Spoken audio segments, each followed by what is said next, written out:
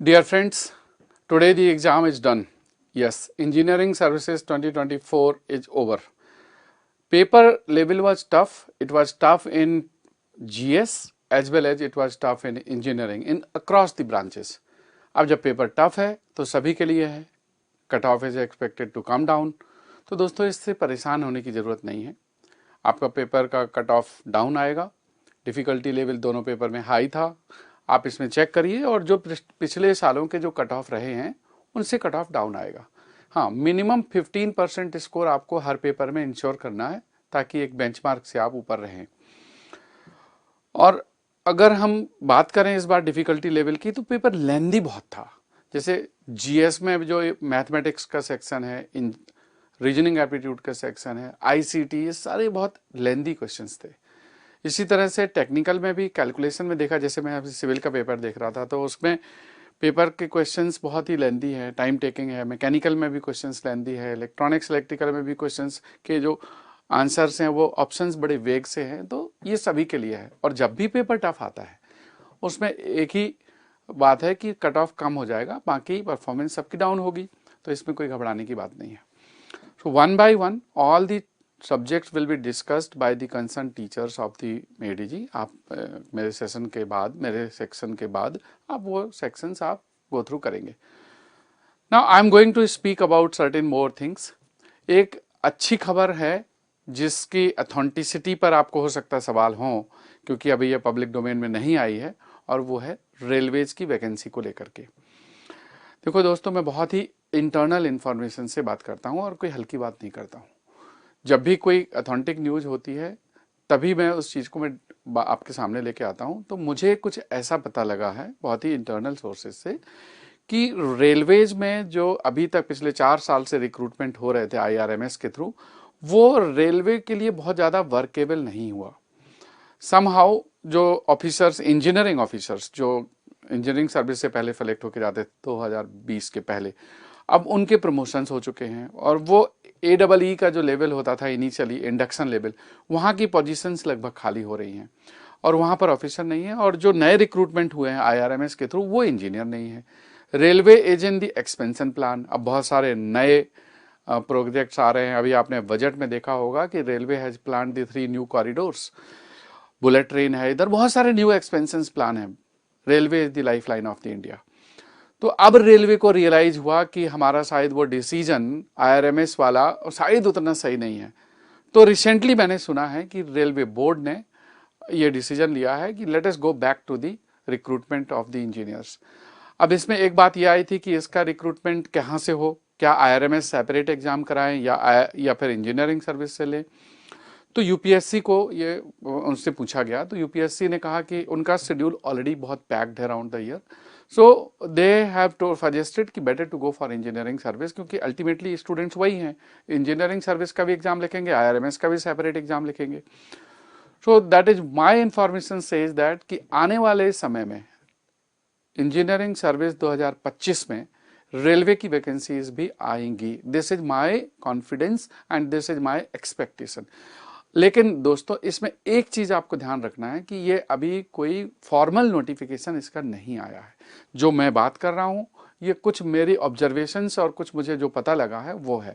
अब इसमें कोई लास्ट मोमेंट में कोई चेंज हो जाए या कैबिनेट कभी, क्योंकि कैबिनेट को अभी अप्रूव करना है, but board of railway board ने और एमआर ने इसको अप्रूव दे दिया है, सहमति दे दी है। अब इसका जो मेन सहमति आनी है वो है कैबिनेट से। तो कैबिनेट से जैसे ही आएगा फिर उसके बाद गजट में नोटिफिकेशन के लिए जाएगा और उसके बाद ये इम्प्लीमेंट होगा। तो 2024 में तो ये वैसे भी नहीं होने वाला, ये 2025 की एग्जाम साइकिल की बात कर रहे हैं। आप लोगों को ये लग सकता है कि मैं इसलिए बात कर रहा हूँ कि बहुत सारे स्टूडेंट्स कमेंट लिखते हैं, मैंने देखा है कि आप तो इसलिए बात कर रहे हैं कि कोचिंग की बात है, स्टूडेंट यहाँ आएंगे। मेरा दोस्तों ऐसा नहीं है। आप सिविल सर्विसेज में जाएंगे तो भी नेक्स्ट आईएएस है, इंजीनियरिंग सर्विस के लिए आएंगे तो भी मेड इजी है। तो मेरा कंसर्न वो बिल्कुल नहीं है। मेरा कंसर्न ये है कि जो इन्फॉर्मेशन है, जो मुझे पता लगा है, उसमें अगर कुछ अथेंटिसिटी है तभी मैं उसकी बात कर रहा हूँ। तो थोड़ा सा आप वेट करिए, हो सकता है कि आने वाले कुछ महीनों में आपको ये इन्फॉर्मेशन बहुत ही गवर्नमेंट के ऑफिशियल नोटिफिकेशन से ये जानकारी आपको मिलेगी। और अगर ऐसा नहीं होता है, क्योंकि ये चीज़ें मैंने जो भी सुनी है वो भी मेरे किसी सोर्सेज से ही मुझे पता लगा है। अब वो सोर्सेज मुझे लगता है कि रिलायबल है, लेकिन अगर कोई लास्ट मोमेंट कोई ऐसा चेंज आ गया, कुछ हो गया, तो फिर ये इसके लिए कुछ नहीं कर सकते। पिछली बार गजट नोटिफिकेशन होने के बाद इंडियन रेलवे मैनेजमेंट सर्विसेज का अलग से एग्जाम होना था, उसके बावजूद भी डी नोटिफाई कर दिया गया। तो अब ऐसी सिचुएशन के लिए हम लोग कुछ नहीं कर सकते। तो इसलिए कोई भी अनप्रेडिक्टेबल कंडीशन हो जाए तो नहीं कह सकते, but there are high chances that in the coming time railways will be now the part of the engineering service. दूसरा, अब आते हैं कि आगे की बात। तो दोस्तों, मेड इजी जो आप 2.0 देख रहे हैं, this is after 2 decades we are restructuring the teaching methodology, teaching concept, type of questions, difficulty level of teaching, and we are integrating the technology in the teaching in a better way। तो ये धीरे धीरे इसका जो effect है आने वाले session में, अगले जो 2-3 महीने, 4 महीने, 5 महीने में इसका इफेक्ट आपको क्लासरूम में दिखाई देगा, और ऑनलाइन कोर्सेज में भी दिखेगा, बट मेजरली क्लासरूम में दिखाई देगा। और मेरा ये बिलीफ है, देखिए मैं अपने बिलीफ की बात करता हूं, कि मेरा ये बिलीफ है कि जो लर्निंग एनवायरनमेंट क्लासरूम का होता है, जब आप क्लास में बैठ के पढ़ते हो तो अपनी सारी प्रॉब्लम्स घर पे छोड़ के आते हो। सिलेबस ज़्यादा है, लॉन्ग लॉन्ग आवर्स क्लास करनी पड़ती है, और जिस तरह से क्वेश्चंस का डिफिकल्टी लेवल बढ़ रहा है उसमें आपको प्रैक्टिस भी करना है, सॉल्व भी करना है, कॉन्सेप्ट भी लर्न करना है। तो ये सब चीज़ें ज़्यादा अच्छी क्लासरूम में हो पाती हैं। इसलिए मैं हमेशा सजेस्ट करता हूँ स्टूडेंट्स को कि अगर आप मैनेज कर सकते हैं तो ऑनलाइन कोर्सेज की बजाय क्लासरूम को प्रेफर करिए। बट जो लोग नहीं आ सकते, जिनकी फाइनेंशियल प्रॉब्लम्स हैं, या जो जॉब में हैं, कॉलेज में हैं, अब ऑनलाइन है तो आप ऑनलाइन भी पढ़ सकते हो। मेड इजी के कोर्सेज में थोड़ा सा डिफरेंस होगा। ऑफलाइन में थोड़ा जो इन डेप्थ टीचिंग होगी और जो ऑनलाइन में होती है, थोड़ा सा उसमें फ़र्क होगा। ऑफलाइन में हम लोग ज़्यादा समय डिवोट कर पाएंगे, क्योंकि वहाँ स्टूडेंट ज़्यादा घंटे पढ़ सकते हैं, ज़्यादा टाइम क्लास में बैठ सकते हैं, उनका कॉन्सेंट्रेशन लेवल भी रिलेटिवली बेटर होता है। That is the reason. तो दोस्तों, ये तो था कि मेड इजी 2.0, और इसी 2.0 के रिस्पेक्ट में मैं फर्दर ऐड करना चाहूँगा कि कॉलेज में जब आप फर्स्ट ईयर में जाते हैं, सेकेंड ईयर में जाते हैं, तो उस समय आपके जो कॉलेज के टीचर्स हैं, कुछ अच्छे कॉलेजेस हैं, डेफिनेटली इंडिया में कुछ अच्छे कॉलेजेस हैं जहाँ पे अच्छे टीचर्स भी हैं, लेकिन बहुत सारे प्राइवेट कॉलेजेस में या कई जगह ऐसा देखा गया कि टीचिंग में कॉन्सेप्ट नहीं डेवलप हो पाते। तो इस पॉइंट को ध्यान में रखते हुए मेड इजी ने एक नया इनिशिएटिव लिया है, और वो है इंजीनियरिंग कॉन्सेप्ट्स। तो जो फर्स्ट ईयर सेकेंड ईयर वाले बच्चे हैं, those who are students of first year BTech and second year BTech, for them we are launching a course which is called ENC, Engineering Concepts। अब ये क्या है ENC? Concepts of Civil Engineering, Concepts of Computer Science, Concepts of Data Structure, Concepts of Mechanical Engineering, Concepts of Electrical Engineering and Concepts of Electronics and Telecommunication Engineering। तो जो basic concepts हैं वो सारे कराए जाएंगे by the renowned and experienced teachers of made easy, और ये पूरा ऑनलाइन कोर्स होगा, और वीक में इसके 4 डेज वीक क्लासेस होंगी, और 2.5 घंटे आप late hours, late evening class पढ़ सकते हो। और यहाँ पर ये जो कोर्स होगा, इसमें गेट या आईएएस की तैयारी नहीं होगी, लेकिन ये इंजीनियरिंग के कॉन्सेप्ट जो आपके सेमेस्टर में यूजफुल होंगे, सेमेस्टर एग्जाम में, जब आप कैंपस रिक्रूटमेंट ट्रेनिंग प्रोग्राम में जाओगे वहाँ, या कोई इंडस्ट्री में जाओगे वहाँ पर, या आगे चल के गेट आईएएस की तैयारी करेंगे तो आपकी इनिशियल लेवल की प्रिपरेशन अच्छी हो चुकी होगी।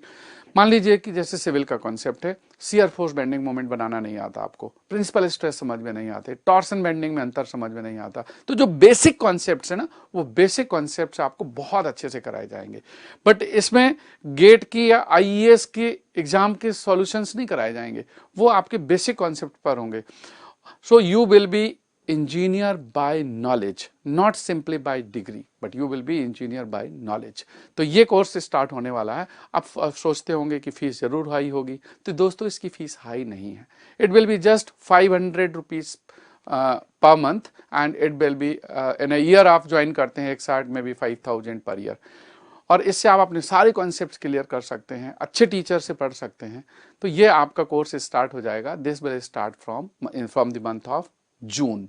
तो जून से ये basic concepts of engineering launch होगा, और इसमें सारे कॉलेज के फर्स्ट ईयर सेकेंड ईयर वाले बच्चे ज्वाइन कर सकते हैं। लेकिन जो स्टूडेंट थर्ड ईयर और फाइनल ईयर में हैं उनको मैं सजेस्ट करूंगा कि आप गेट या गेट प्लस IES मतलब इंजीनियरिंग सर्विस या फाउंडेशन कोर्सेज में आइए। उनके लिए ये बेसिक कोर्सेज उतने अच्छे नहीं होंगे, तो उनके लिए अलग कोर्सेज हैं, वो गेट और गेट प्लस ESE के कोर्सेज हैं। तो ये basic concept of engineering start होने वाला है। फिर मैं अभी, क्योंकि आपका प्रीलिम्स हो गया ES का, गेट का भी एग्जाम हो चुका है, तो अब जैसे ही गेट का रिजल्ट आएगा हम आपको गेट के रिजल्ट के बाद तुरंत post GATE counselling sessions conduct करेंगे and these post GATE counselling sessions will be online. और इसमें आपको ये बताएंगे कि किस गेट के कट ऑफ पर कौन सा कॉलेज मिल सकता है, किस रैंक पर PSU के चांस है, PSUs में क्या पूछा जाता है, आपको तैयारी कैसे करनी है। तो ये सारी जानकारी जो गेट के रिजल्ट के बेसिस पर आपको आगे जरूरत पड़ेगी वो आपको प्रोवाइड करेंगे गेट के रिजल्ट के तुरंत बाद, और ये सभी स्टूडेंट्स के लिए अवेलेबल होगी, ये ऑनलाइन प्रोवाइड करेंगे। फिर जो स्टूडेंट्स रैंक अच्छी लाएंगे, उन जिनको इंटरव्यू कॉल आ सकता है किसी पब्लिक सेक्टर का, तो उनके लिए पब्लिक सेक्टर्स के लिए इंटरव्यू की प्रिपरेशन कराएंगे, ग्रुप डिस्कशन जहां रिक्वायरमेंट है तो वहां GD की भी प्रिपरेशन कराएंगे। तो ये भी आगे कंटिन्यू होगा। इसके बाद दोस्तों जो लोग इंजीनियरिंग सर्विस का एग्जाम लिख रहे हैं, अच्छा इसी में एक बात और ऐड कर दूं कि अगर आप अपनी गेट की परफॉर्मेंस को, एक्सपेक्टेड परफॉर्मेंस को चेक करना चाहते हैं तो Made Easy has launched GATE rank predictor. तो आप गेट रैंक प्रेडिक्टर में जाकर के आप मेड इजी की वेबसाइट से आ जाइए गेट रैंक प्रेडिक्टर के लिंक पर, और वहां पर आप अपने रैंक प्रेडिक्ट कर सकते हैं। That is a very good software which will give you get rank predictor, and this is active now, और आपके सारे पेपर्स के लिए एक्टिव है जो कोर ब्रांचेस हैं, आप इसको चेक कर सकते हैं। अब हम बात करते हैं कन्वेंशनल प्रैक्टिस प्रोग्राम की। डियर फ्रेंड्स, आप सोचते होंगे कि शायद conventional practice program is with the aim of only IES, लेकिन ऐसा नहीं है। ये कन्वेंशनल प्रैक्टिस है कॉन्सेप्ट बिल्डिंग प्रोग्राम। आपने साल भर ऑब्जेक्टिव ओरिएंटेड होकर के पढ़ाई की है और कई लोगों के कॉन्सेप्ट्स उतने अच्छे नहीं हैं, तो definitely this is useful for those who want to improve their concepts. 400 लगभग 350 to 400 आवर्स की क्लासेस हैं, and we have kept it highly subsidised, क्योंकि वी डू अंडरस्टैंड कि this is very tough time for the students to invest again, so we have kept it the subsidized, और subsidized fee is available for the next 2 weeks till 4th of March। आप इसको कर सकते हैं enrol. इसमें offline and online दोनों तरह के ऑप्शंस अवेलेबल है। आप ऑफलाइन कोर्स ज्वाइन कर सकते हैं, ऑनलाइन कोर्स ज्वाइन कर सकते हैं।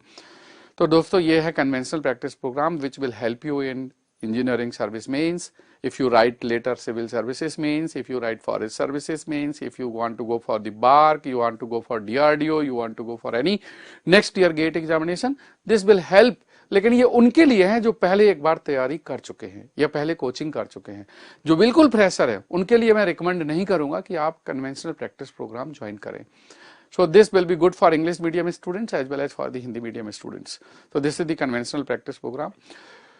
देन जून के महीने में एक यहाँ पर रैंक इंप्रूवमेंट बैच स्टार्ट होगा, and that rank improvement batch is for those students who want to improve their GATE rank. By that time result will be declared, and if you decide to improve your rank, so in the month of the June we will start the rank improvement batch for the GATE 2025.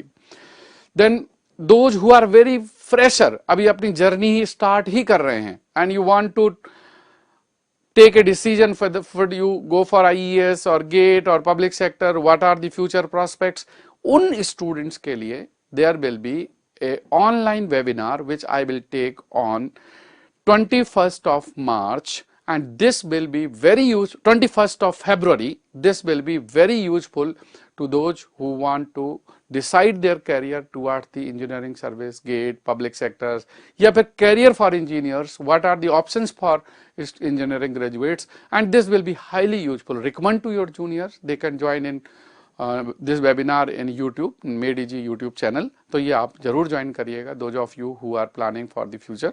तो this is one information. And now we have the offline and online batches which are starting. Some batches have already started, some are starting in the month of February. अभी 29 February से भी batches हैं.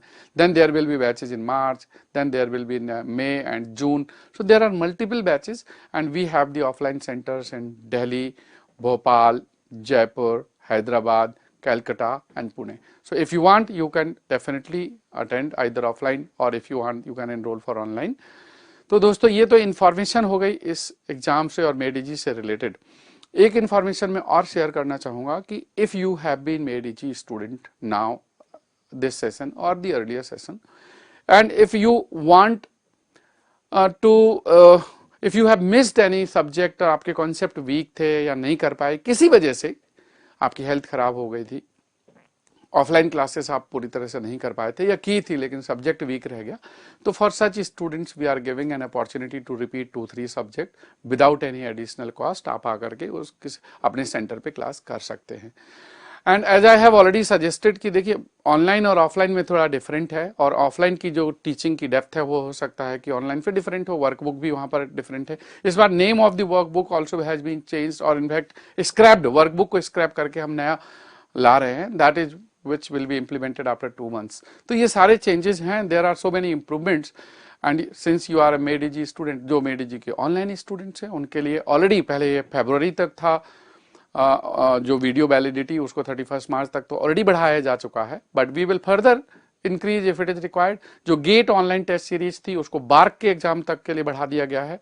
If you have registered in made easy gate online test series, then we have already extended for the till bark, और bark exam के लिए कुछ YouTube पर कुछ सेशंस भी कुछ टीचर्स लेंगे, and those will be for the specific to the BARC. तो Made Easy is a very structured organization. After 2 decades, we have restructured again. और मेडी जी की quality, teaching quality well known है, यहाँ के teachers सभी बहुत अच्छे हैं, एंड इम्पॉर्टेंट इज दैट कि this is a team work, all the teachers united together they are teaching. और मेडी जी की जो क्वालिटी है वो रेयर कहीं और आपको रिफ्लेक्ट होगी, इसीलिए मेडी जी के रिजल्ट बहुत अच्छे हैं। और Made Easy is a holistic institute, यहाँ पर चाहे टेस्ट सीरीज हो, चाहे स्टडी मटेरियल हो, कंटेंट हो, टीचिंग हो, टाइमली कंप्लीशन ऑफ सिलेबस हो, बेसिक टू एडवांस हो, सारी चीज़ों का ध्यान में रखा जाता है। And if you want any support for civil services, do not hesitate, and we have the Next IAS, and Next IAS is a one stop solution for the civil services. और दोस्तों एक और अनाउंसमेंट है, वो है MENIIT, MENIIT, this is MENIIT, Made Easy NEET, Made Easy NEET IIT। So we have started recently an initiative for the neat and IIT JEE। अभी तो इसका इंस्टीट्यूट सिर्फ दिल्ली में है, we have the 2 centres in Delhi, but this is a very focused and quality oriented initiative of the made easy। You must be thinking so many things are there, but yes, made easy is all about the quality commitment। So wish you all the best। Now your technical sessions will start। Stay hope, और आपके अच्छे result के लिए मैं आपके लिए शुभकामनाएं और आपके लिए प्रे करता हूं कि ईश्वर आपको सफलता दे और आप खुश रहें हमेशा। Wish you all the best, love you all, thank you so much.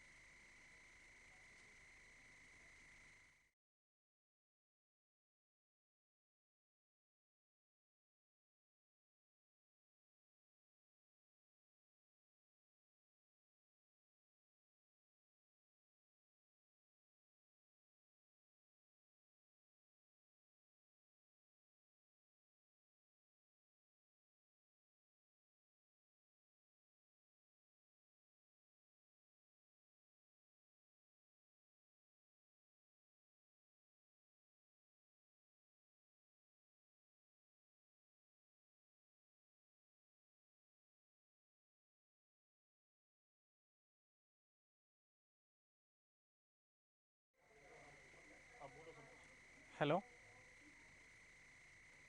Hello? Hello?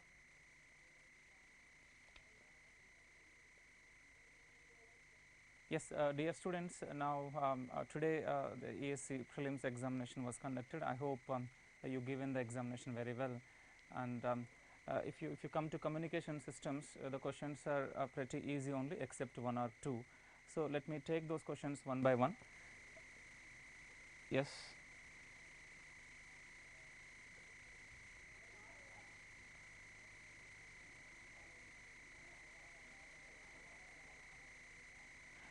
Yes, if you see this question, so this is a pretty direct question. This is about FM receiver, and here about finding IF. Okay, what will be intermediate frequency in FM radio? So that will be at 10.7 megahertz. So option B is going to be correct for this. It's a direct question, huh? Yeah, and if you see this question, okay, and yes. And here some statements are given, and you have to pick which of these statements will be correct. We have to pick, and here the first one is DSB-SC, SSB and VSB are examples of linear modulation, and here DSB-SC is of course comes under linear modulation, but SSB-SC will not comes under linear modulation. VSB also, yes, you can see a kind of linear modulation only, but SSB is not linear modulation. When you can say a modulation is linear modulation is, so for the message signal M1T, if the modulated signal S1T, and for the message signal M2T, and the corresponding modulated signal is S2T, okay, then for the message signal M1T plus M2T, modulated signal should be S1T plus S2T. Then you can say that modulation will be linear modulation. So this linearity property, what you see, yes, will be satisfied by DSB-SC. You can check that later, but it is not satisfied by SSB-SC.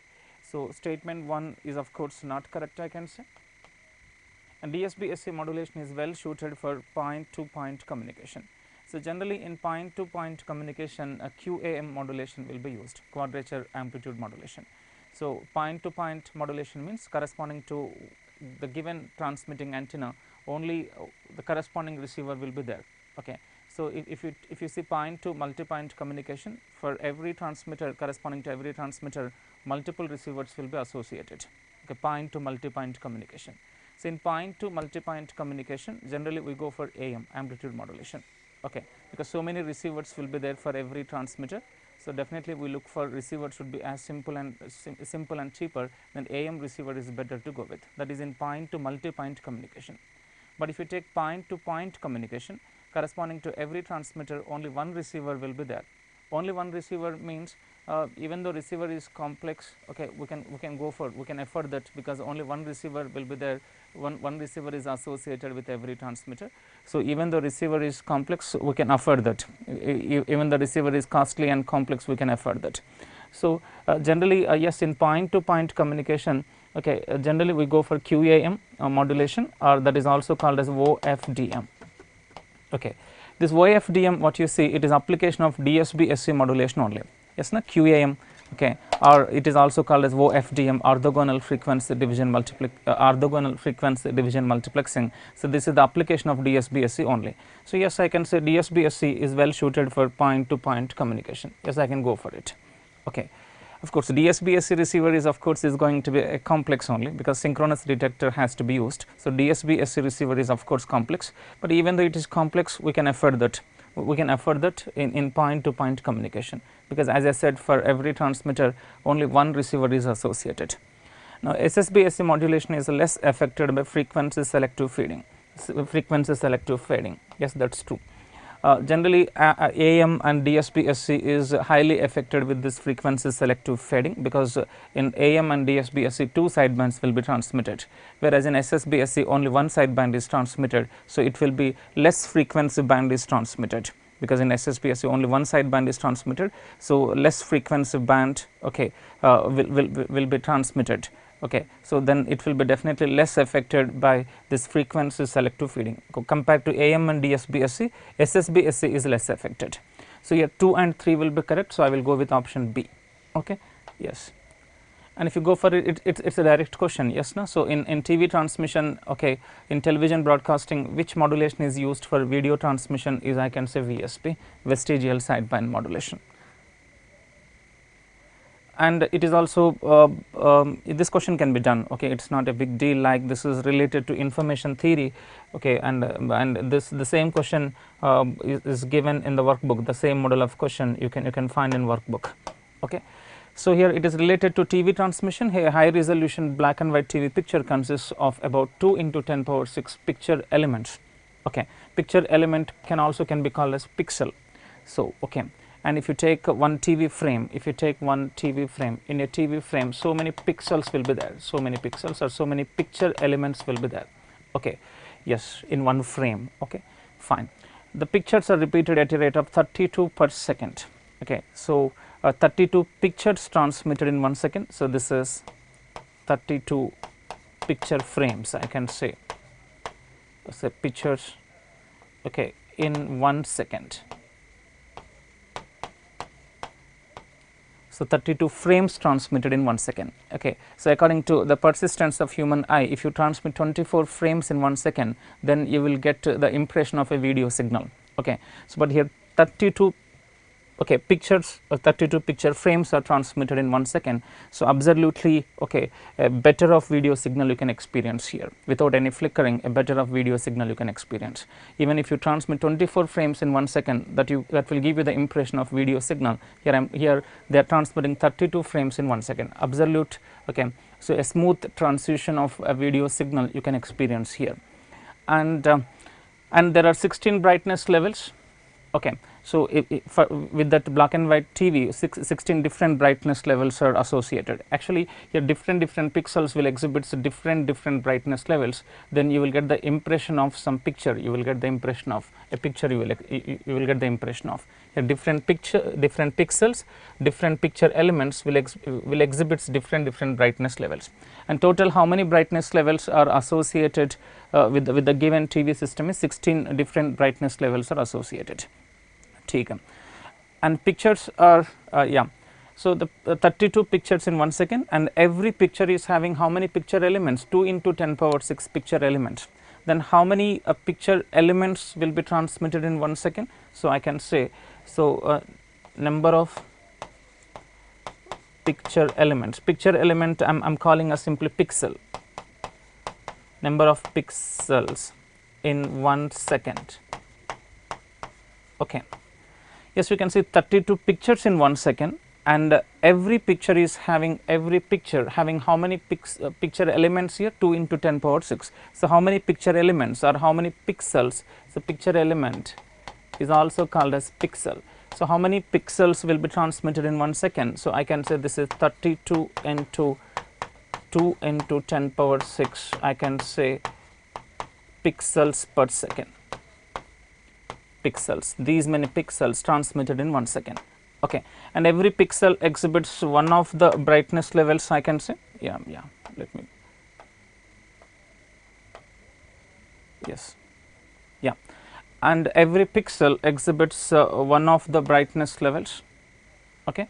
And yes, and to represent each brightness level, how many bits required, we have to see that. Yes, you can see this, the pictures are repeated at a rate of 32 per second, and all picture elements are assumed to be independent, and all levels are equal likelihood of occurrence, okay. Means okay, all brightness levels, you can understand, all levels means here all brightness levels having equal probability, okay. Then so total 16 different brightness levels are there, and each brightness level having equal probability, okay.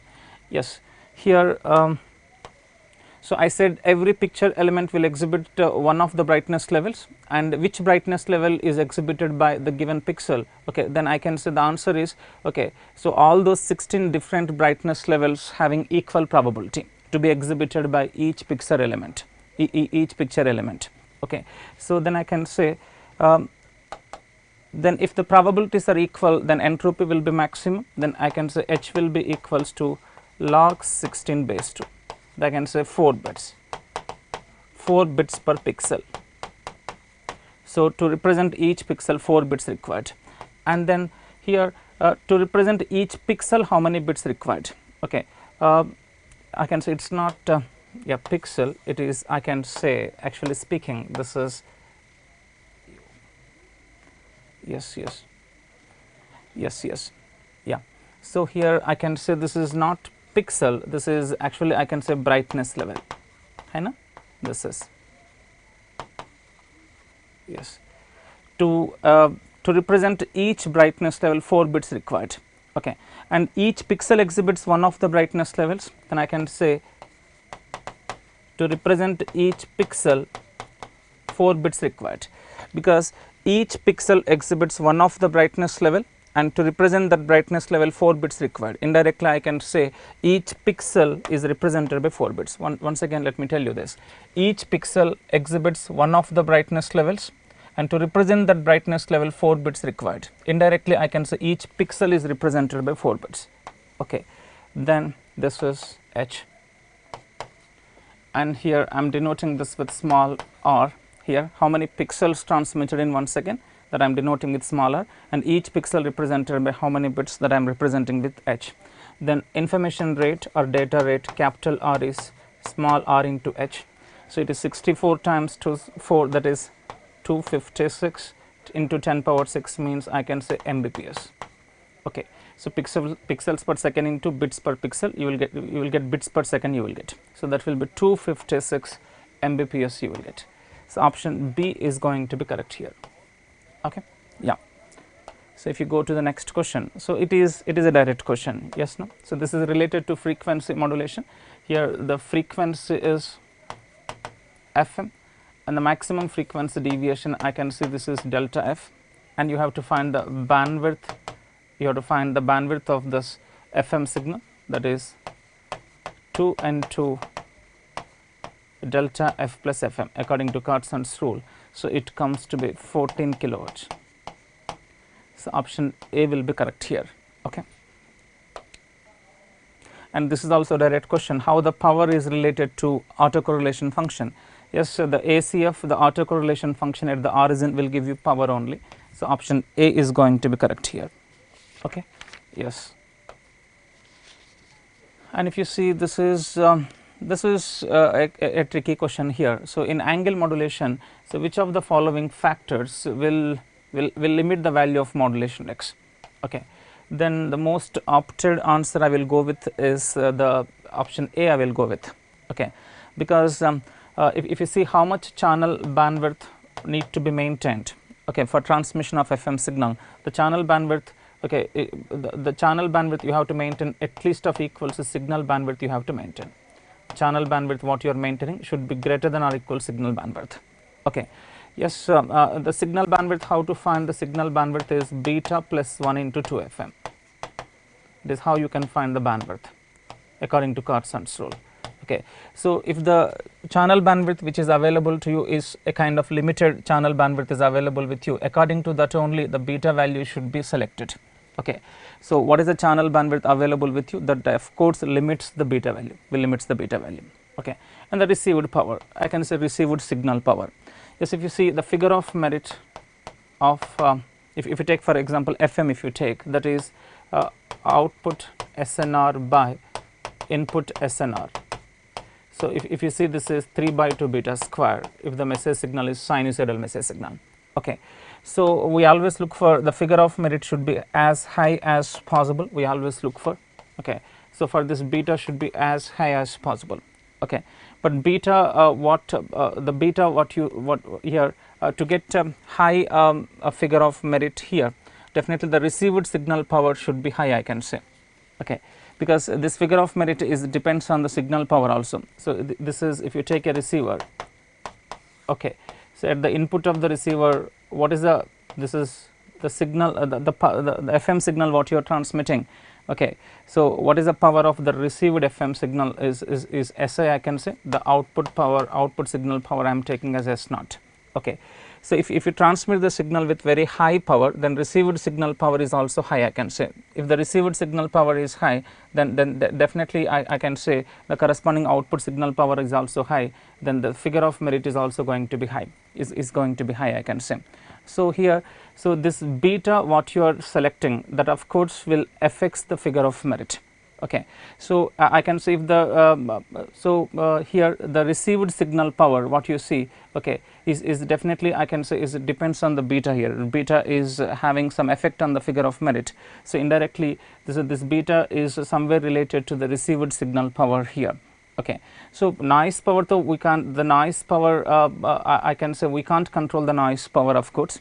Okay, we can't control the noise power, but we can control the signal power of course. So, if you transmit the signal with very high power, received signal power is also high, the corresponding figure of merit is also is going to be high here. Okay. So, in this way I can say the beta is somewhere related to the received signal power here.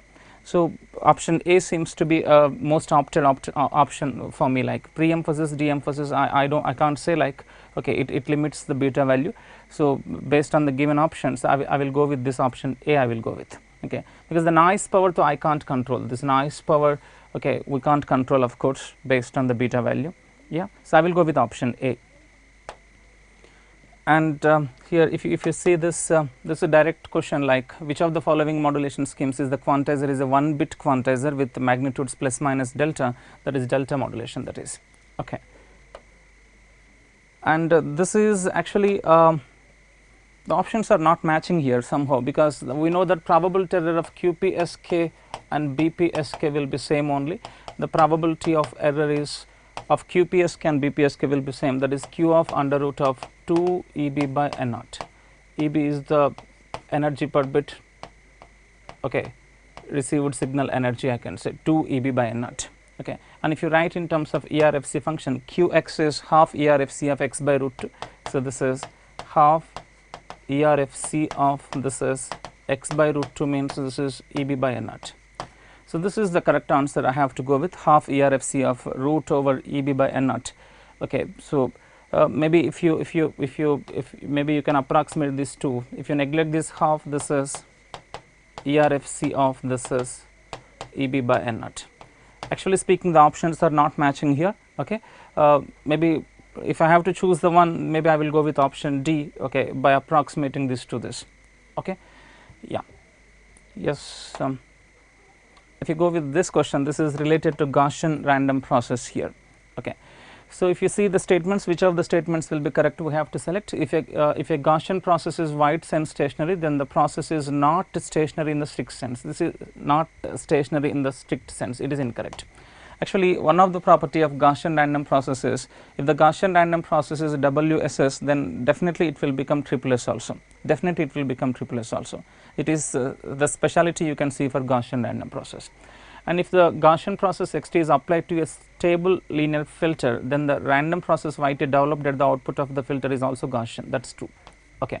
And the random variables xt1, xt2, okay, dash dash dash obtained by sampling a Gaussian process at the respective time instance are uncorrelated.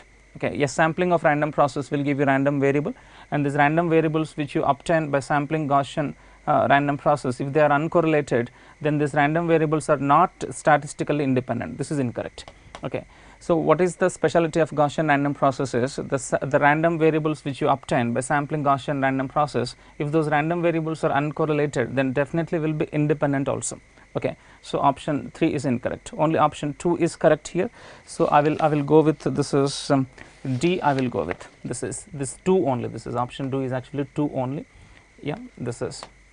So, I can say option D I will go with. Okay. And yes, if you see, this is related to information theory, and which of the statements are correct here.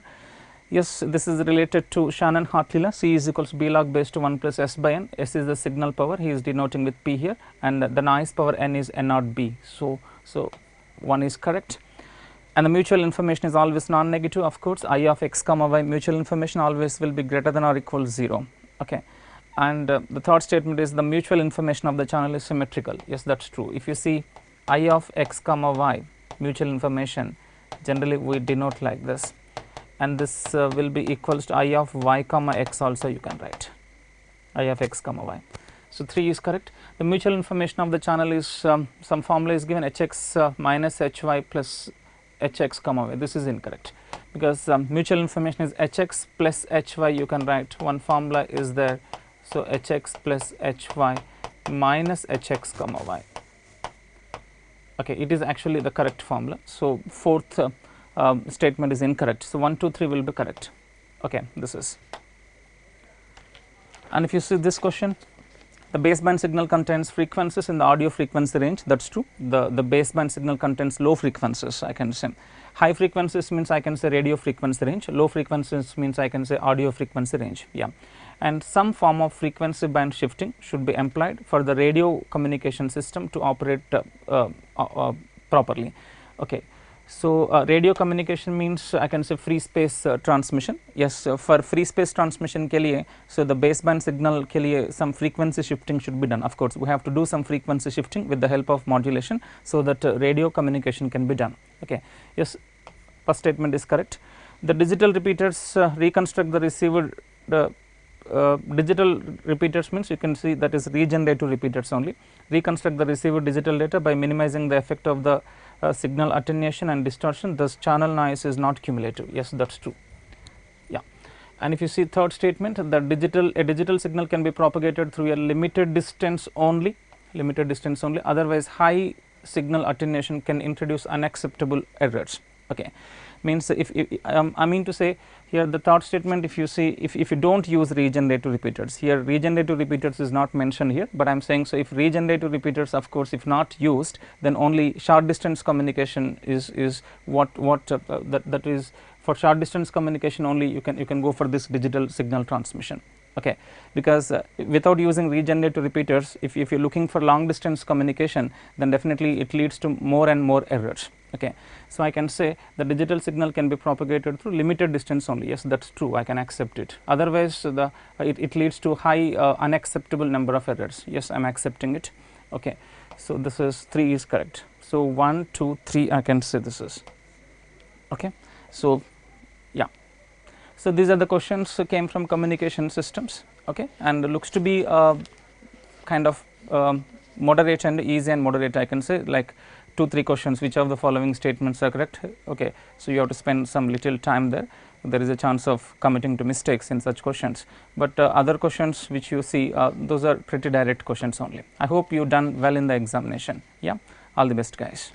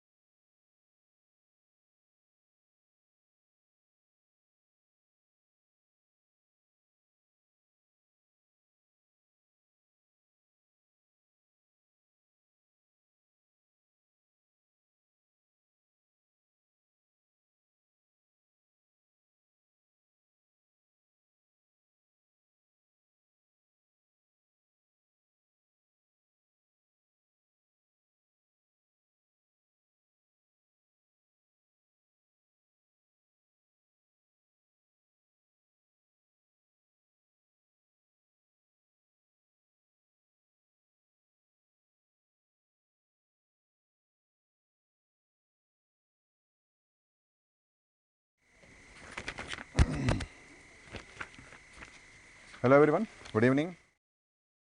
So at last prelims exam is over. I hope that you all might have done well. We got around 10 questions in control system.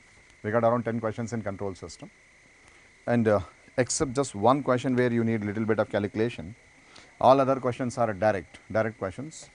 You hardly need any calculation, you can answer them orally. Right, let's take those questions, and some of them they have got wrong options. Wherever options are not properly framed. We are not going to take answer for that, but we will discuss the question. Take up this thing. If the open loop transfer function of a system, unity feedback system, is 10 upon S1 plus 0.1 S, then the acceleration, velocity and positional error constants. The question is about error constants. You need to be very careful. Error is different, error constant is different. Acceleration error constant and velocity error constant and positional error constant. In this sequence we have to answer. See, in case of type 1 system, steady state error is 0 for step input, finite for ramp input, infinite for parabolic input. Steady state error is 0 for step input.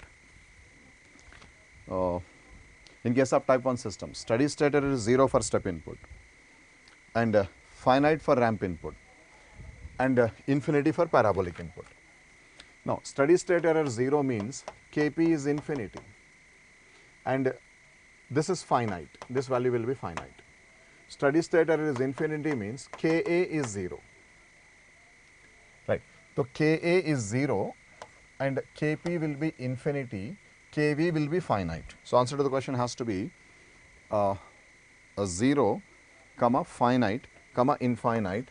Answer to the question from the options, it has to be option C, and that finite value also you can find out easily. That's like this is Kv, because this is in time constant form, then that is the open loop DC gain Kv, steady state Kv, we want Kv. Answer to the question option C. In this question is about finding the maximum value of K for the system to be stable, for the closed loop system to be stable. Forming the characteristic equation of the system, it is S cube plus 5S square plus K, 9 minus K S plus K is equal to 0. Necessary condition of stability is 0 less than K less than 9. Sufficient condition of stability, product of inner coefficient has to be greater than outer coefficients. 5 into 9 minus K greater than K.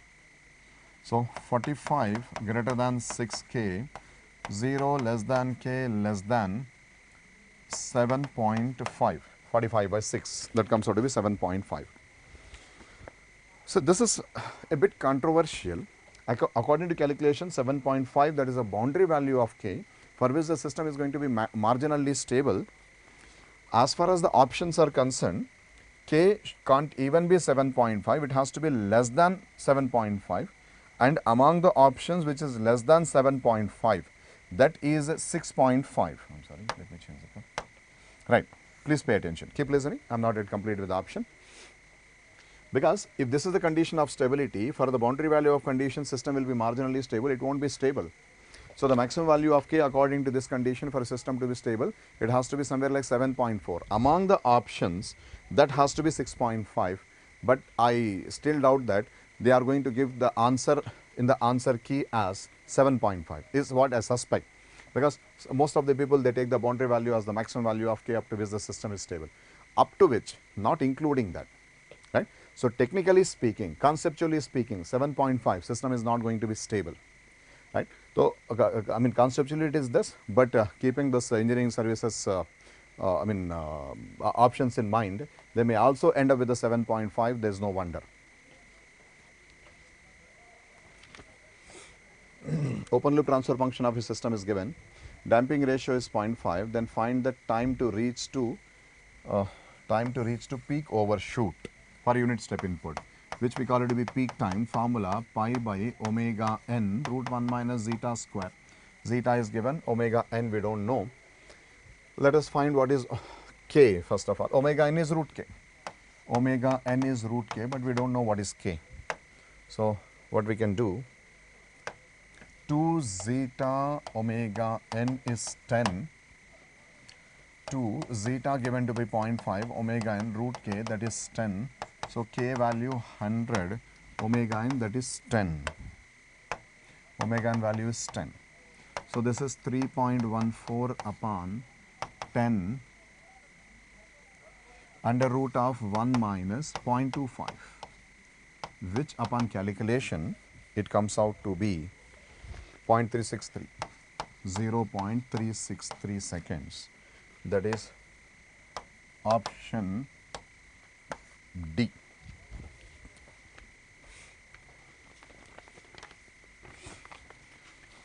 Consider the following statements. First statement is rise time for under-damped system to be noted. Rise time for under-damped system is the time required for the system for the response to rise from 5% to 95% of its final value. This definition is for first order system or sluggish systems like overdamped. It is not for underdamped. For underdamped, it is the time required to reach to 100% of the final value starting from 0%. So this statement is false. Second, the amount of maximum overshoot directly indicates the relative stability of the system. This is false. Amount of overshoot is not directly the indication of stability. It is inversely proportional to stability. What does the statement sounds? The amount of maximum overshoot directly indicates the relative stability, means that more is the overshoot, more is the stability. That's actually false conclusion. More is the overshoot, less is the stability. Okay. So amount of maximum overshoot directly indicates the relative stability of the system.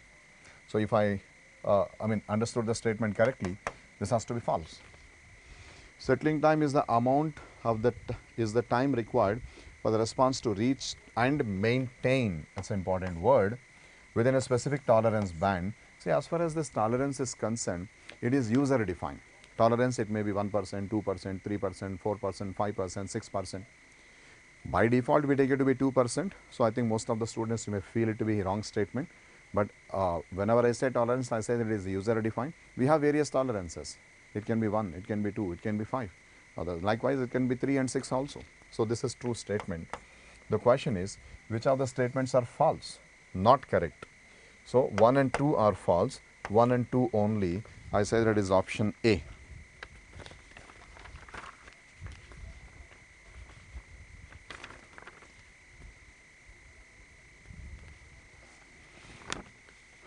Okay. Consider the following statements. In PD controller, derivative action provides a counterbalancing effect of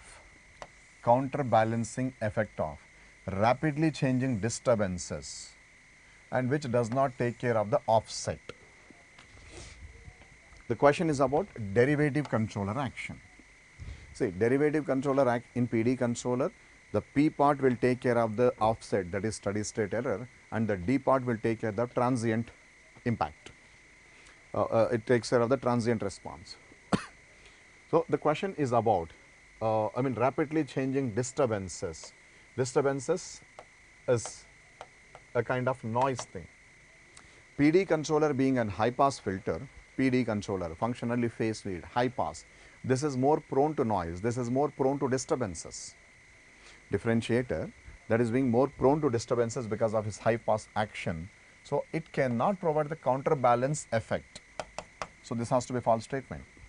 This is where I think options are not matching to that, or maybe 2 and 3. Let's see. In PI controller, proportionality constant provides simplicity, reliability, directness. One word you pick, reliability, let us say. See, the difference between proportional controller and proportional plus integral controller is that integral controller is not reliable, it's not going to provide you stability because it has only pole, but P plus I is more reliable compared to integral controller. So yes, that's true. PI system have some oscillatory effect. Whenever we use proportional plus integral controller, it always increases the order of the system. PI controller adds a pole at origin along with a 0 in the left side. So it increases order, due to which the oscillations increases. Yes, it has oscillatory effect. The question is about which of the following statements are correct. 2 and 3. 2 and 3.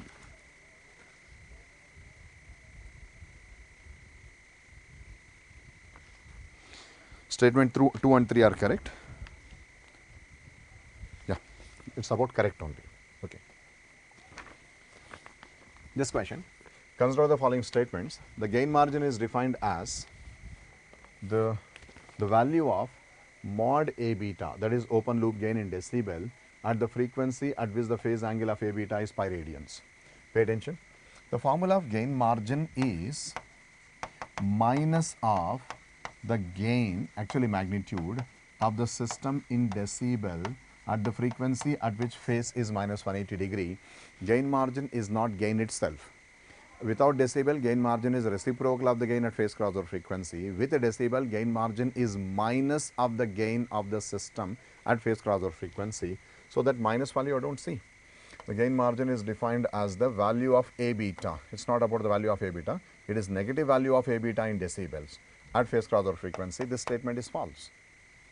The phase margin is 180 degree minus the magnitude of the angle of A beta at phase crossover frequency. See, the formula for phase margin is 180 degree plus phase angle of the system at a gain crossover frequency. This can be plus or this can be minus, that is based on the phase of the system. That's not an issue. So the question is about whether it is plus or minus. It is about this thing. It is at gain crossover frequency. The gain crossover frequency is the frequency where the open loop magnitude is 1. At omega GC, magnitude is 1, which is 0 decibel. So if it is 0, it should be in dB, which is not mentioned. If it is not in dB, it should be 1. It means that this is also a false statement. Oh, there is a third statement. Yeah. Oscillations will be sustained if at the oscillator frequency, at this frequency of oscillations, the magnitude of the product of that is open loop gain, right? Forward path gain, feedback path gain, that is called loop gain. If the product of that is less than unity, no. In case of loop gain less than 1, oscillations dies out. Loop gain greater than 1, oscillation starts growing. In case of loop gain 1, oscillations are sustained.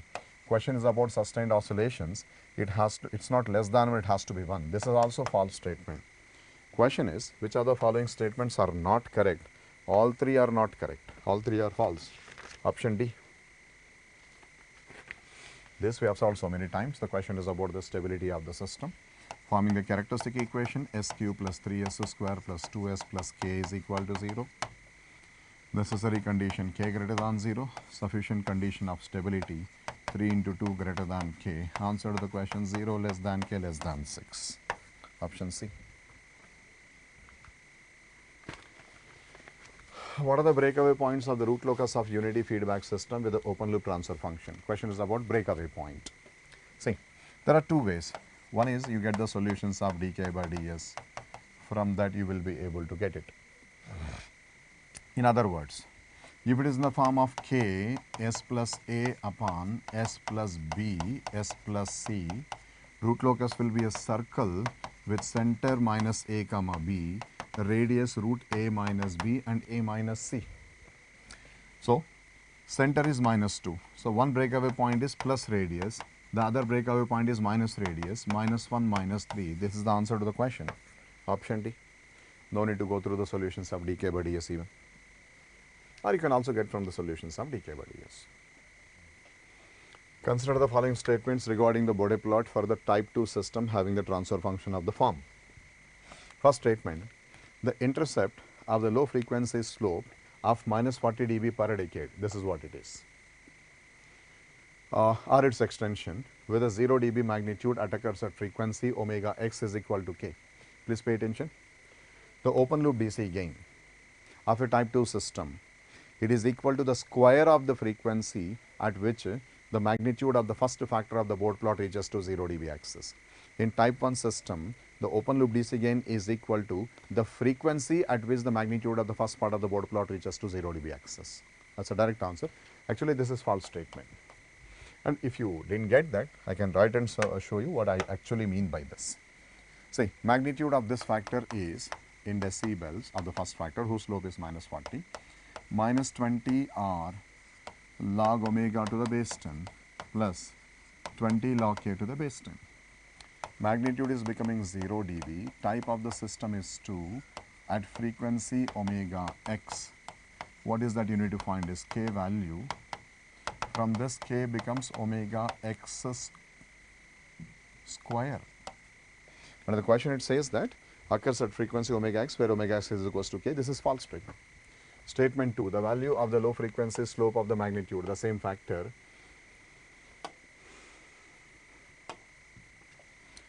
at omega is equal to 1, the value on the low frequency slope of minus 40 dB per decade or its extension at the frequency omega is equals to 1 is equal to 40 log k to the base 10. This is false statement. I told you that the magnitude of the first factor at frequency 1 is 20 log k base 10, doesn't matter what is the slope of it. Or you can even do it here. Frequency is given to be 1, magnitude is given 20 log k base 10. Then, I am sorry, at frequency 1, what will be the magnitude of this initial slope, that is first factor? So when frequency 1 log 1 is 0, this term becomes 0, magnitude becomes 20 log k base 10. It is a famous equation for us. At omega is equal to 1, magnitude is 20 log k base 10 of the first factor, and we used to find k from that. So this is false statement. Third statement is the gain k is the static ramp error coefficient. This is type 2 system. For a type 2 system, this k becomes Ka, where Ka is not ramp error coefficient, it is parabolic error coefficient. This statement is also false. Question is to find which of the following statements are not correct. All three are not correct, but there is no option at all. No option matching. No option matches. Conceptually, all three statements are correct. So something is wrong in the question. I think options are wrong. All three statements given are false for the given function. So thereby, answer has to be, which are not correct means all three are not correct. There has to be an option like 1, 2 and 3. There is no such option. Oh, so many questions. I made a wrong number, it seems. It's more than 10. Okay, consider the following statements. First one, gain margin is used to indicate the proximity of the intersection of the negative real axis made by the polar plot of g of j omega to minus 1 plus j1 point. No, it's not minus 1 plus j1 point. In case of gain margin, the intercept on minus 180 degree axis, it has to be minus 1 comma 0 point, but the question says it is minus 1 comma 1 point. So this is false statement. Second one, phase crossover is the point in which g of j omega plane at which the polar plot intersects the positive real axis. This is also false. Phase crossover frequency is the frequency where phase of the system becomes minus 180 degree, which is negative real axis. Both are false. Third, the phase crossover frequency is the frequency at which the phase crossover frequency where angle is 180 degree. That's what correct. So among the statements, this is false, this is false, this is true. Question is which of the following statements are not correct? 1 and 2, that is option B. Yeah. So one question is missing, there was an empty slide. I'll write the question and explain to you. That's a simple question. Okay. Give me just a minute, please.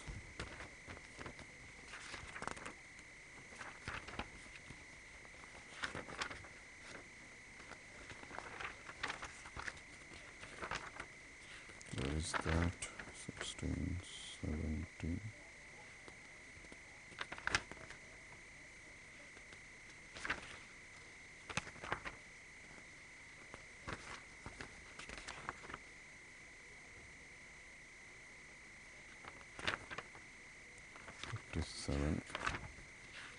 Just a minute. 72, 73. That's all it seems. I think we are done with all the questions. This is it, right? That's it.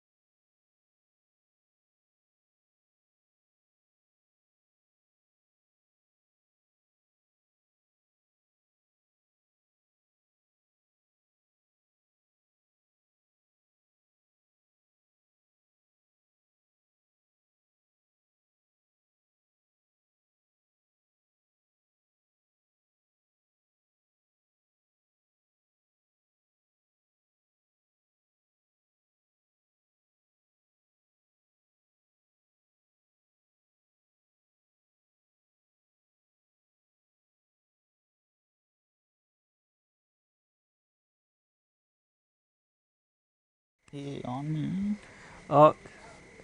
of the day, dear students. I am Iftikhar Ahmed and I have Rajkumar sir with me. We will discuss questions from analog, and this year about 15 questions came from analog electronics in ESE Prelims electronics paper. So, first questions, 4 questions Rajkumar sir will discuss, then I will take up other questions. So, please. Thank you very much, Iftikhar sir. Thank you. So, in EC we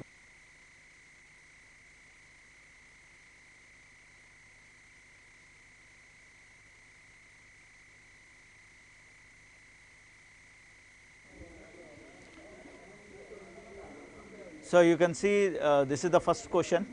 This is the first question. In this question, in the op amp they have given the feedback as a capacitor and a resistor he has given in series. This is a very simple circuit.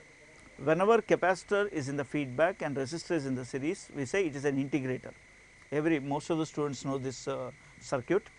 If the same thing, if capacitor comes in series and resistor in feedback, we say differentiator. So, I am giving the option for this is B.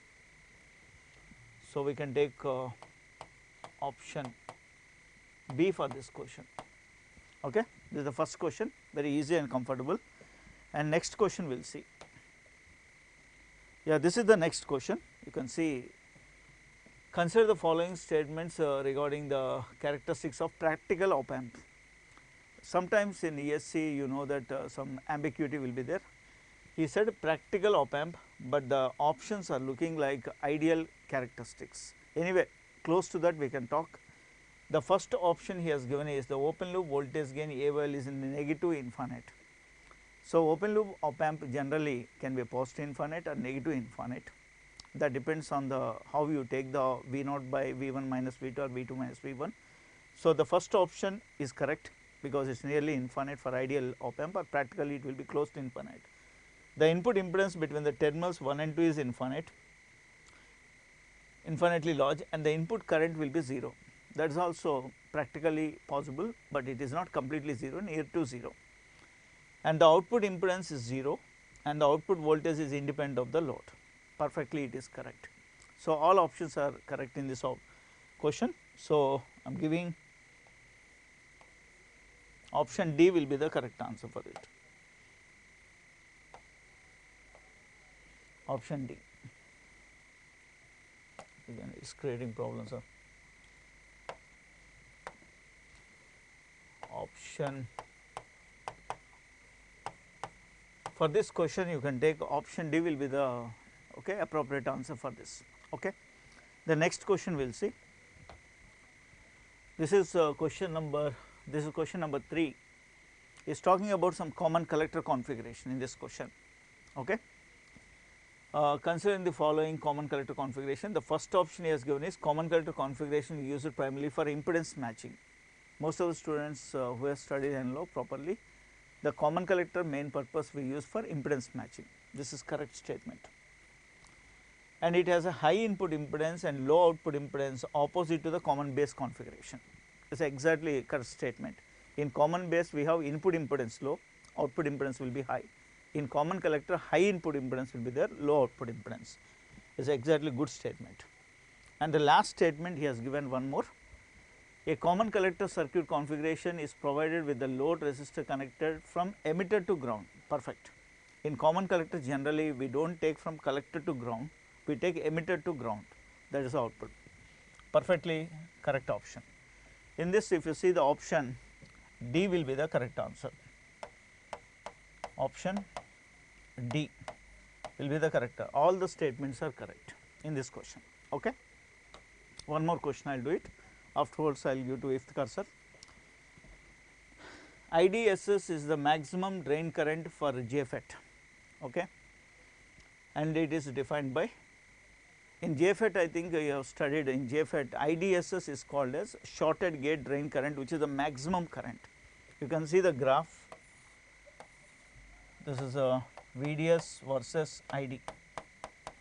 You have some graph like this, output characteristic graph of JFET, where exactly at VGS equal to 0 volts, constant voltage, you have a maximum current IDSS. At that time you have some pinch of voltage here, correct. So, the maximum current IDSS we are expecting when VGS is equal to 0 volts experiment. When it comes -1, -2 like that, you are not getting IDSS, you are getting below the IDSS. So, I think VGS equal to 0 volts, perfect answer. At 0 volts we are getting, and the VDS should be greater than modulus of VP. The VP if you go more than that, okay, because the modulus why I am telling means it can be NMOS or it can be PMOS, P channel or N channel JFET. So, VDS should be greater than VP. At this side you are going to get the maximum current IDSS, which is a constant current. So, this statement is also good. So, according to this question, option B will be the correct answer. Option B will be the correct answer. Some more questions will be done by Iftikhar sir. Okay. Thank you very much. Thank you, Rajkumar sir. Yeah. I will be discussing some more questions. The next question is about fixed bias circuit. Some collector current is given and VCE 4 volt, beta of the BJT given 200 and VBE 0.7. You have to calculate values for RB and RC. It is a very good design question. What we have to do here is we should first of all calculate IB, base current. Base current will be IC upon beta. That IC is given how much? 6 milliampere and beta is 200. If you substitute here 6 divided by 200, you will get IB some 0.03 milliampere. Okay. Then you can calculate here RB. RB will be VCC minus VBE divided by IB. तो RB को हम इस तरह से find करेंगे, VCC given 10 volt and VBE how much? 0.7, 0.7 divided by base current. If you calculate this value, current को हमने milli ampere में लिखा है, so we get answer in kilo ohms. If you calculate this, it will be 310 kilo ohms. Okay, 310 kilo ohms. Then you can find collector resistance RC. RC को हम इस तरह से फाइंड करेंगे, it will be VCC minus VCE divided by collector current.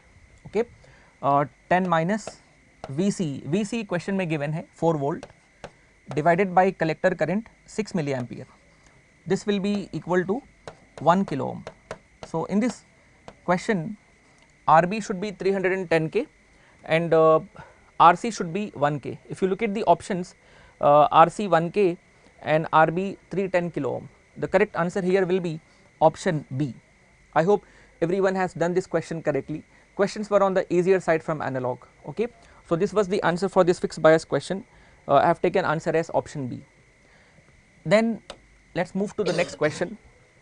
Next one is again an easy question. We have silicon diode and germanium diode in parallel. Now, whenever we have silicon and germanium diode in parallel, now whichever diode has less cut-in voltage, that diode will become on. Okay. Germanium diode has less cut-in voltage, so we should take germanium diode as on and silicon diode will be off. Okay. Remember, when two diodes in parallel, a diode which has less cut-in voltage will be considered as on. तो हम यहाँ पर germanium diode को on मानेंगे. अब germanium diode के लिए cut-in voltage होता है 0.2, in some books they take it as 0.3. If I take drop of the germanium diode as 0.3, in some books it is taken as 0.2 also and some books take it as 0.3. If I take germanium forward drop 0.3, then how much will be V0? V0 को हम ऐसे लिख देंगे, it will be 15 minus 0.3, 15 minus 0.3, it will become 14.7. I have gone according to the options. I mean, they have given 14.7 here. That means they have taken forward drop of the germanium as 0.3. Okay. So, in that way our answer will be 14.7 volt and we can take answer as B option. Then the next question, it is about Q point. Q point of the BJT is selected in such a way that gain of the BJT. अब यहाँ पर आपको ये चीज़ याद रखना होगा कि gain of the BJT का मतलब होता है beta. We normally refer to this as beta. We select Q point such that the beta value should remain fairly constant. Okay, beta should not vary, it should remain fairly constant. So, better option will be D. We select Q point such that beta of the BJT or current gain of the BJT remains constant. So, I have taken here answer as D option. Then the next question, now this is a bit tricky question, it requires some time because it is about calculation of stability factor SVBE, which can be denoted as S dash also, S dash or SV. It is defined as del IC upon del VBE. Now here they have not given circuit diagram also, you have to remember emitter bias, they have mentioned just name emitter bias. Now remember emitter bias will be in this way, there will be a resistor RE between emitter and ground and this will be RB. This type of circuit will be called emitter bias. Now for this circuit we have to calculate stability factor S dash or SV. Now to find this stability factor we have to first of all obtain expression for IB, base current. तो base current को हम find करेंगे through KVL and current in RE it will be emitter current को हम लिख देंगे 1 plus beta into IB, emitter current is 1 plus beta times IB. Then you should apply here KVL. If you apply KVL you will get expression for base current. That KVL everyone can apply. I will just write the equation directly from here. From KVL we get IB VCC minus VBE divided by RB plus 1 plus beta into RE. Okay, this will be base current. Then we can write collector current. Collector current will be beta times base current. Collector current is approximately beta times IB. So it will become beta into VCC minus VBE divided by RB plus 1 plus beta into RE. So in this way we have got expression for collector current. Our aim is to find del IC upon del VBE. तब आप इसको differentiate करिए with respect to VBE. If you differentiate this with respect to VBE, you will get stability factor S dash. I will do it in the next slide. If you differentiate del IC upon del VBE, it will become minus beta divided by RB plus 1 plus beta into RE. Now here you should substitute the data which is given. In the question beta is provided as some 100 I think, and RB is also given and RE also given. If you substitute those values you will get stability factor value minus 0.293 into 10 to the power minus 3. It requires a bit of patience, right? In ESE Prelims they should not ask this kind of questions which require calculator, right? But sometimes such questions also come in the prelims paper. Answer will be SV equal to this much. Then there is one more calculation asked. Okay, the other calculation is about what will be change in collector current. अब उसको हम इस तरह से solve करेंगे. SV को हम ऐसे भी लिख सकते हैं approximately delta IC divided by delta VBE. तो अब हम यहाँ से change in collector current find करेंगे. Delta IC is equal to SV into delta VBE. SV को हमने calculate किया है minus 0.293 into 10 to the power minus 3, and change in VBE it is given in the question. अगर आप question देखेंगे तो वहाँ पर उन्होंने change in VBE specify किया है. The change in VBE was given as, it was question number 119. Let me just check the data. Change in VB I think it was given as some 0.17, yeah, minus 0.17 volt, minus 0.17. अगर आप multiply करेंगे minus into minus it will become plus, and this will be approximately 50 microampere. So, this question was slightly lengthy, right.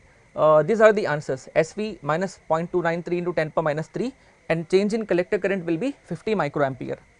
Now, if you look at the options, in the options you will find this in option C, right.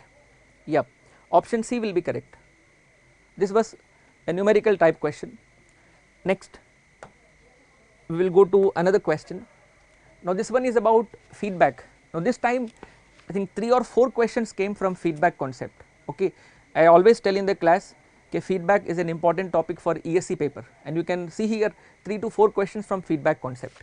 It is a very easy question. You have to calculate first of all desensitivity factor 1 plus beta A. Okay, beta is given here minus 0.1 and open loop gain is like minus 1000. तो अगर आप substitute करेंगे तो it will become 101, you will get it as 101, and we have to find lower cutoff and higher cutoff with feedback. Lower cutoff with feedback will be lower cutoff without feedback divided by 1 plus beta A. This everyone knows, negative feedback decreases lower cutoff and increases higher cutoff. If you calculate this, it will be 49.5 hertz, 49.5 hertz. Then higher cutoff it increases. So, higher cutoff with feedback it will be FH into 1 plus beta A. That FH is given here 50 kilohertz. तो अगर आप multiply करेंगे 50 kilohertz into 101, if you multiply it will be 5.05 megahertz. So, in this question the correct answer will be option D. We can take answer as D option. Okay. It was a very simple question based on feedback concept. Then let us see the next question. Now, this is about again a design based question. In a BJT amplifier, what should be VCE? Now, remember VCE we normally take it as approximately VCC by 2. So, it can be like equidistant, you can say, from VCC by 2. So, better option will be 25 to 75% of VCC. We typically take VCC by 2, but in general you can say it should be from 25% to 75% of VCC. Okay, it should be like equidistant from that center point, it should be equidistant. So, better option is 25 to 75% of VCC. You can take answer as D option. Then we have next question, what are input output impedances? This again a question based on feedback concept. Open loop gain is minus 200 and Ri R not given, feedback factor also given, and it is a current series feedback. Okay, it is based on feedback effect on input output impedances. You have to first of all calculate again desensitivity factor 1 plus beta A. If you substitute here beta is like minus 0.25 and A is minus 200, if you substitute that it will become how much? I have done that calculation here, it will be 51, and it is a current series feedback, current series feedback increases both input as well as output impedances. Okay, input impedance will be Ri into desensitivity factor. Remember this 1 plus beta A, it is called desensitivity factor. Desensitivity is 51 here. तो अगर आप multiply करेंगे Ri how much 15k, 15 into 51, I have done that calculation here, it will be 765 kilo ohms, 765 kilo ohms. Then output resistance that also increases, current series feedback increases both, it is actually transconductance amplifier, it will increase both input as well as output impedance. Now, R naught is given here 25k, if you multiply 25 into 51, it will become 1.275 mega ohms, 1.275 mega ohms. And if you look at the options, I think option B matches with this. Okay, these values you will find in option B. This is like 0.76 mega ohm, right, 0.76 mega ohm, input impedance is 0.76 mega ohm and output impedance 1.27 mega ohm. You can take answer as B option. Then there is another question, this is actually a question based on EDC concepts. Consider the following statements regarding BJT and FET. BJT is a voltage control, FET current control, it should be actually opposite, right. FET is called voltage control device, BJT is called current controlled, okay. So statement 1 यहाँ पर गलत होगा, it is wrong.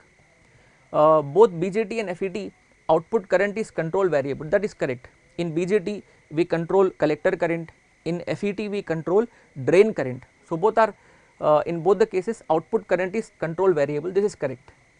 Then due to high input characteristics of FET, AC equivalent model is somewhat complex than BJT, it is actually wrong. In FET small signal model will be easy because of high input impedance, between gate and source we take open circuit, right. In BJT we have to show some R pi. In BJT small signal model more complicated, in FET small signal model is easy. So in that way statement 3 will be wrong, okay. So here question is about which statements are not correct. So which are not correct here, 1 and 3 are not correct, you can take answer as C option, option C will be correct.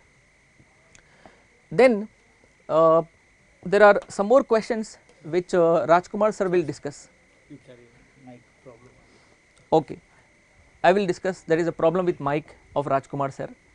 This question is about again feedback concept, okay, effect of feedback on input output impedances. It is an easy one, you have to calculate first of all desensitivity 1 plus beta A. Here beta is how much, 0.1 minus 0.1 and gain is like minus 100. अगर आप substitute करेंगे तो it will become 11, and they have mentioned the type of feedback, it is a voltage series feedback. Now voltage series feedback it increases input impedance and decreases output impedance. तो अगर आप input impedance लिखेंगे it will be Ri into D, just multiply Ri 10k and D is like 11, it will become 110 kilo ohm, and output impedance it decreases R0 divided by D. R0 how much, 20k divided by 11, it will be approximately 1.82 kilo ohms. So in this question on voltage series feedback we can take answer as option, and they have asked gain also, we have to find even gain with feedback, it will be A divided by 1 plus beta A, that is a standard formula, negative feedback decreases gain. Here open loop gain is minus 100 and divided by 11, it will be minus 9.09.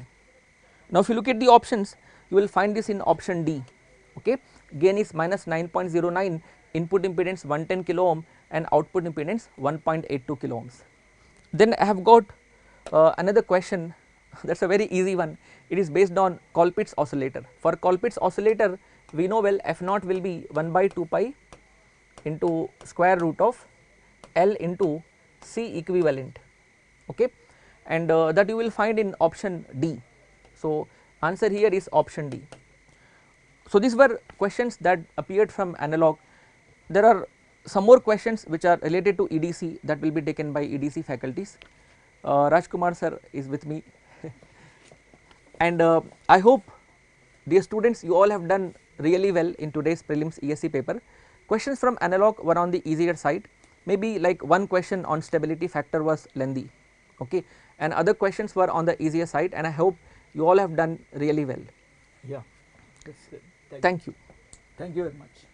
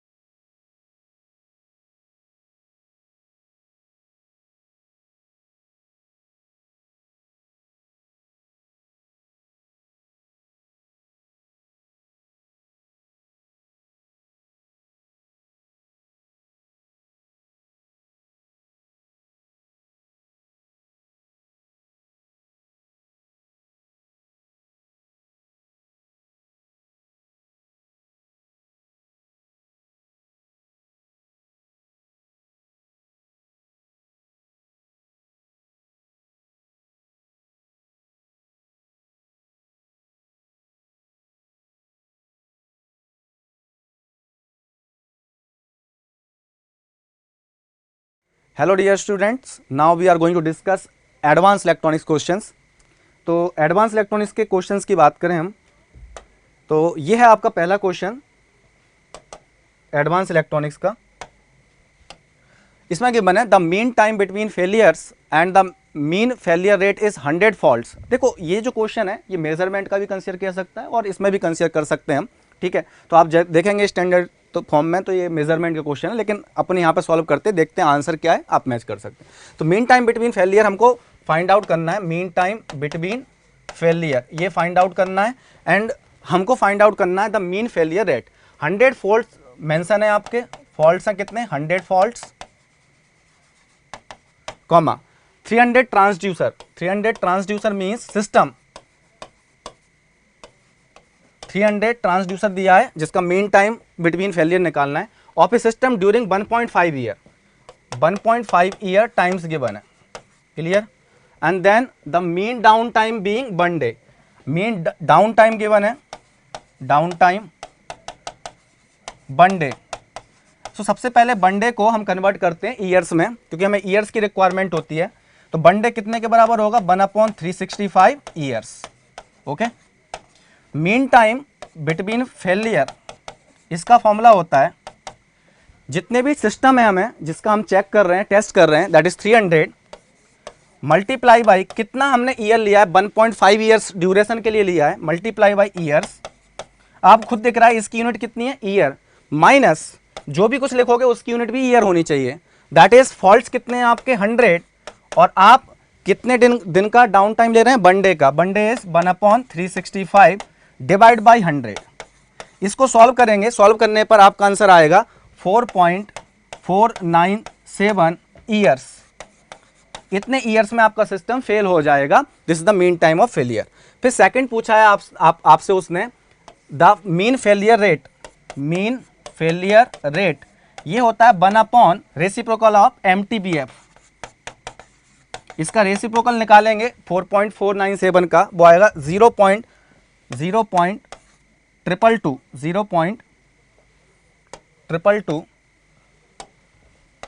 Per year और इससे आपका answer हो जाएगा option B. तो इसका option B आपका correct है. Next चलते हैं. Consider the following drawbacks of avalanche photodiode. तो आप इसको EDC का भी कंसीडर कर सकते हैं और एडवांस इलेक्ट्रॉनिक्स का, doesn't matter. Okay. Fabrication difficulties due to their more complex structure and hence increase cost. Definitely avalanche photodiode आपका एडवांस डायोड है compare to normal PN junction diode. तो डेफिनेटली इसका फैब्रिकेशन क्या होगा? कॉम्प्लेक्स. डिवाइस कॉम्प्लेक्स है, cost ज़्यादा होगी.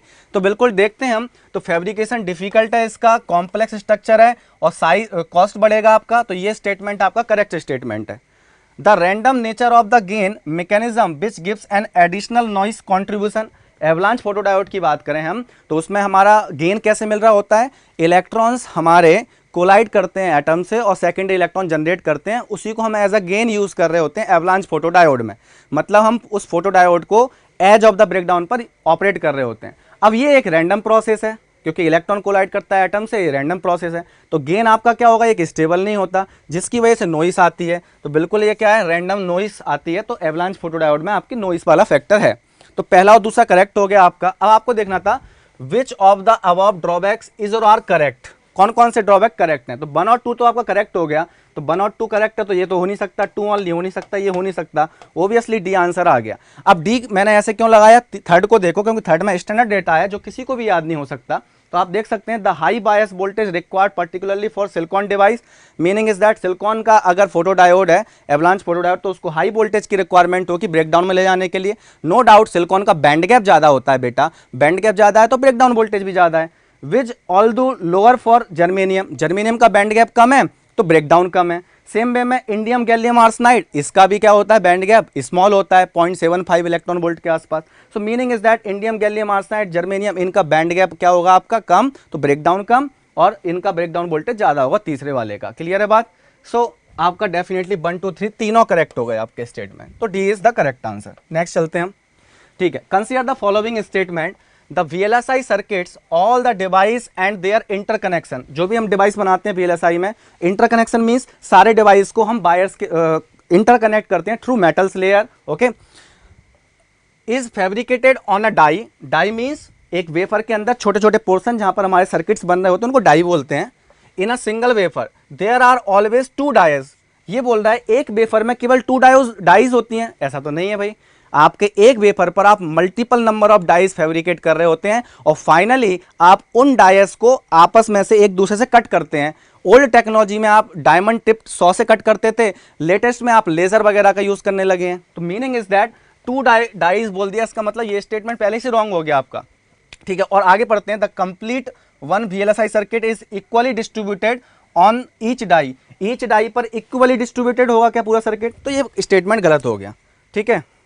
Next statement है second, modern technology uses a diamond saw to separate the dice from the wafer. तो आपके पास जब वेफर है, इस वेफर में से स्मॉल स्मॉल डाइस को आपको निकालने के लिए क्या यूज करते हो, डायमंड टिप 100 का यूज करते हो, लेकिन ये मॉडर्न टेक्नोलॉजी नहीं है। तो अब देखो क्वेश्चन का आंसर वो क्या देगा डजेंट मैटर, बट हमें ये पता है कि डाइस को छोटा छोटा पीस में काटने के लिए हम डायमंड टिप 100 का भी यूज कर सकते हैं, बट लेटेस्ट की बात करें तो लेजर का यूज कर रहे हैं, इसलिए ये रॉन्ग है। तीसरा चलते हैं, a suitable compound material is use to package the die, die की पैकेजिंग के लिए एक्सटर्नल एनवायरनमेंट से प्रोडक्ट करने के लिए हम पैकेजिंग करते हैं जो कि एक कंपाउंड मटेरियल होता है। तो तीसरा आपका करेक्ट है, तो पहला रॉन्ग, सेकंड रॉन्ग, तीसरा correct. Which of the above statement is और आर करेक्ट, करेक्ट के बारे में बात कर रहा है आपका, तो करेक्ट कौन सा है आपका, थर्ड ओनली, तो ऑप्शन डी करेक्ट हो गया आपका, okay, so D is correct answer. Next चलते हैं हम, consider the following statement regarding instruction pipelining. Instruction pipelining आप पढ़ते हैं माइक्रो प्रोसेसर में, आप उसका कंसीडर कर सकते हैं या एडवांस इलेक्ट्रॉनिक्स का भी कंसीडर कर सकते हैं, no problem, let's C.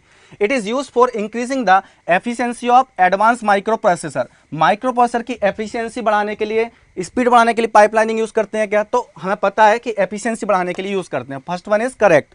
Pipelining की ये डेफिनेशन है, a processor means breaking down its instruction into a series of the instruction, series of discrete instruction में काउंट करके हम उसको पाइपलाइनिंग कर रहे होते हैं, करेक्ट है ये statement.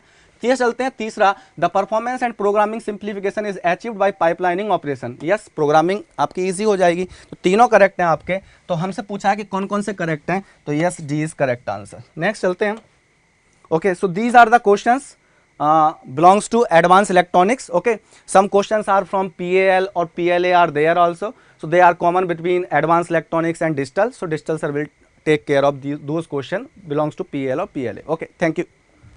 Next,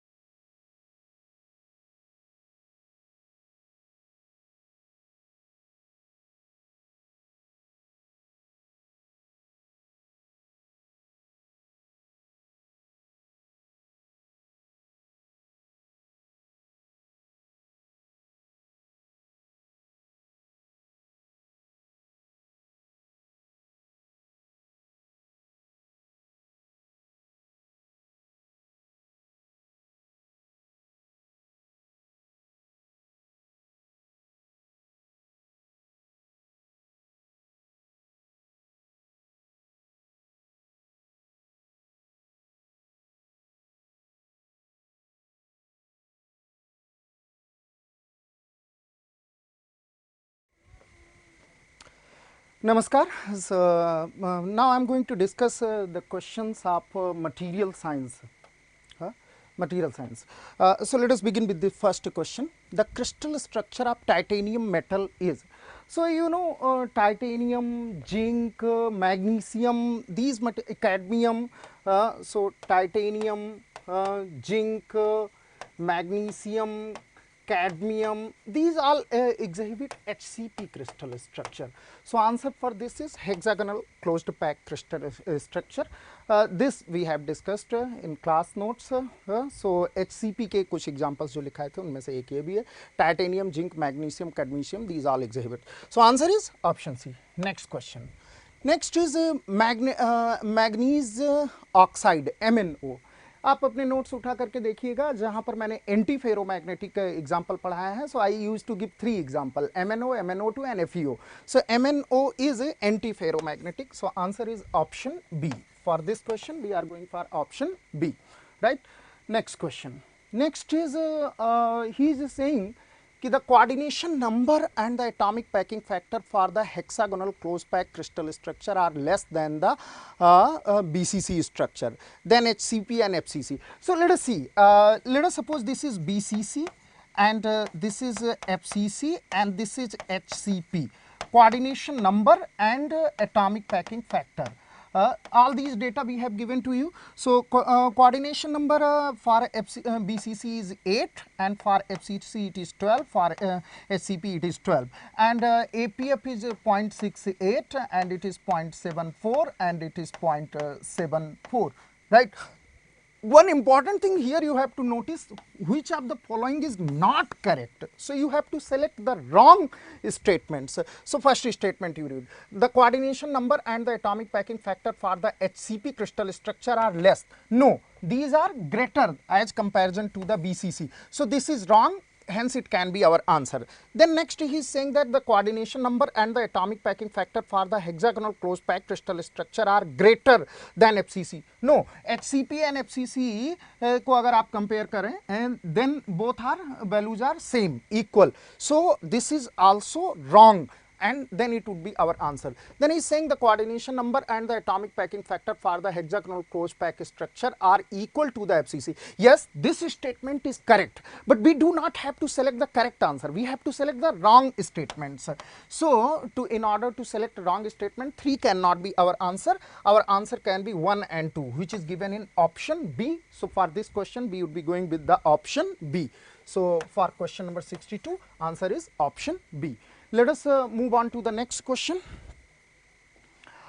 Next question is the equilibrium number of vacancies for a given quantity of material.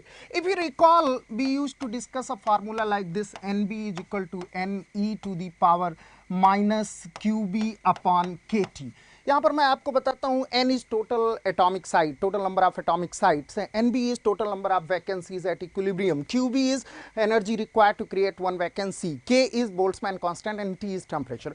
Now if you increase the temperature, then this quantity will decrease, but it is negative exponential. So if this quantity is decreasing, the overall value will increase. So number of vacancies increases exponentially with decrease in temperature. We can observe from this relation. Let us see. So the equilibrium number of vacancies increases linearly. No, it should be exponentially. Increases exponentially with temperature, right? So increases exponentially with temperature. जैसे जैसे आप temperature बढ़ाएंगे, ये quantity कम होगी, but negative sign की वजह से ये overall quantity बढ़ेगी, hence NB will increase. So answer for this question is given by option B. So 63 का answer आपके लिए होगा option B. Let us move on to the next question.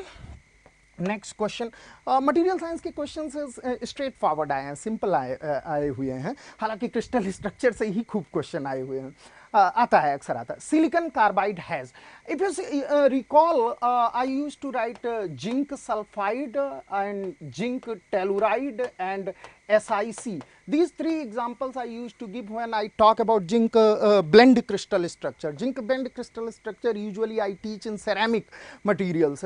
So in ceramic, when we talk about various crystal structure after ionic packing theory, then we talk about zinc blend crystal structure. So SiC is basically zinc blend crystal structure. There are several other materials also which follow zinc blend crystal structure. Gallium arsenide, cadmium sulfide, all these follow zinc blend crystal structure. In zinc blend crystal structure, structure there is a unit cell, cubic unit cell, and at the corners and face positions of the cubic unit cell sulfur atoms are there, and in tetrahedral wired zinc atoms are there. So same kind of structure is followed in SiC also. So let us go for the answer. Option C would be the right choice for this question. So this is the question in which you will be giving option C. Next question. Next is this is good question. If someone has seen the classification when I used to do, although this year I have given you video, not taught in class, but I said that you need to see the video lectures, and in book also we have given this classification. So in classification you will find that particle reinforced composite I used to classify in two groups, large particle and dispersion stranded particle composite. So particle is composite is going for the dispersion stranded. So P is going for 2. Let us write it. P is going for 2. Then fiber reinforced composite. In fiber reinforced composite we talk about continuous and discontinuous fibers, short length and long length depending upon the critical length. A large table I have made, so you refer that table. Then Q will go for 3. So Q is going for 3. And structural composite, we used to talk only two types of structural composite. So one is sandwich panel and another is laminar structure or laminated structure. So structural composite may we are going for the laminates. So it is 3, sorry, it is 1. So R is 1. So it is going for 2, 3, 1, option C. So 2, 3, 1 is given in option C. So for this question our answer would be option C. Go for option C. Right? Good question.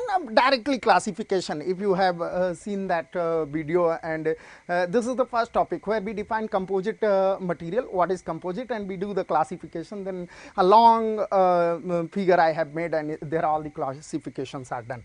Right. Next we go. The critical fiber length of the fiber reinforced composite ranges. Now this question I will say difficult, because here you have to memorize data and no one memorized the data. So answer for this question is actually the critical fiber length. Usually I am not going for all kind of fibers, but the most frequently used fibers are glass fibers and carbon fibers. And for glass and carbon fibers the critical length is in the order of 1 nanometer, and which is basically ranging between 20 to 150 times of the fiber diameter. So correct answer would be D. For this question the correct answer would be D, and the critical fiber length, which is roughly around 1 nanometer, and that 1 nanometer is 20 to 150 times of the fiber diameter. That is the right answer. So option D we will be going. This question I will say difficult. Why I am saying difficult? Because if you have ever read it and it has come across, then you can do it, but rarely memorizing this much data is not possible. So from that point of view it is difficult. Then this is easy. Cobalt is ferrous, nickel, cobalt. These three are ferromagnetic. So cobalt, R is ferromagnetic, right? So R is ferromagnetic. For R we are going to 3. So either our answer can be A or our answer can be C. Now let us go for the next. Silicon. Silicon is a diamagnetic, right? You see these fourth group, most of the fourth group elements are diamagnetic, right? So silicon is going for the diamagnetic, so we will be going for 2. And then molybdenum. Molybdenum is a paramagnetic material. So for this molybdenum we are going with 3. So sorry, what I have done? My mistake. Cobalt. Oh my God. Cobalt is ferro. Ferro means 1, right? So 2, 3, 1. 2, 3, 2, 3, 1. 2, 3, 1. So 2, 3, 1. It means we are going for option B. This I have wrongly marked here because I have written 3 by mistake. So cobalt is ferromagnetic, that we know, and ferromagnetic is given in 1, right? So R is 1. R is 1, and molybdenum is paramagnetic, so Q is 3, and silicon is diamagnetic, so P is 2. So we have to arrange in PQR. PQR means 2, 3, 1, 2, 3, 1. That is B. So answer for this question is B. Please check again, right? I have written so you can see accordingly. So these were the questions from material science, very less, not less, usually 7-8 questions are good. So there were 8 questions from material science, all questions were easy except 1 or 2, you can say. You can see this question also I can consider moderate, because memorizing all the elements con dia para thoda sa mushkil hai. So this is confusing, and 1 critical fiber length. Remaining questions were straightforward. So this part of subject is easy, you can say. Out of 8 questions, if you are doing 6 or 7, that's good, right? So now I will be meeting with the next subject. So material science is discussed.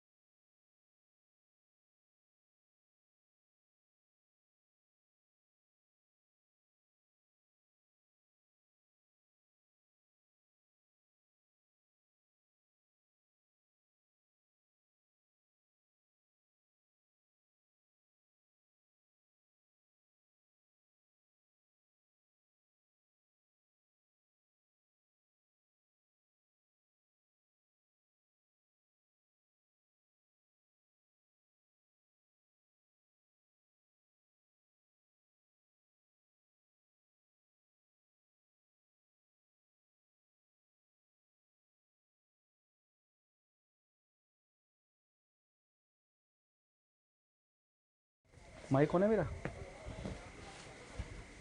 okay. Done?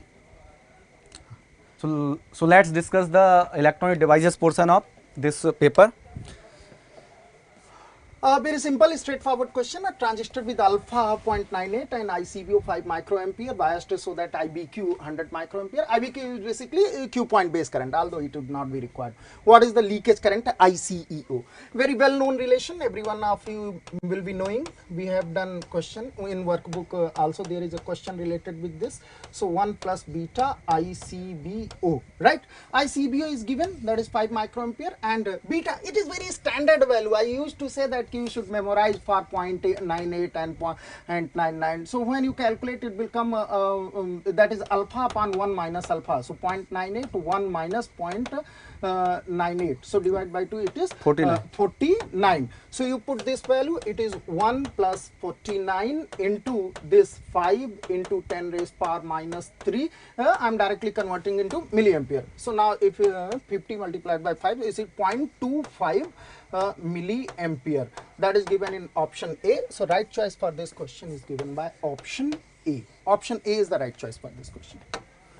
So next one is IDSS is the maximum drain current for a JFET, junction field effect transistor, and is defined by the condition. What is IDSS?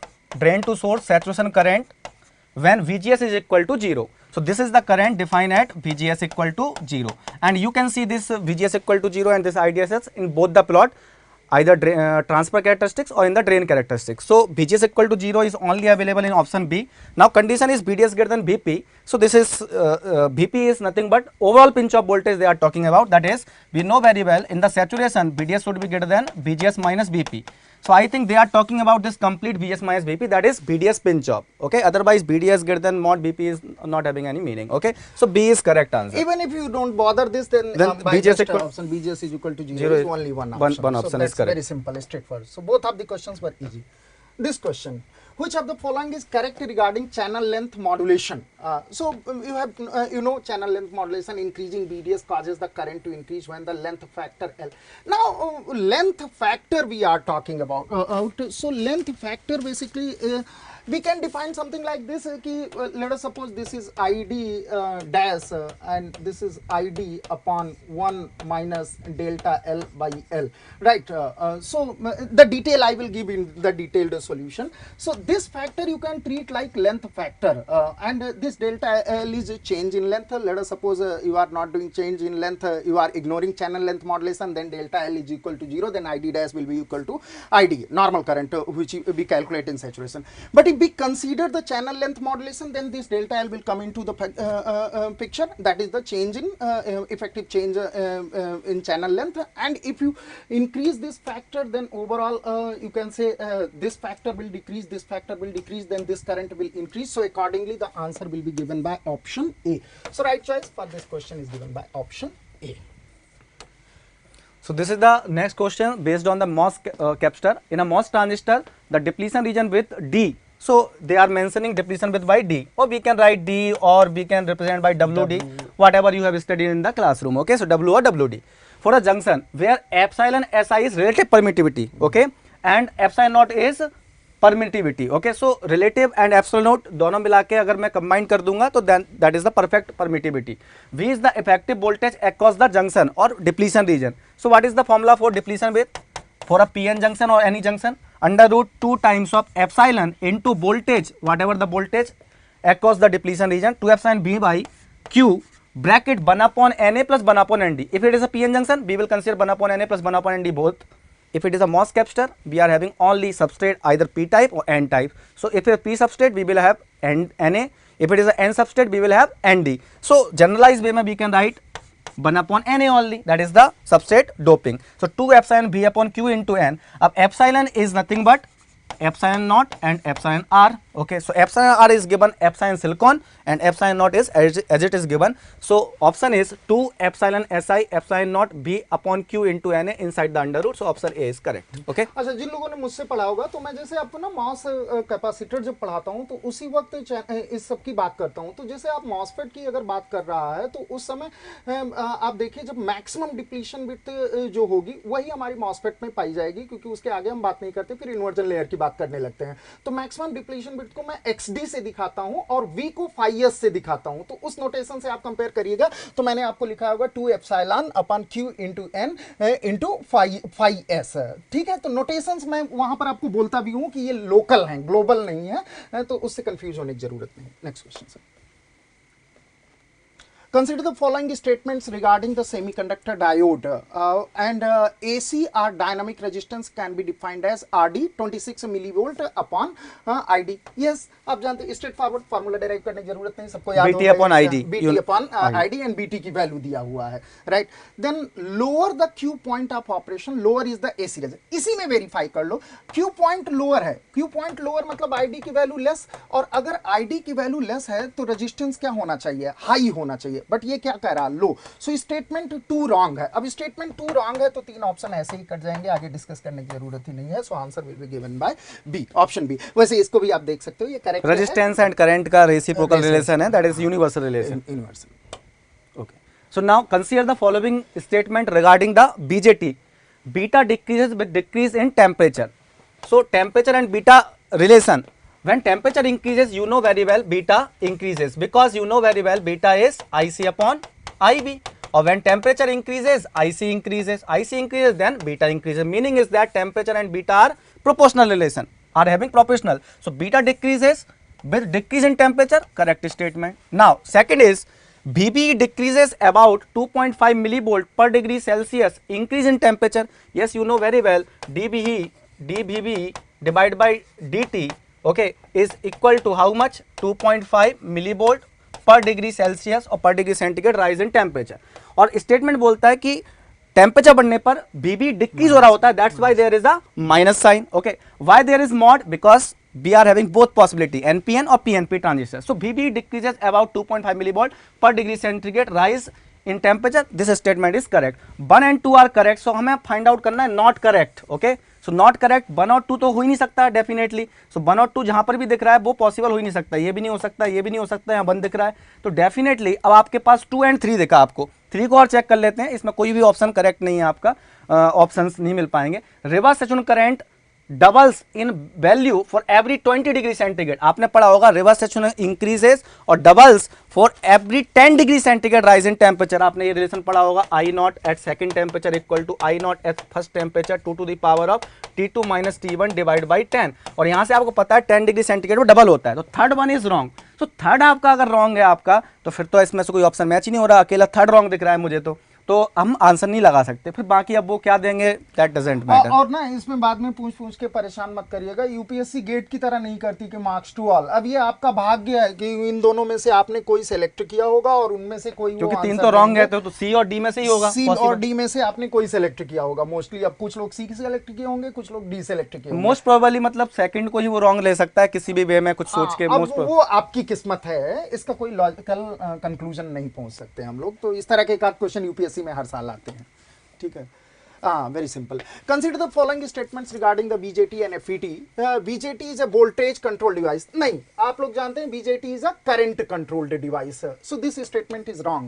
Then in both BJT and FET the output current is controlled variable. जी हाँ, output current आप देखें तो that is the dependent current source. It means it is a controlled variable, right? In FET it depends upon the input voltage VGS, and in BJT it depends upon the input current IB, right? Then due to high input characteristics, high input characteristics of FET, the AC equivalent model is somewhat complex than employed for the BJTs. नहीं, FET में आप देखें high input की वजह से क्या होता है कि गेट करंट नेग्लिजिबल जीरो हो जाती है, so model becomes very simple and analysis also becomes simple. So for FET model is complex, it is FET model is simple, for BJT it is complex, right. So ये statement गलत है. अब हमें गलत ही चुनना है, ठीक है. So this 1 and 3 will be our answer. 2 is the correct, it cannot be answer. So 1 and 3 is given in option C. और यहाँ पर so right choice for this question इसका is मिसिंग C. है, यहाँ पर इम्पीडेंस लिखना भूल गए. हाई हाँ, input impedance impedance characteristics, okay, जिसकी वजह से हम ओपन सर्किट लेते हैं मॉसफेट के मॉडल में, और बीजेटी के मॉडल में हमको आर पाई कंसीडर करना पड़ता है input side, okay.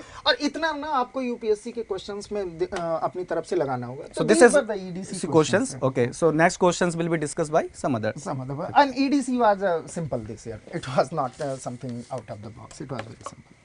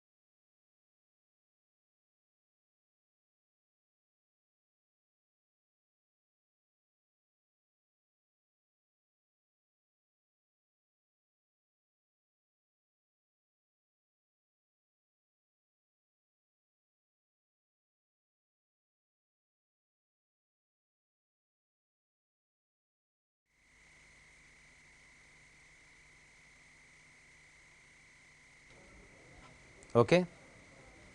Okay. So everyone, good evening. Myself Rohit Tripathi, and with me Naveen sir is here, and we both are going to solve questions of signal and system. So let us solve. So this question is related to cross correlation. यहाँ पर दो finite length signals हैं. First is x of n and second is y of n, और इन दोनों का cross correlation हमें calculate करना है. तो बच्चों इसको कैलकुलेट कैसे करेंगे वो हम लोग देखते हैं, ठीक है. Suppose cross correlation is r x y l. So what is the formula? इसे आप कन्वोल्यूशन के हेल्प से भी सॉल्व कर सकते हैं। X of l convolution with y of minus l, ठीक है। तो एक्स ऑफ एन को एज इट इज़ रहने दो, वाई ऑफ एन के सैंपल्स को फोल्ड करके लिखो, फिर दोनों को कन्वॉल्व कर लो। ओके, तो एक्स ऑफ एल के सैंपल्स आप क्या लिखते? 1 2 1 1। ओके, अब इसके बाद वाई ऑफ एन या फिर वाई ऑफ एल, इसके सैंपल्स को क्या करना है? फोल्ड। इसे आप वाई एक्सिस के अबाउट फोल्ड करोगे तो सपोज एरो का लोकेशन अभी इस पॉइंट पर है, वाई एक्सिस के अबाउट फोल्ड करोगे तो सैंपल्स आप लिखते हैं 1 2 1 1, ठीक है। So samples of Y of minus L will be 1 2 1 1। फिर इसके बाद कन्वोल्यूशन परफॉर्म करना है तो आप यूज़ करेंगे टेबुलर मेथड ऑफ कन्वोल्यूशन। तो अभी मैं x के सैंपल्स लिखूंगा रो में, फिर y ऑफ माइनस एल के सैंपल्स लिखूंगा कॉलम में। तो x के सैंपल्स है 1 2 1 1 और y ऑफ माइनस एल के भी सैंपल्स हैं 1 2 1 1। अभी कॉलम एलिमेंट से रो एलिमेंट्स को क्या करेंगे? Multiply. So let us multiply 1 2 1 1, फिर 2 से मल्टीप्लाई करो 2 4 2 2, फिर 1 2 1 1 एंड अगेन 1 2 1 1। इसके बाद क्या करना है? डायगोनल एरोज ड्रॉ करना है और एरो के डायरेक्शन में जो भी एलिमेंट्स होंगे उसे हम लोग क्या करेंगे? ऐड करेंगे, ठीक है। अब यहाँ से जो भी रिजल्ट आएगा वही आंसर होगा, ठीक है। तो चलो लिखते हैं elements of cross correlation r x y l, ठीक है। First element is how much? 1, next element 2 + 2 4, next element 5, okay, next element is 6, then next element 6 again, next element 5, next element 1 + 1 2 and last element is 1। अब आप इसको अगर आप check करो तो 1 4 6 6 5 2 1, तो कौन सा ऑप्शन आंसर है? Option D. अब नेक्स्ट क्वेश्चन की ओर चलते हैं। तो next question is consider the following relations of continuous time unit impulse function, और हमें फाइंड आउट करना है which of the above relations is oblique are correct, इनमें से कौन सा करेक्ट है। So this information is correct because impulse is even function, so delta minus t is equal to delta T. अच्छा, इसके बाद अगर आप इसे देखें तो ये जो लिखा गया है up to this point it is correct, but x of zero will not be always zero, it depends what is x of t. Okay, तो नॉन ज़ीरो भी हो सकता है, ज़ीरो भी हो सकता है, तो ये रॉन्ग है क्योंकि यहाँ पर x of zero non zero भी हो सकता है। और ये इम्पल्स का टाइम स्केलिंग प्रॉपर्टी है जो कि करेक्ट है। तो कौन कौन से स्टेटमेंट्स करेक्ट हैं? 1 और 3। तो इसमें कौन सा करेक्ट है वो बताना था, तो कौन सा ऑप्शन आंसर होगा? Option C. अब इसके बाद नेक्स्ट क्वेश्चन की ओर चलते हैं। नेक्स्ट क्वेश्चन में फाइंड आउट करना है, यहाँ 3 LTI सिस्टम्स हैं और हमें फाइंड आउट करना है which of the above statement is oblique are not correct. हमें फाइंड आउट करना है इनमें से कौन सा करेक्ट नहीं है।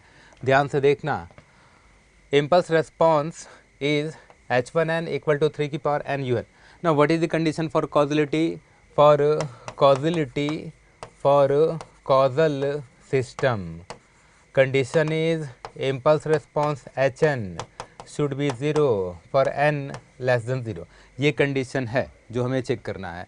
अब आप देखो तो यहाँ इम्पल्स रेस्पॉन्स LHS में 0 है, so system is causal, but यहाँ क्या लिखा गया? Non causal, so statement 1 is wrong. Statement 2 h2n is equal to cos nπ/2, बस केवल इतना लिखा गया है। तो दोस्तों अगर cos nπ/2 लिखा गया तो h ऑफ n के सैंपल्स RHS में भी है और LHS में भी है।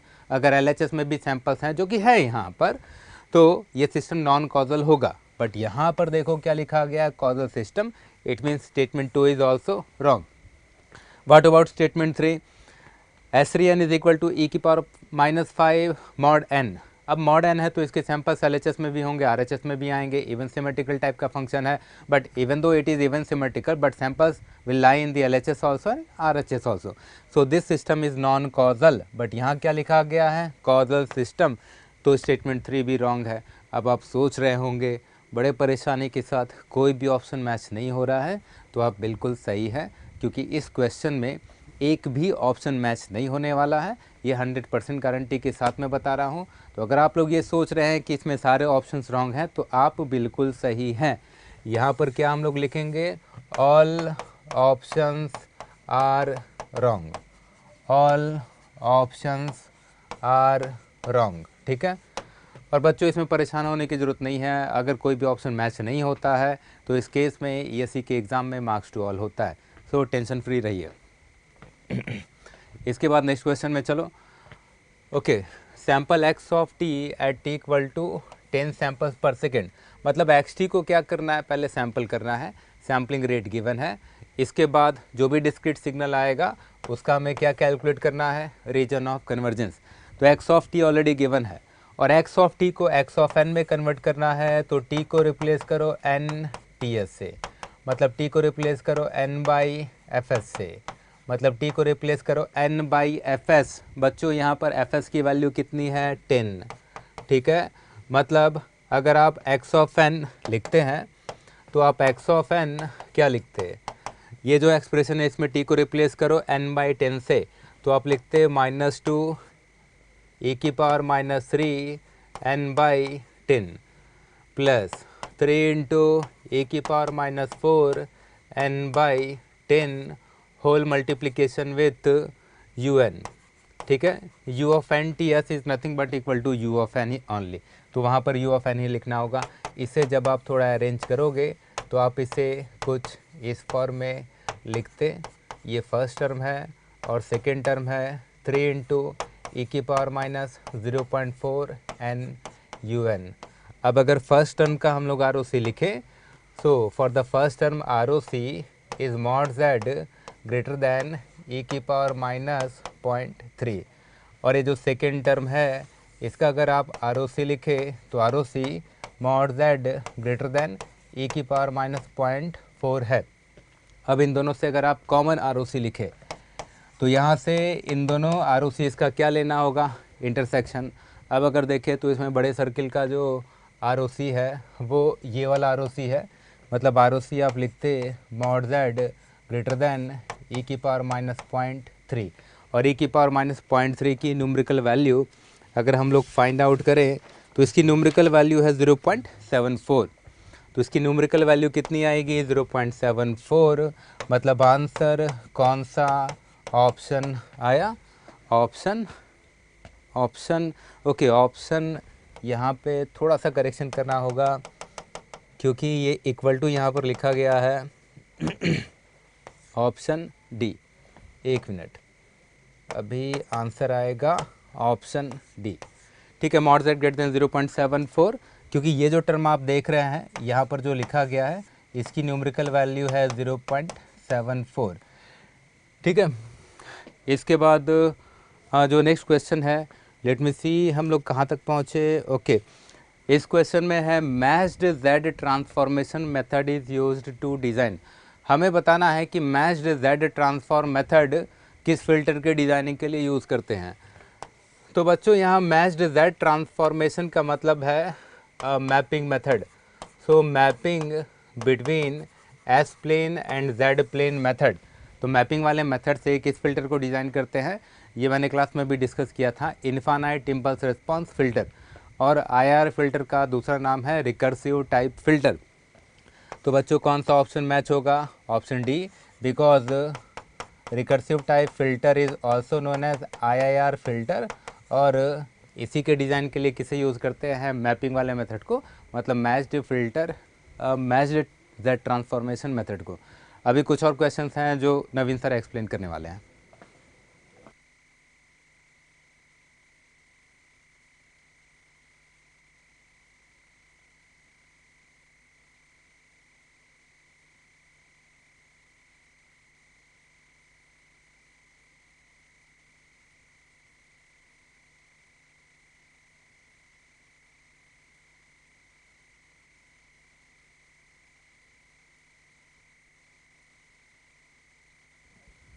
So thank you, Rohit sir. So coming to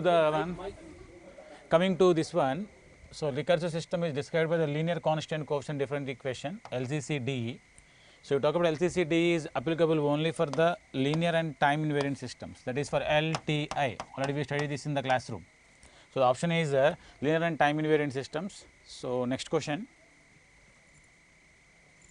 So, coming to the next question, what is the input signal x of n that will generate the output y of n is equal to 1, 5, 10, 11 and 8 for system with impulse response h of n is equal to 1, 2 and 1. So, if you see this question carefully, he given that the y of n is given and asking to find out what is x of n with the available impulse response, that is y of n is 1, 5, 10, 11, 8 and given that h of n, if you see the h of n is equal to 1, 2, 1 is present. Then obviously we know that your x of n samples must be taken, that is going to be equal to that of the values given as like this. So, here m2 or m1 plus m2 minus 1 is equal to total 5 samples we are having. And if you see here carefully, your m2 is equal to 3 samples we are having. If you substitute here to find out m1 plus 3 minus 1 is equal to 5, then m1 is equal to 5, 3 minus 1 is 2, so 5 minus 2, the m1 is equal to 3 samples. So, we are taking the unknown samples of A, B, C and we can use add and shift method or we can use sum by column method also. So, that means I am talking about the sum by column method. So, which is very easy, already we discussed in the class also ABC and this value is 1 to 1. So, the resultant I am taking sum by column. So, multiplying 1 with A, B and C and 2A, 2B and 2C also. We can get the value A, B and C. The total resultant value is equal to that of y of n. So, what is our y of n? The y of n it is given in the question, which is nothing but n 1, 5, 10, 11, 8. Okay. So, if you just arrange that in a neat way, column manner.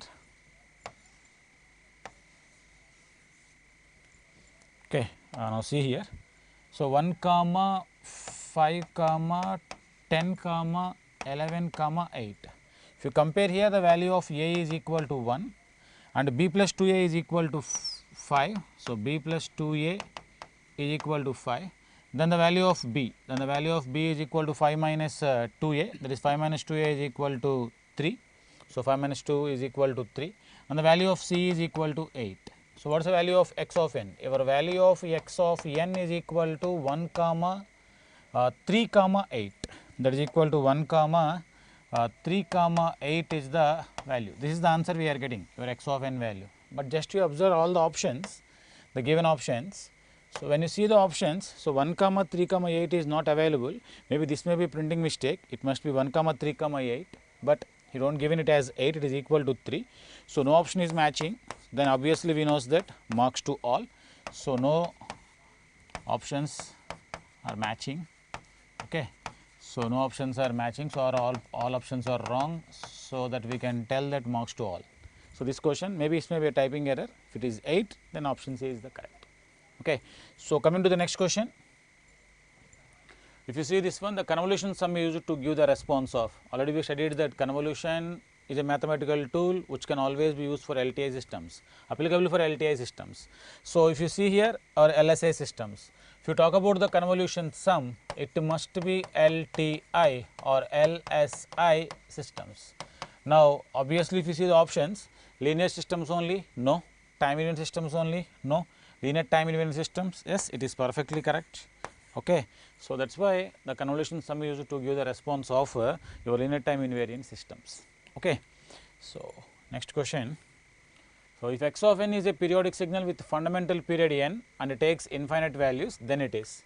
So, here the infinite values is for time, when the signal is become as a power signal. Obviously, you know all periodic signals are power signals, but if these infinite values are for amplitude, then there is no finite amplitude.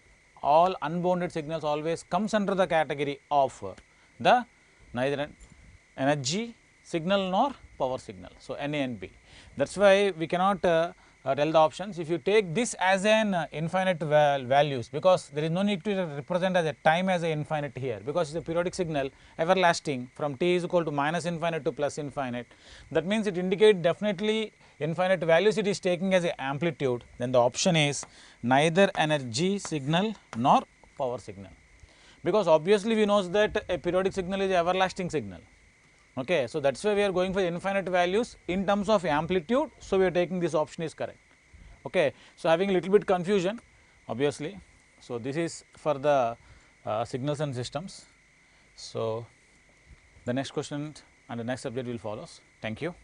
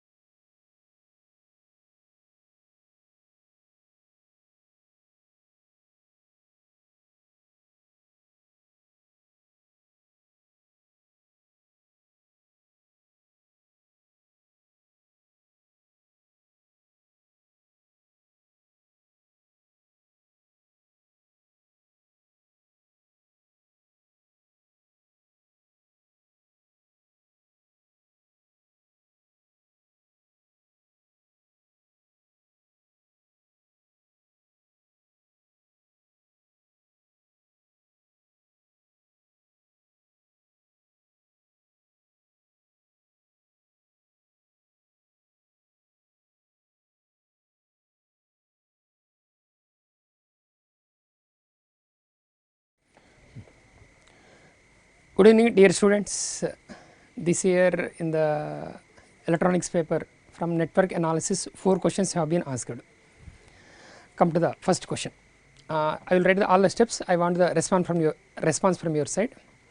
In this example, what is our requirement is the I2 current. To find out I2, we can go for either nodal analysis or the mesh analysis. Any method you can apply. In this example, I am going for nodal analysis. The node voltage at this point, give the name for this one as a Vc. Node voltage at this point is a Vc. With respect to ground potential, what is the polarity of this one is a plus. Okay, in this example by KCL, here the by KCL here plus plus similar polarities subtraction, we can write this way Vc minus 6, but the respective resistance is the 2 ohms. Now correspond branch to again the plus plus similar polarities subtraction. Vc minus 4, what the corresponding resistance is the 2 ohms. Magar either plus minus means addition. Vc plus 2, but corresponding resistance is the 4 ohms. Corresponding resistance is the 4 ohms. Now what is the unknown? What is the unknown is entire equation the Vc value. Anybody give the response? Anybody give the response for Vc value? Anybody?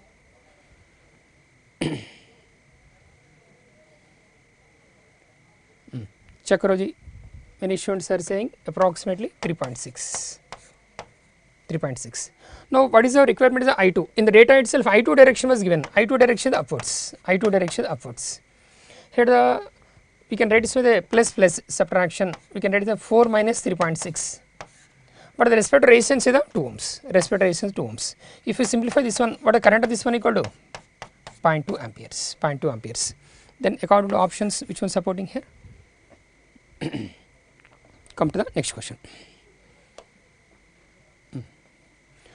This question you have to read very carefully.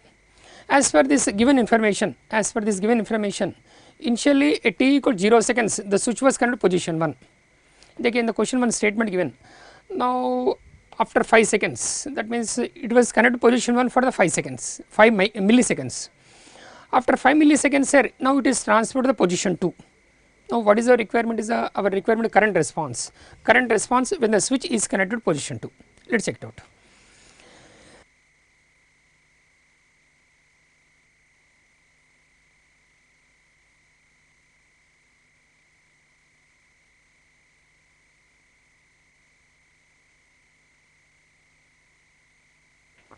In this example, when the switch was connected to position 1, source was connected, charging capacitor. Charging capacitor के लिए what is the voltage response is exponential rise.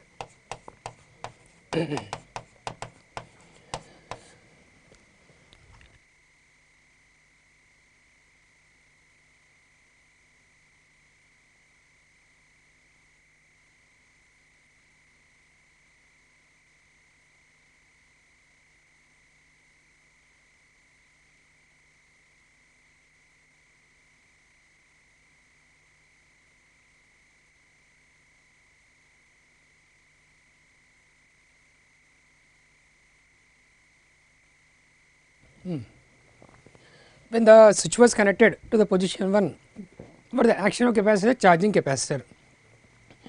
Charging capacitor के लिए voltage response exponential rise.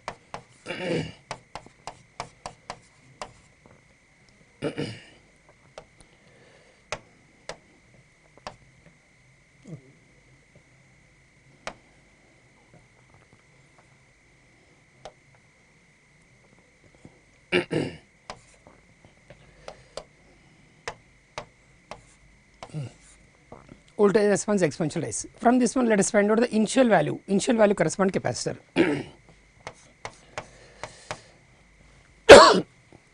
In the data itself given input voltage correspond to position 1, but the input voltage equal to 10 volts.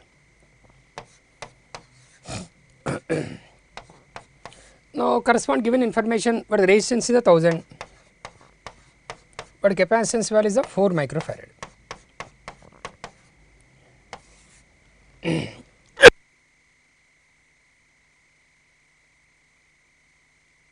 Correspond given information, it was connected to position 1 for the 5 milliseconds. After that one, it is shifted to position 2.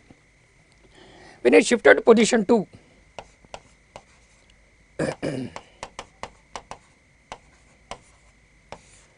we can get the current response.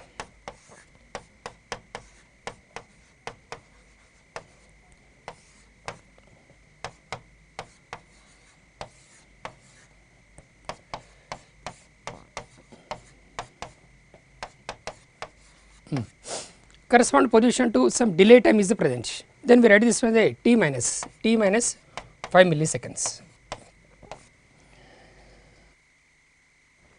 Let us find out the initial current.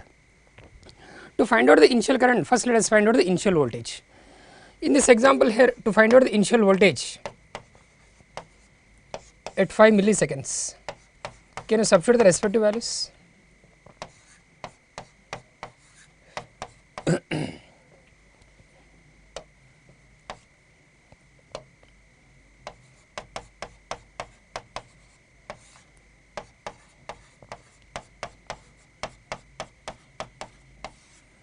By simplifying this one, we can find out the initial voltage. Initial voltage correspond capacitor.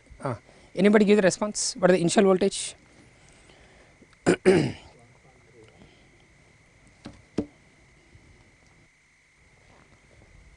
What is the initial voltage? 7.13.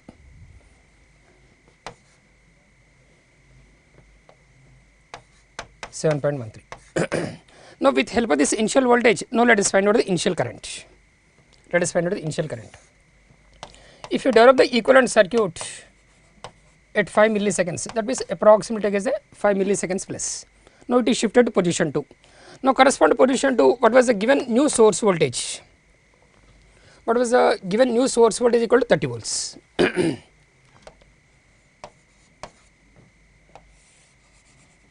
Now capacitor have the initial voltage, then how it behaves as a voltage source? It behaves as a voltage source. What is the voltage of this one is approximately, what is the resistance of this one is 1000. Now from this one we can find out the initial current.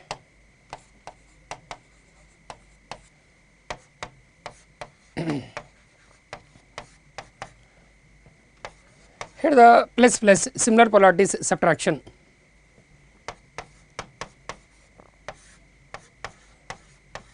Now by simplifying this one we can find out the corresponding initial current.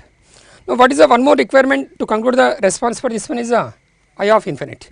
In this example, without doing calculations, directly can conclude for I of infinite. at steady state condition for DC source, the capacitor behaves as the open circuit. That means here open circuit means here the I of infinite. In this example, what the I of infinite is equal to 0. In the data itself, resistance value is given 1000. What the C value is given? What is C equal to? This is 4 microfarads. Initial current is also known. If you substitute respective values here, according to options, we get the correct option for this one D. But in this one small correction is there. If you come to strictly speaking, the correct answer for this one he has to mention as a T minus 5 milliseconds because some delay time is present. Okay. Remaining 2 questions will be explained by the Naresh sir.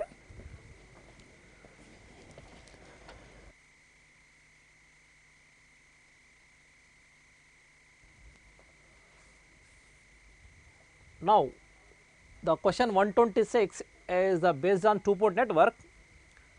For the 2-port network given below, he is asking about Z21. What Z21 is here? Z21 is equal to V2 by I1 providing I2 is equal to 0. I2 बाहर देना था, but unfortunately is given here, but I2 is actually is outside.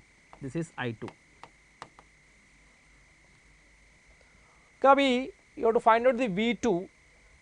Here I1 is given. So V2 is equal to current into this impedance. You have to convert into a Laplace transform. This 1 by 4 becomes 1 by Cs, that is a 4 by S ohms. Inductor is Ls. So 1 by 2s. This is a 3s. And now this is a 1 by 2s. The current is I1 is coming. The current I1 is divided. So what is the current is flowing through this branch is using a current division rule. I am using here current division.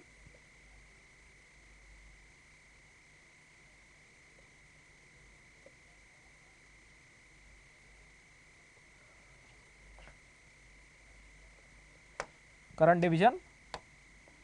The current through the capacitor V2 is equal, directly I am writing here V2 is the current I1 of I1 dash into this is 1 by 2s.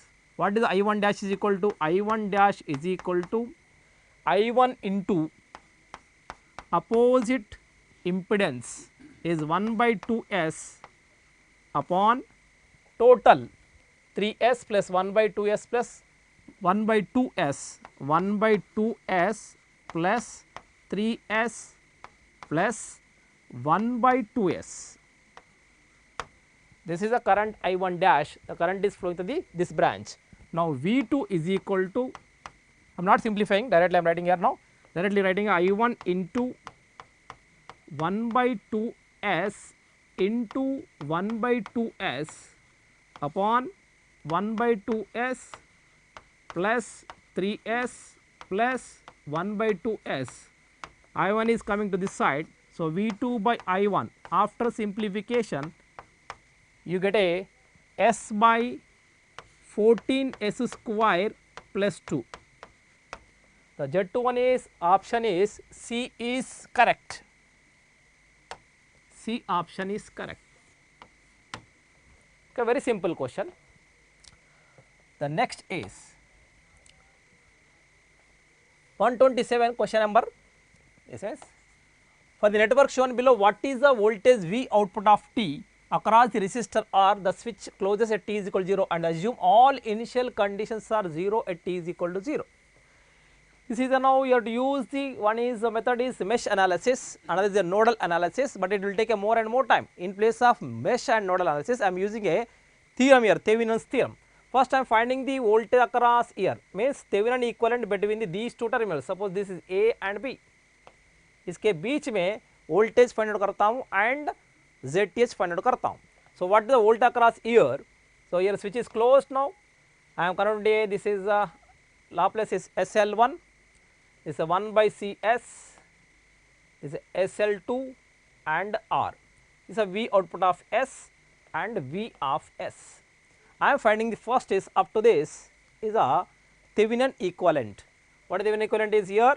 V, I am writing a V1, suppose this is VAB is equal to input voltage V of S into 1 by Cs upon SL1 plus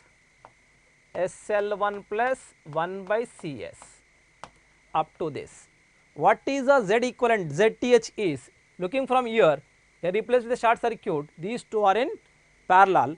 So, ZTH is equal to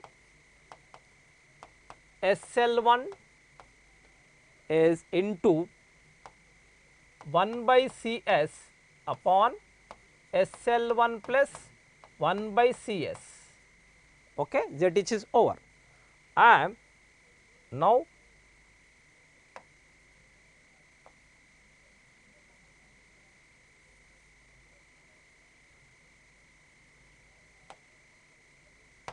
writing now VTH is equal to how much VAB?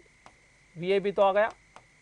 VAB is directly V of S into 1 by Cs by SL1 plus 1 by Cs, and ZTH is SL1 into 1 by Cs by SL1 plus 1 by Cs.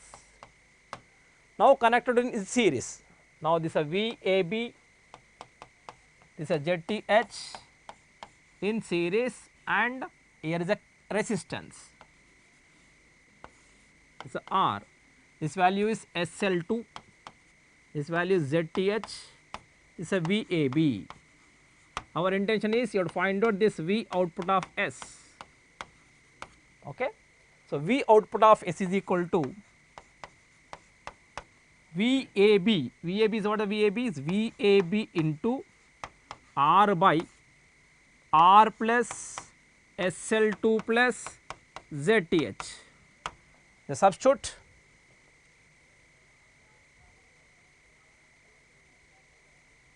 the values. V output of S is equal to VAB is V of S into 1 by SC into this is R upon R plus SL2 plus ZTH. ZTH is SL1, SS get cancelled otherwise SL1 लिख लो into 1 by CS by SL1 plus 1 by CS. After simplification you get a option B. आप देख के भी बोल सकते हैं यार R किधर है देख ले सकते हैं यार, इस RVS B में C में सेम है, आप देख सकते हैं L1 by C, SS get cancel होता है. So इसलिए after simplification you get a answer is B is will get. So no need to simplify it, just you have to SS get cancel, you have to multiply करो and then get a answer is B.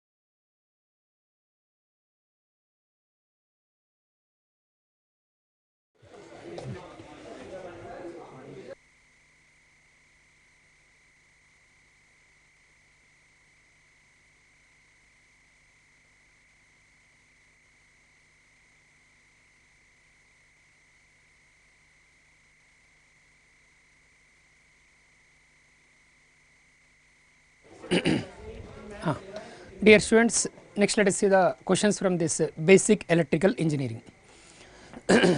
But the first requirement is the efficiency, the conversion efficiency of this fuel cell.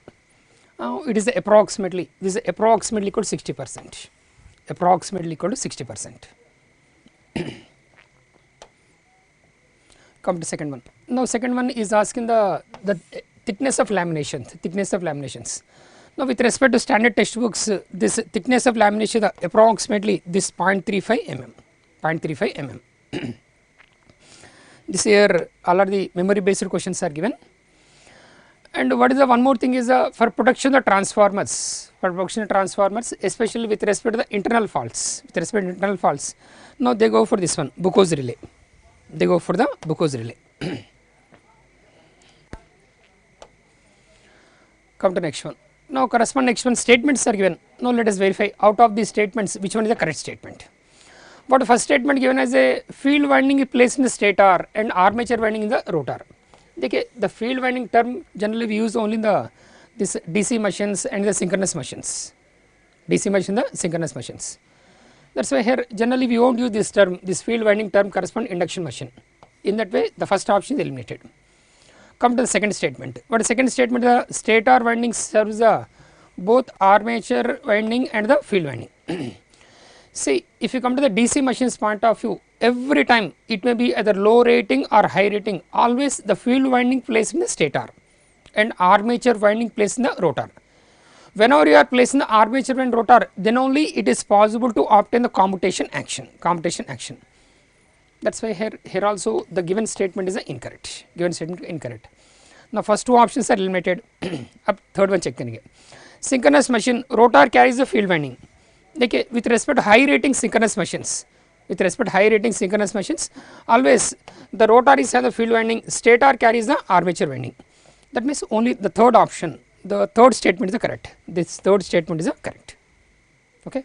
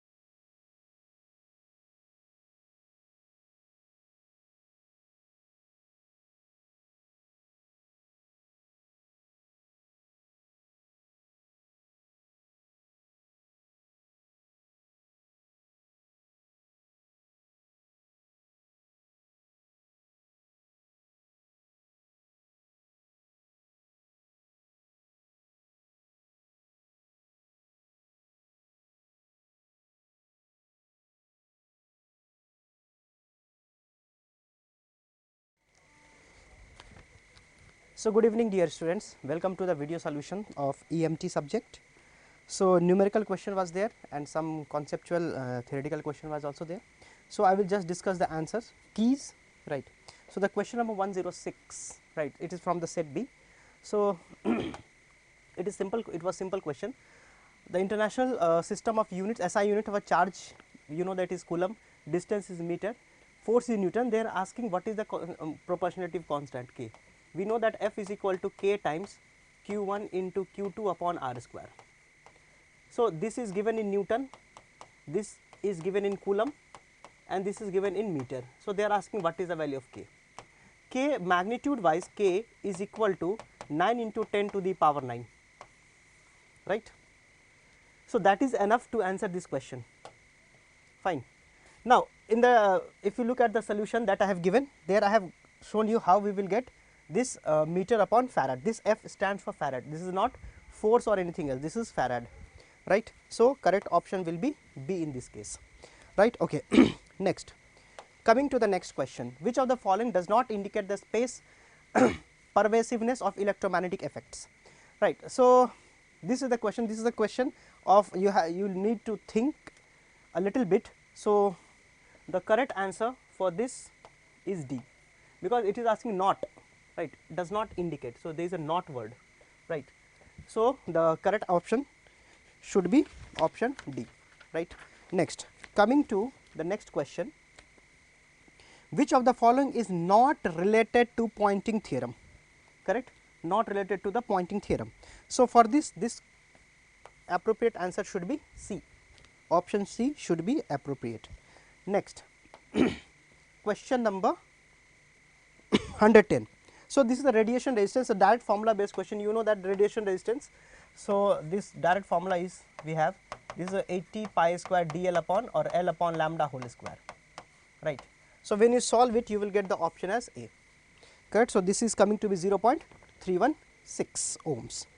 Now, coming to question number 111, when two antennas are near to each other, sum of the energy that is primarily intended for one ends up at the other. That means it is talking about the mutual, right. So, here what they have cleverly used, this is called as mutual coupling, this statement. That means when two antennas are brought are in the close proximity, so there will be some mutual coupling. So, this mutual coupling depends upon radiation characteristics, relative separation, relative orientation. There are few more like scan angle and all those stuff. So, it is asking which does not depend on, right. So, mutual inductance or mutual coupling depends upon these three. So, it is basically the statement is of the mutual coupling itself. So, the correct option should be option D, right. So, you can see it's the solution I have given here. For this also you can see later on, right. Now, coming to the next question, this is a match the following. So, in the match the following, question number 112, the best answer is B, option B, right.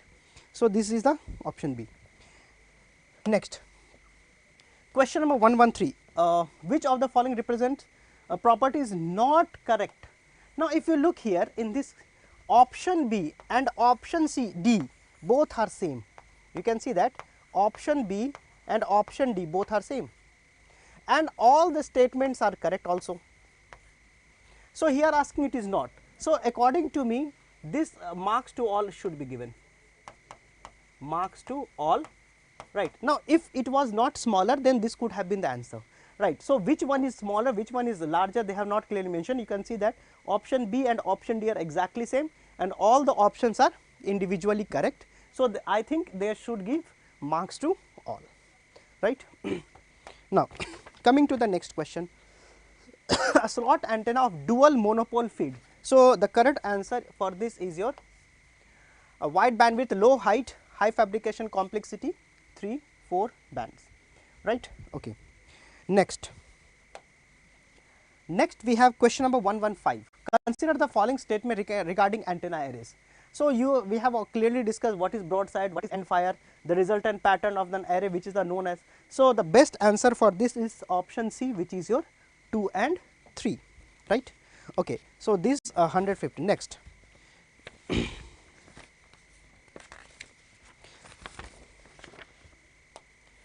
so next question is your 133. A non-uniform electric field is given by some vector, they have given electric field. A charge is transferred from point A to point B along the straight line. So, they are asking work done. So, it is simple question. We know that work done is equal to minus q times of integration E dot dl. Initial point is A, final point is B. Here electric field is given as YAX plus XAY plus 2YAZ, right, and dl vector is your dxAX, dyAY, dzAZ, right. So, and they have given the straight line. So, you can get the slope from here. So, you will get the equation of the straight line, and then you can relate y and x. So, when you solve it, you will get the answer as D, minus 4 joule you are going to get, right. So, next, the last question, the differential magnetic field at any point is proportional. So, obviously, this is saying that dH is equal to IDL cross AR upon 4 pi r square. This is the formula, and this is nothing but your Biot-Savart law. So, in the class also we have written this equation. So, they are saying that differential magnetic field at any point is proportional to the product of the current, right. Differential product of the current and differential length, so I and dl, and the sign of the angle between them. So, this is cross product, so there will be sign. So, this is nothing but your Biot-Savart law, right. So, these were the question that were asked from the EMT section. So all the best. Thank you.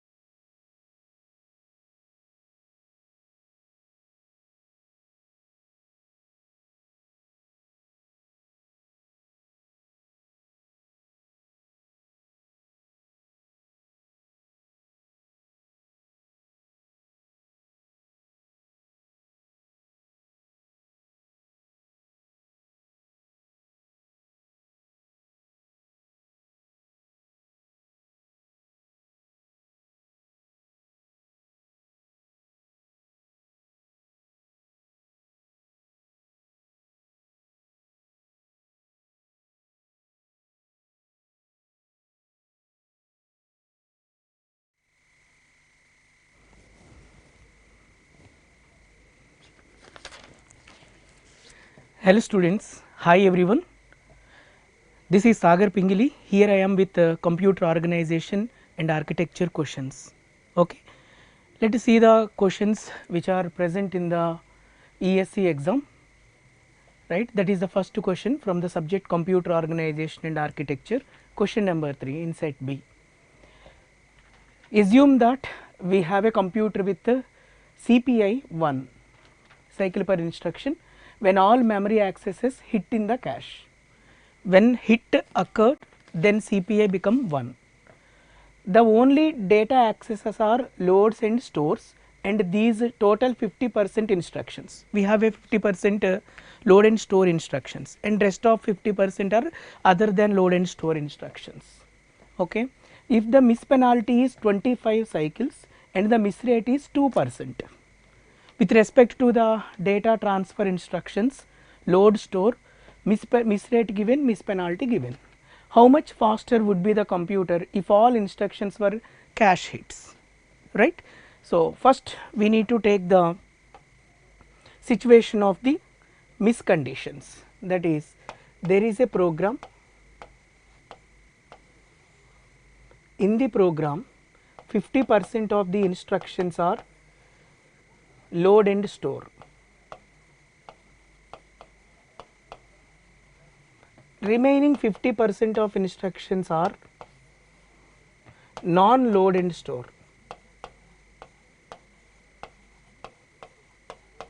Okay. Non-load and store CPI is equal to 1. So, in this 50% instructions, we need to fetch the 50% instructions.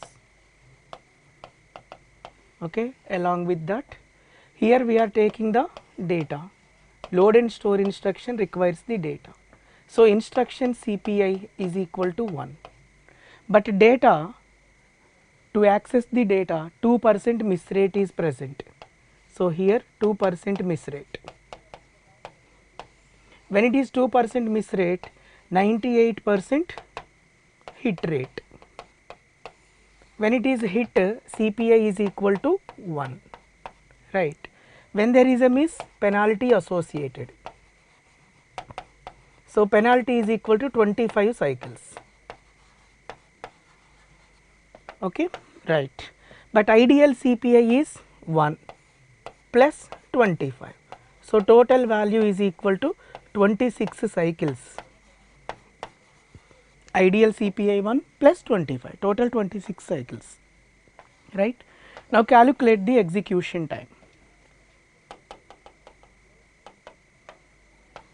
Execution time of this program is 50% of instructions 1 cycle plus 50% of instructions into 0.02 into 26 cycles 50% into 98% into 1 cycle plus 50% into 1 cycle.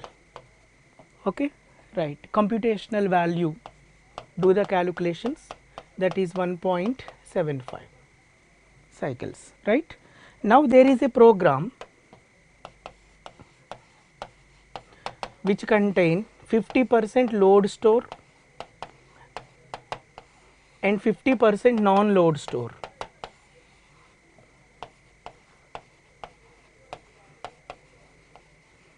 This is the non-load store. Okay. So, here all hits, all instructions are hits in the cache. When all are hits, here CPI is equal to 1, here CPI also equal to 1, there is no miss in this case, right. Therefore, execution time is equal to 0.5 into 1 cycle plus 50% 0.5 into 1 cycle. So, total value is equal to 1. Question is expecting the speed up.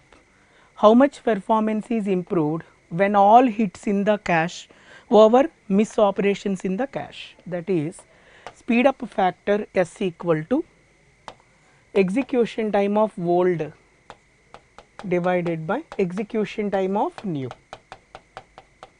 Old execution time is the miss time, new execution time is all hits time. So, S equal to 1.75 upon 1. So, S equal to 1.75. So, system is running 1.75 times faster. So, this is the analysis of that question. Okay. Now, we are moving back to the solutions and we are going to identify the right answer. Okay. This is the question. This question right answer is B. System is running 1.75 times faster. Okay. All right. Next question in the paper is, which of the following is not correct? Not correct when one goes down memory hierarchy. You know the concept of memory hierarchy. This is the memory hierarchy, okay, pyramid structure. So, total in the memory we have a 4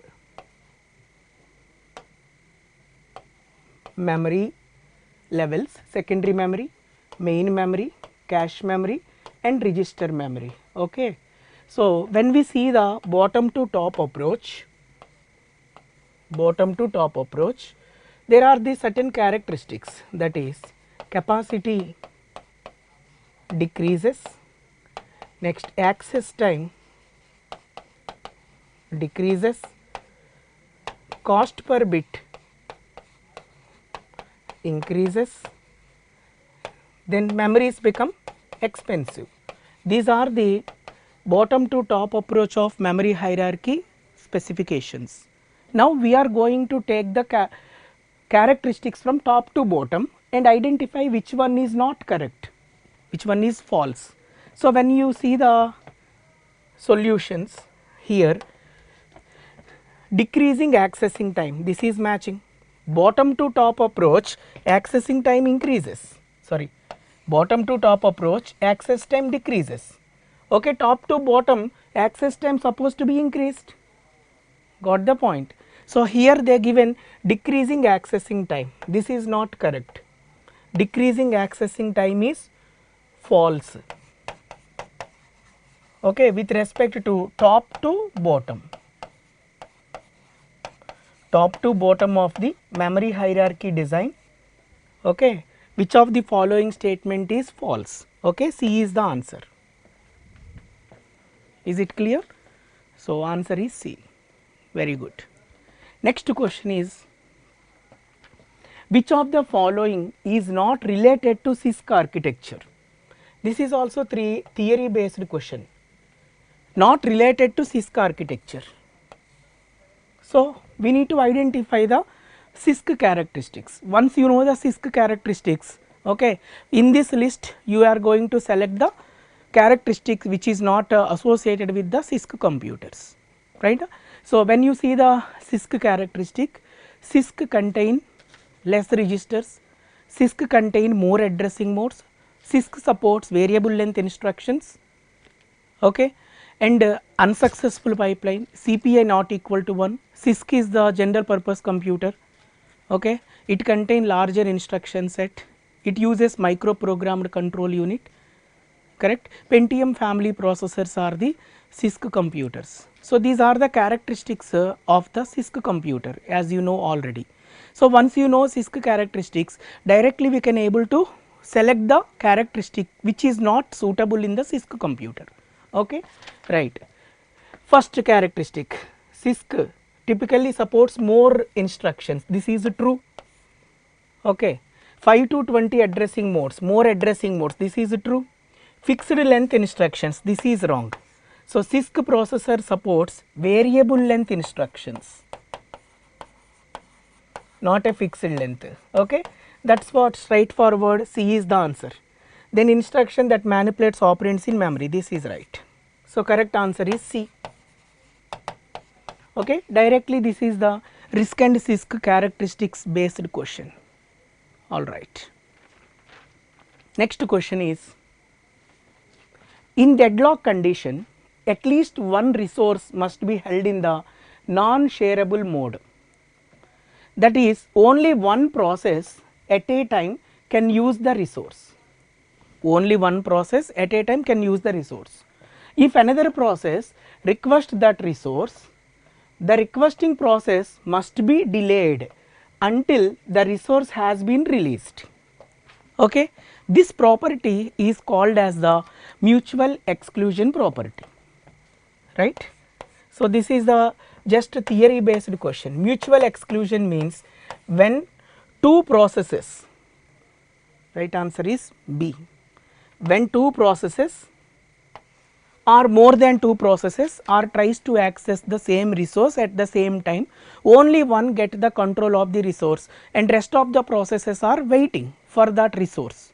Until that resource become available, remaining processes are waiting. That principle or that property is called as mutual exclusion, okay. So, answer is B, alright. Yeah, this is the next question. In a program, the following declaration. So, this is the declaration given, this is the data type,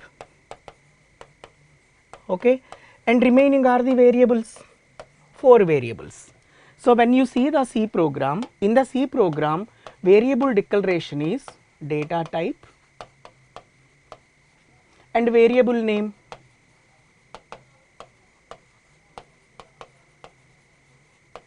like this. So, here first data type, later we are giving the variable names. So, this is the variable declaration in the program, variable declaration in the program, okay. So, this declaration represents what? Directly answer is A, variables, because this is the variable declaration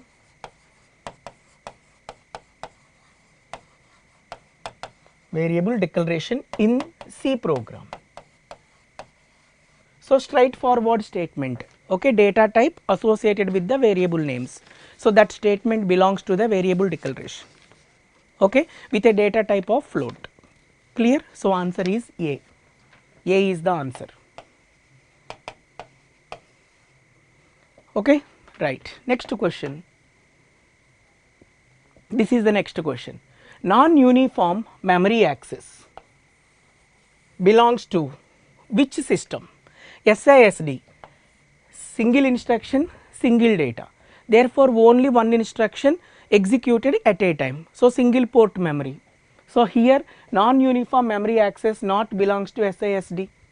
Then SIMD, single instruction, multiple data, only one CPU present. When only one CPU present, it can access the multi-port memory. So, this is not suitable for this. MISD architecture not in the use. So, obviously, the answer is MIMD, okay, MIMD is the answer. So, NUMA, non-uniform memory access is used for the multiprocessors, multiprocessor system to access the data by using the local memory units, okay, to improve the performance.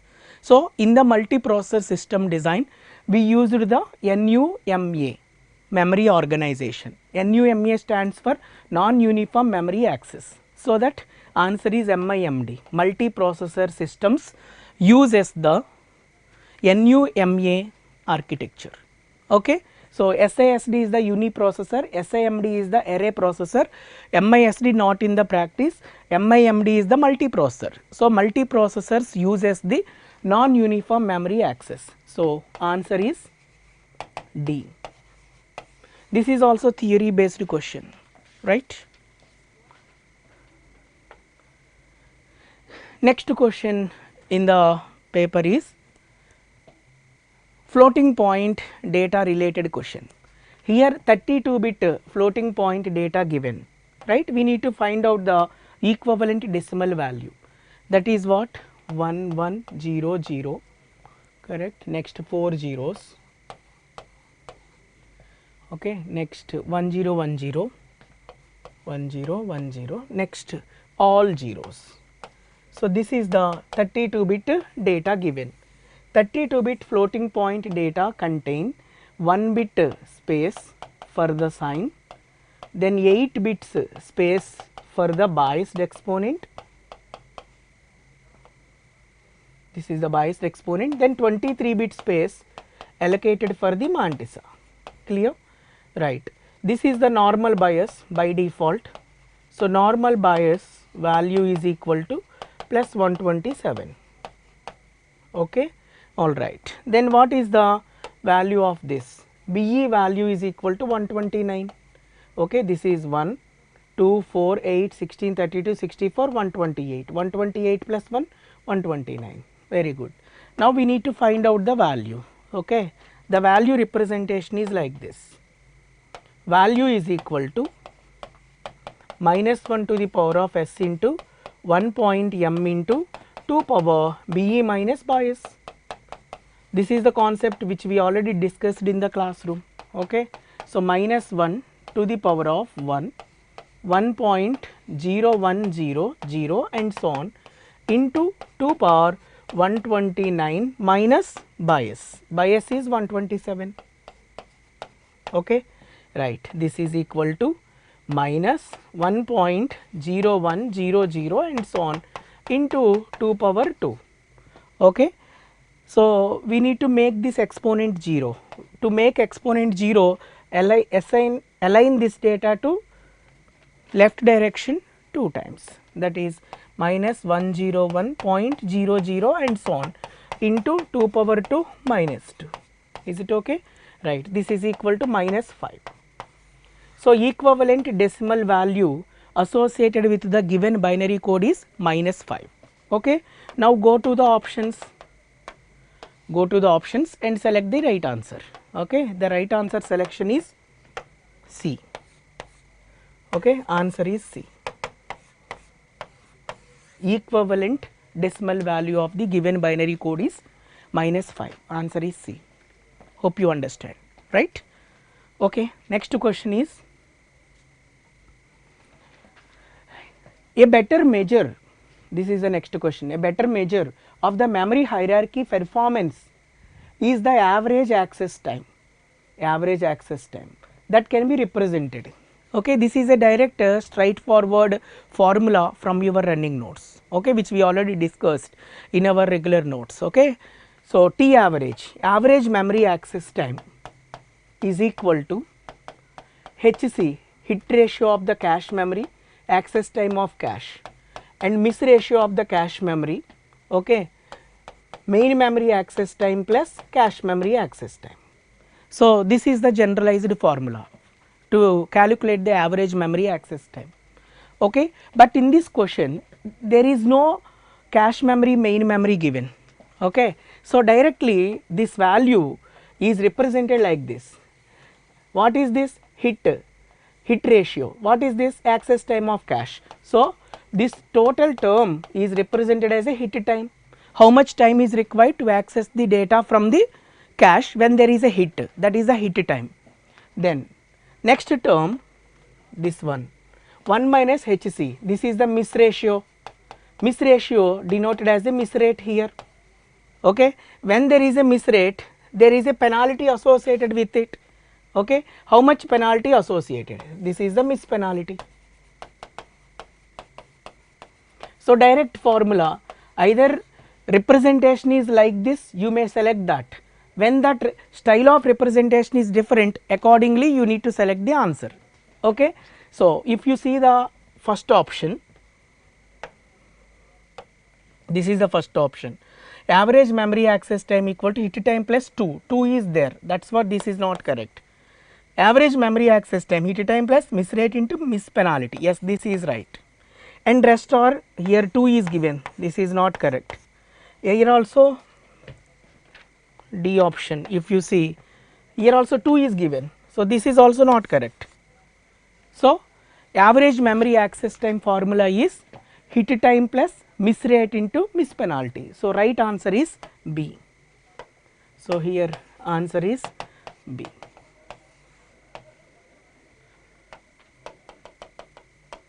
Okay students, so these are the questions in the ESE paper from the subject Computer Organization and Architecture. I hope you understand all the questions analysis. Thank you.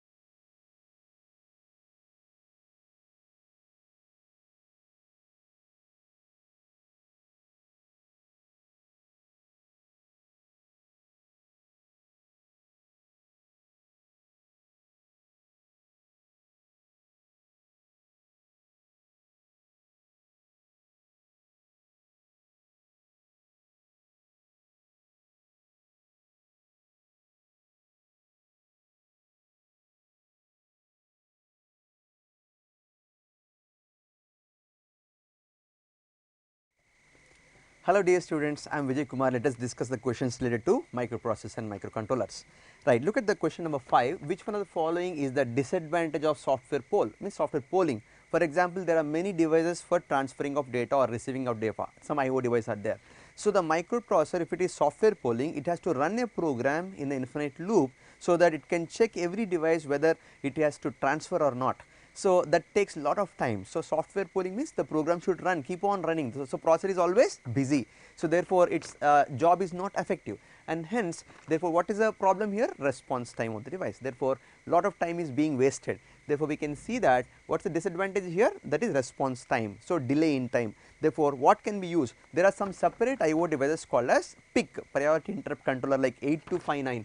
So there is one device called as 8259. So this 8259 can be used for increasing the interrupt handling capability, and whenever the device is ready, then it will automatically interrupt and processor can take the information from that, so the signal from that. So software polling as compared to software polling, so what is the disadvantage of software polling? More response time, so program keeps on running. So option D must be the correct answer. So option D should be the correct answer for question number 5. Okay, right. So remaining all, it's the direct timing and it can be rectified by daisy chain, not correct. Delay, which delay? We don't know. So here it is longest routing. No, it's not longest routing. So the option should be D for question number 5. Right. Next question. Look at question number 7. Which one of the following is not correct for an asynchronous data transfer? So, what is asynchronous data transfer? See, in asynchronous data transfer means when the transmitter sends the data, the receiver may not know. Suddenly if it transfers the data, there is a problem, it may lose the data. So, there is some signaling between transmitter and the receiver. So, in asynchronous data transfer, the format is generally when there is no data, the line condition should be high, the line condition is always high. For example, say this is a transmitter and this one is the receiver. For example, assume that this is the receiver, right. So, this is receiver.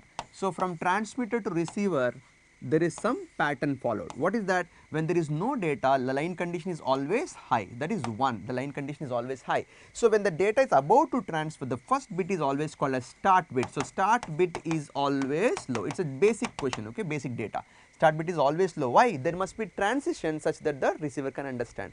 After that, whatever is the data transferred, that data will be transferred, okay, and after the data is transferred, to send the next character or next information or 8 bits of data, again the same story must be followed, and hence the line is made to become high again. So, start bit should be always low and stop bit should be always high.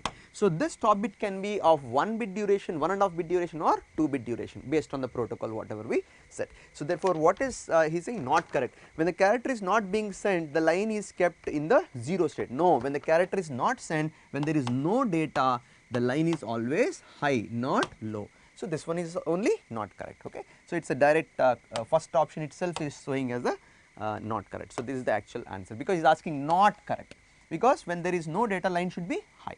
So, 7 should be A, right. So, let us go, this is the pattern which is followed, fine.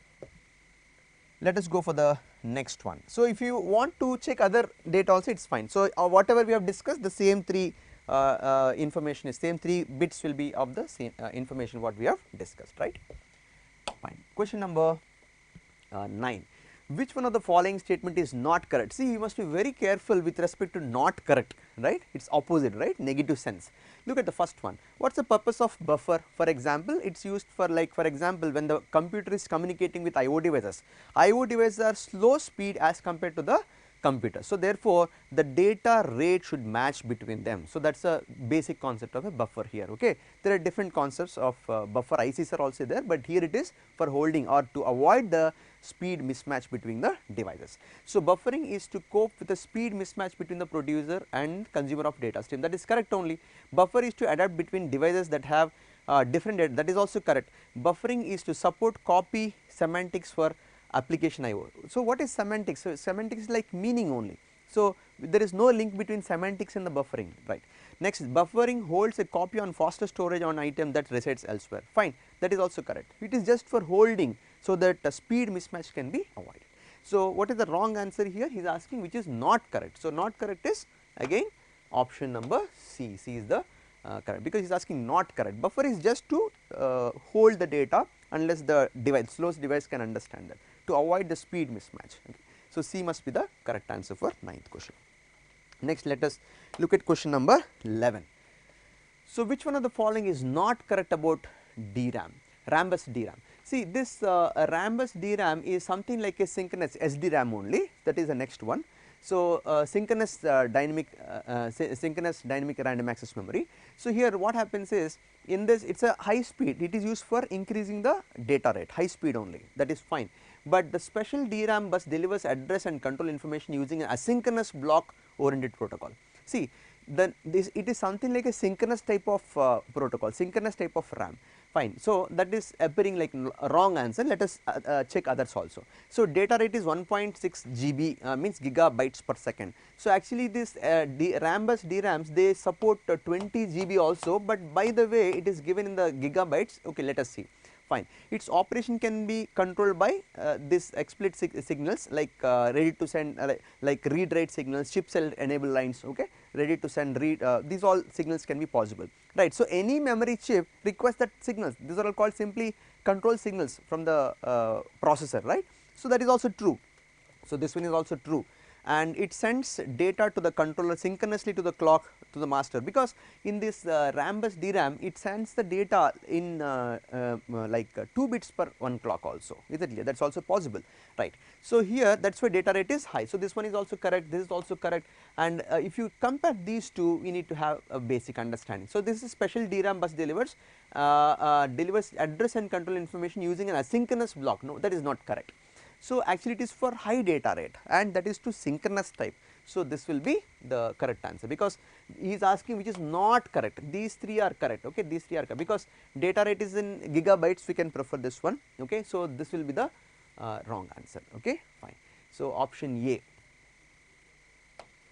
Next one, which one of the following are used to make a decision that determines the program flow based on ALU result? Tell me, arithmetic and logic unit results are given by some status flags or condition flags, okay, or the contents of register. So BCD codes are not meant for that. Binary coded decimal, no, that is wrong, and gray codes, wrong. These are all different codes, okay, in number systems, right. Sorry. So here XS3 code, these are all different codes. What is saying? Which of the following are used to make a decision? So to write a program, to implement a program based on the ALU operation, you have to check some status of the result. So that status of result is given by flags. So sign, 0, auxiliary carry, parity and all, okay, auxiliary carry, parity and all. So therefore, so this is auxiliary carry, parity and carry. So these are called as what? Condition codes. So this instead of giving direct question as a flags, he is giving as a condition code. This is the correct answer. So depending on the processor, the type of condition flags can change, okay. There can be condition flags or control flags also, okay. One more is also there, that is called as overflow flag. In some CPUs it is possible or it may not be possible, but these are the basic flags which are possible in most of the CPUs, okay. So answer is C, that is condition codes, fine. Come to the next question, question number 93. Question number 93, consider the following statements regarding the instruction pipelining. Normally the basic microprocessor like 8085 does not support any pipelining. What is the basic concept of pipelining? Pipelining means multiple instructions are executed parallelly, okay. So that the average execution time per instruction will be reduced, means the instruction is broken down into some parts like fetch cycle, decode cycle, execution cycle, memory access or write back stage, like this there are some stages. So this is generally followed in the RISC type of computers, reduced instruction set computers. So what is the main advantage? He is asking what is the question actually, which of the following statements are correct, okay. So no need of worrying about negative sense, okay. It is used for increasing the efficiency of the advanced process, that is true, that is correct. Pipelining a processor means breaking down its instruction into a series of discrete pipeline stages, means like fetch stage, pipe stage we call it as fetch, decode, execute, so on etc., which can be completed in sequence by specialized hardware, that is true only. And the performance and programming simplification is achieved by pipelining operation with the elimination of pipeline interlocks, and the control of pipeline is simplified, okay. So here see pipelining may have some hazards also, but the basic pipelining will not have any such issues, okay. So it can be said as all the 1, 2, 3 are correct here. So all this 1, 2, 3 are correct, because the performance is improved, programming simplification is also achieved by pipelining operation with the elimination of pipeline interlocks, and the control of pipeline is simplified, okay. So that is the advantage of this particular pipelining. So all 1, 2, 3 are correct. Is it clear? So performance and simplification is achieved, okay. So this is one of the important points we need to understand, okay. That is how we can understand the concept of pipeline, instruction pipelining. Is it clear? Fine. So question number 93, option would be D, okay. 1, 2, 3 are correct. I think these are the different questions which are present. Okay. Thank you.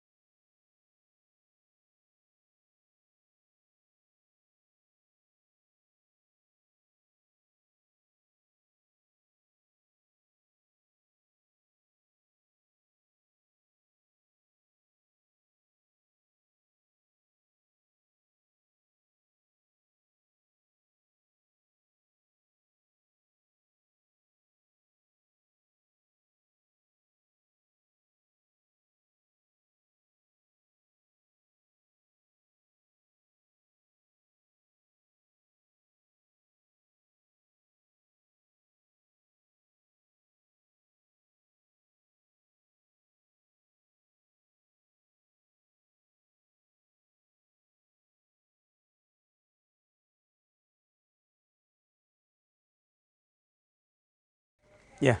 Okay. Good evening, students. Right. This is EC measurements. So I think around 14 questions came. First, let us see the first question. Question number 2. What is the given? Tell me. A potentiometer is used to measure the displacement of a hydraulic ram. The potentiometer is 25 centimeter long, right. So length of the potentiometer given that. Length of the potentiometer 25 centimeters long. Total resistance of the potentiometer 2500 ohms is operating at 4 watts with a voltage source, is operating at 4 watts. Power rating is given. How much power rating? 4 watts, right. But we know very well, we know that power is equal to V square by resistance of the potentiometer. So V is equal to square root of P into R. So substitute here, 4 watts, resistance is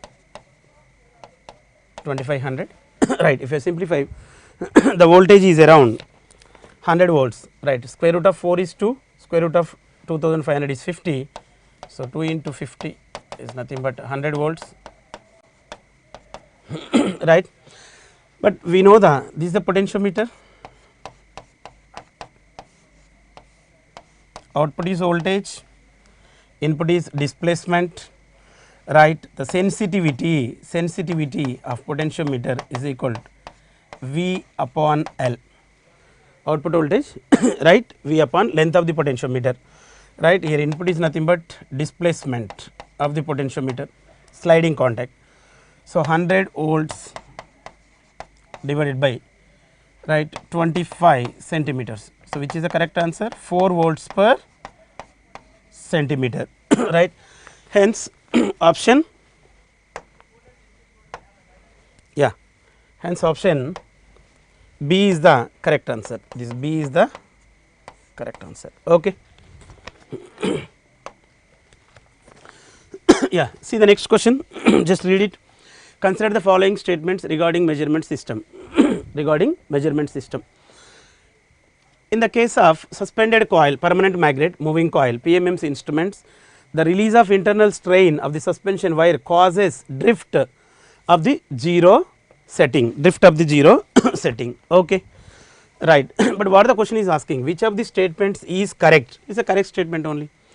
Creep of the transducer is usually defined as the change of a output with the time following a step increase in the input from one value to another. It is also correct statement, right. Even above the threshold input, right, even above the threshold input, an instrument needs a minimum increment in the input to produce a perceptible output, right. This minimum necessary increment is called the resolution. What is the resolution? The smallest change of input quantity that can be detected with more certainty or more clarity. Hence I think all 3 statements are correct, 1, 2, 3. Hence option D is the correct answer. Okay. See the next question. Yeah, dead zone in a pyrometer, right. It is the direct class notes question only. Right. What they are asking? Dead zone, right. But what is the meaning of dead zone? Right. What is the meaning of dead zone? Dead zone is equal to, even we do not know dead zone, they given very clearly 0.125% of span. But what is the span? Dead zone means up to certain amount of input the instrument cannot give any output, right. So what is the span? Tell me. Span is given as the instrument is calibrated from 800 degree centigrade to 1800. So span is equal to 1800 minus 800. So 1000 degree centigrade is the span. So shall I write directly? Dead zone equal to 0.125. Remove the percentage symbol upon 100. Span is 1000 degree centigrade. So cancel this one. I think 1.25 degree centigrade. Hence, so which is the correct answer? Option C is the correct answer. Okay. Right. See the next question. Yeah. Consider the following statements regarding measurement system. What they are asking? Which of the following statements are not correct? They are asking not correct. Okay. Known voltage. What is the known voltage? It is nothing but true voltage only. Known voltage is nothing but true voltage only. The true voltage is 200 volts is given. Okay. And measured by a voltmeter, and the successive readings are 204, 205, 203, 203, 205. You take the average of those readings.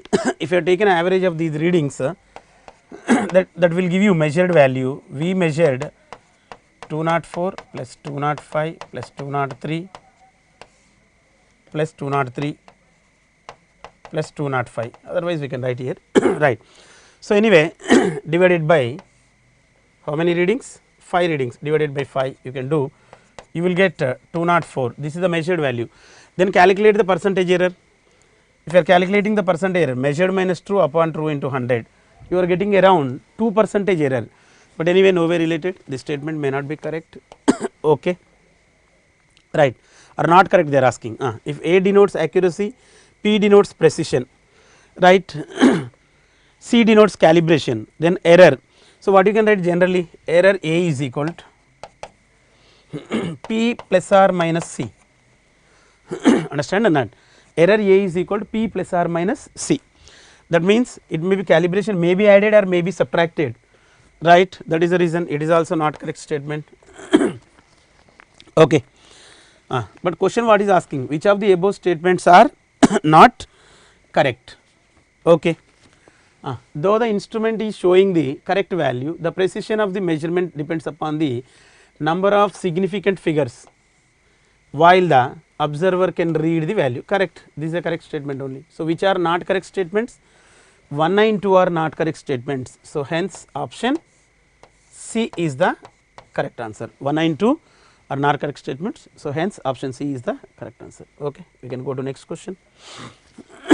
Right. Yeah, this is again theory bit question. What they are asking? Consider the following statements regarding wet and dry bulb hygrometer. Which of the statements are not correct? Read the question carefully, these are important. Which of the statements are not correct? Okay. Yeah, in hygrometer consists of 2 mercury in glass thermometers and bulb one of which covered with wick or muslin. Sai is the correct statement only. Okay. Wick or muslin in turn always kept moist by clipping, moist by dipping both its ends into water contained in a small vessel. Right.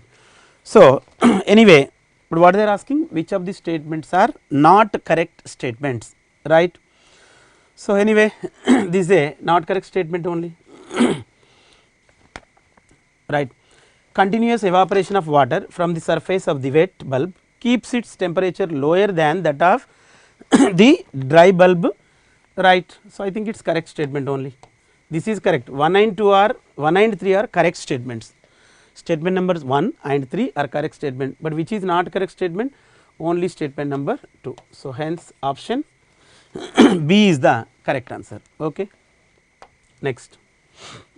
Yeah, see the question number 27. Again what they are asking, which of the following statements are correct? They are asking correct. Okay. Again regarding hygrometer only, capacitive hygrometer. Actually hygrometer is used to measure the humidity content in the atmosphere.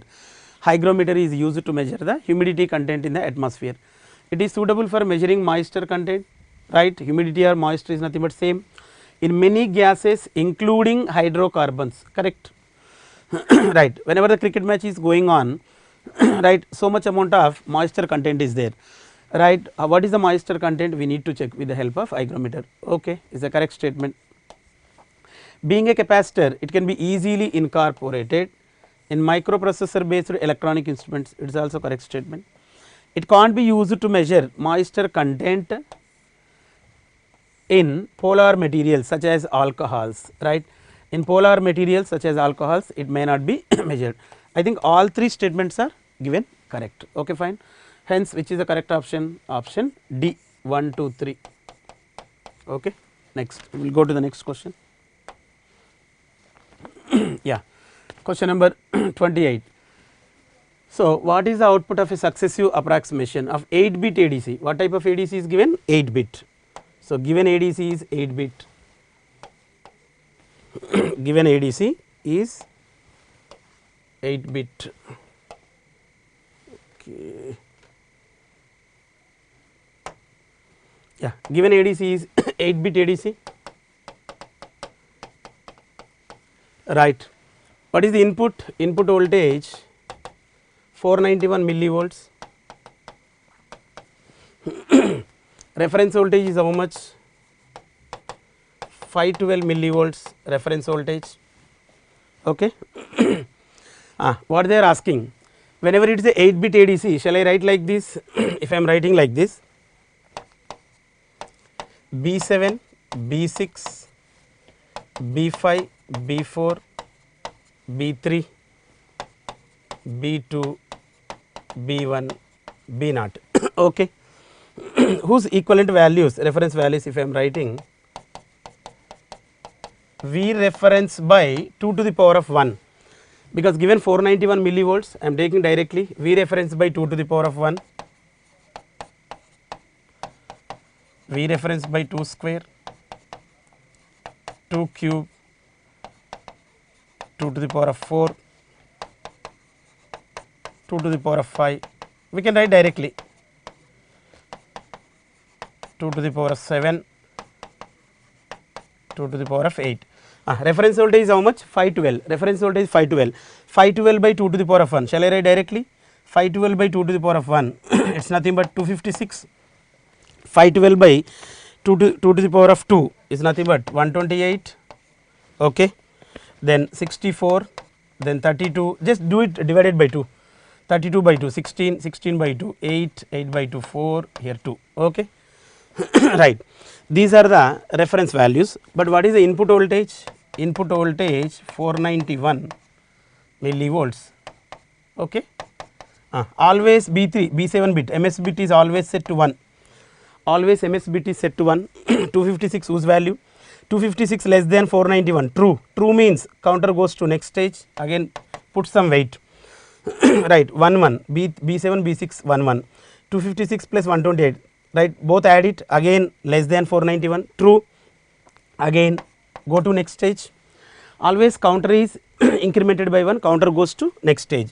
If I are adding these 3, again the total value, sum of this value less than 491, I already solved this one.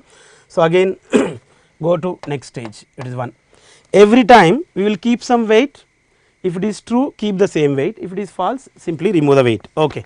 Add these values, total values I think more than 490, right, goes to next stage, it will be 0, right. Again add this one 1, again go to next stage 0, right, go to final stage 1. So, what is the answer? Final answer, you check it here 1 1 1 1 1 0 1 0 1. Hence, option B is the correct answer. Okay. Option B is the correct answer. Okay. It is again regular class notes question only, right. Yeah. What is the percentage error in the measuring of kinetic energy of a body if the percentage error in the measurement of mass and speed is given? Yeah, mass percentage error, how much? Del m by m, how much is given? 2%. Percentage of speed, this is mass regarding speed. What is speed? Yeah, del v by v, 3% is given, percentage error in speed. Okay. And now please tell me what is the kinetic energy? Kinetic energy is equal to half m v square. Shall I write directly? Whenever kinetic energy equal to half m v square, so del Ke upon Ke equal to, directly apply the log actual procedure, del m by m plus 2 into, why 2 times v square, 2 into del v by v. Okay, velocity. Here anyway plus or minus symbol is there. Yeah, tell me 2% plus 2 into 3%, direct answer 2 plus 6, 8%. So, the overall percentage error in the kinetic energy of a body is 8%. So, hence option C is the correct answer. Okay. Right, go to the next question. Yeah, this is a good question. A mass of a 10 kg, measured with an instrument, and the readings are normally distributed with respect to the mean of 10 kg. Mean how much given, tell me? The given mean is, mean is nothing but x bar, assume in general in our measurements. So, mean is 10 is given, okay, fine. And 60% of the recordings are 60% of the recordings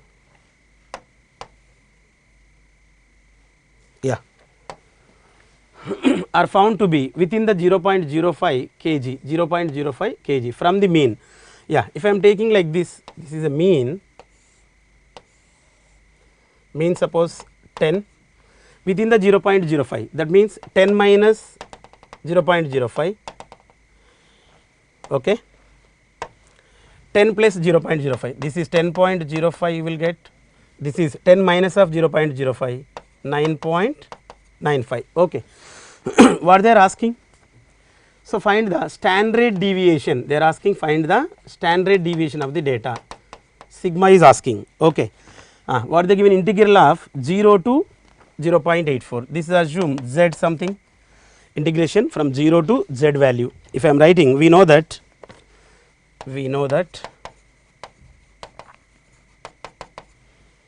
z is equal to x minus x bar by sigma, this one we know it. I want here sigma, z is directly given, z is how much? 0.84, x 10 right, x minus x bar, x value 10.05, take this value, understand or not, take this value 10.05 x minus x bar is 10.05 minus 10 divided by sigma, I want sigma, okay. So, then sigma is equal to how much? 0.05 divided by 0.84, right. Simplify this value, you will get the value of 0.06. Hence, which is the correct option, tell me? The answer is 0.06, option B is the correct answer, okay. Right. Next I think theory bits only. LVDT, it is the most important thing, LVDT. Consider the following statement which are not correct, this is important here. In all your measurement questions, which statements are correct or not correct, particularly IES.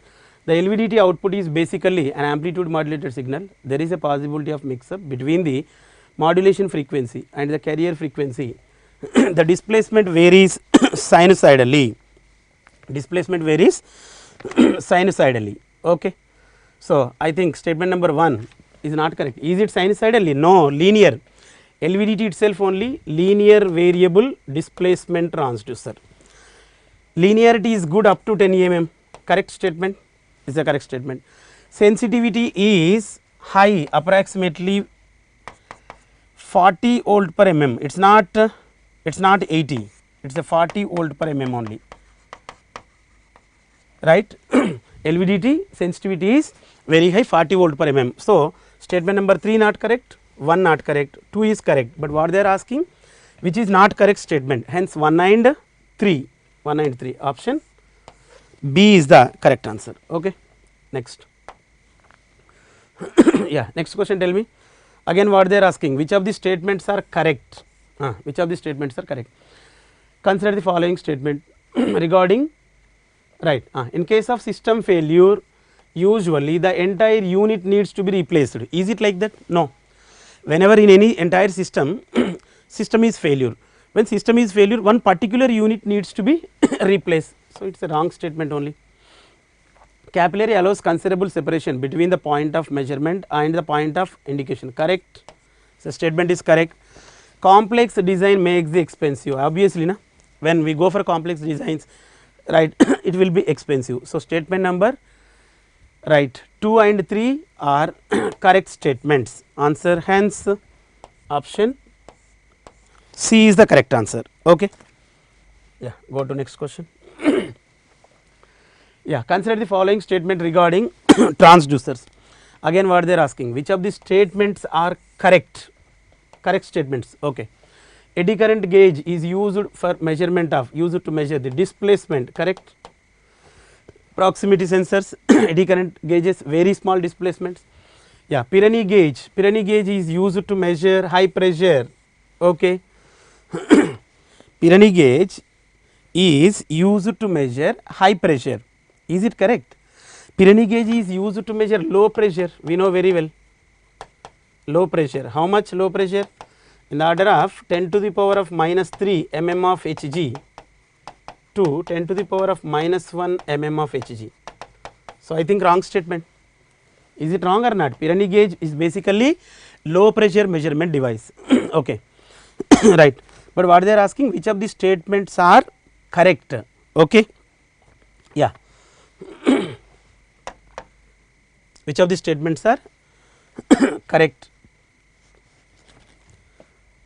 Now, coming to next, what they are giving, Wiedemann effect is used in transducers to measure the torque, force, displacement and the level measurement. I think it is correct. Okay. Correct. So, 193 correct, hence we can go for option B is the correct answer. Okay, fine. Yeah, go to the next question. Yeah. Yeah, I think it is a last question. One more question is there. Okay, no issue.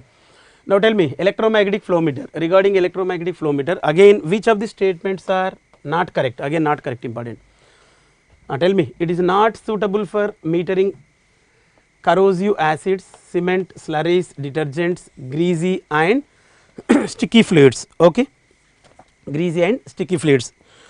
Now please tell me which of the statements are not correct. Okay, I think it is not correct only. Suitable, it is suitable only for conducting materials, understand or not? Suitable only for conducting materials. It can measure high flow rates, no. It can measure low flow rates. Electromagnetic flow meter suitable for low flow rates only. The liquid has to be conductivity. This requirement is eliminates its use for all gases, for most of the hydrocarbons. It is correct. Statement number 3 is correct, 192 not correct. What they are asking, not correct statement only. So, that is the reason 192 statements are not correct, hence option B is the correct answer. Okay. Next, go to last question. Right, it is the last question. Now look at this question. Consider the following statement regarding vibrating element pressure transducer. Right, again which of the statements are correct? This is important, which of the statements are correct? It generates an inherently digital signal which is amenable to its acquisition by the microprocessor based instrument. It is nothing but DAS only, data acquisition system. It is sensitive to temperature variations, shock and vibrations, correct. This statement is correct, this is also correct. The detectable pressure range is typically 10 mm of Hg to 6000 or 42 megapascal is correct. This statement also correct only. So, I think all 3 statements are correct, hence option D is the correct answer, right.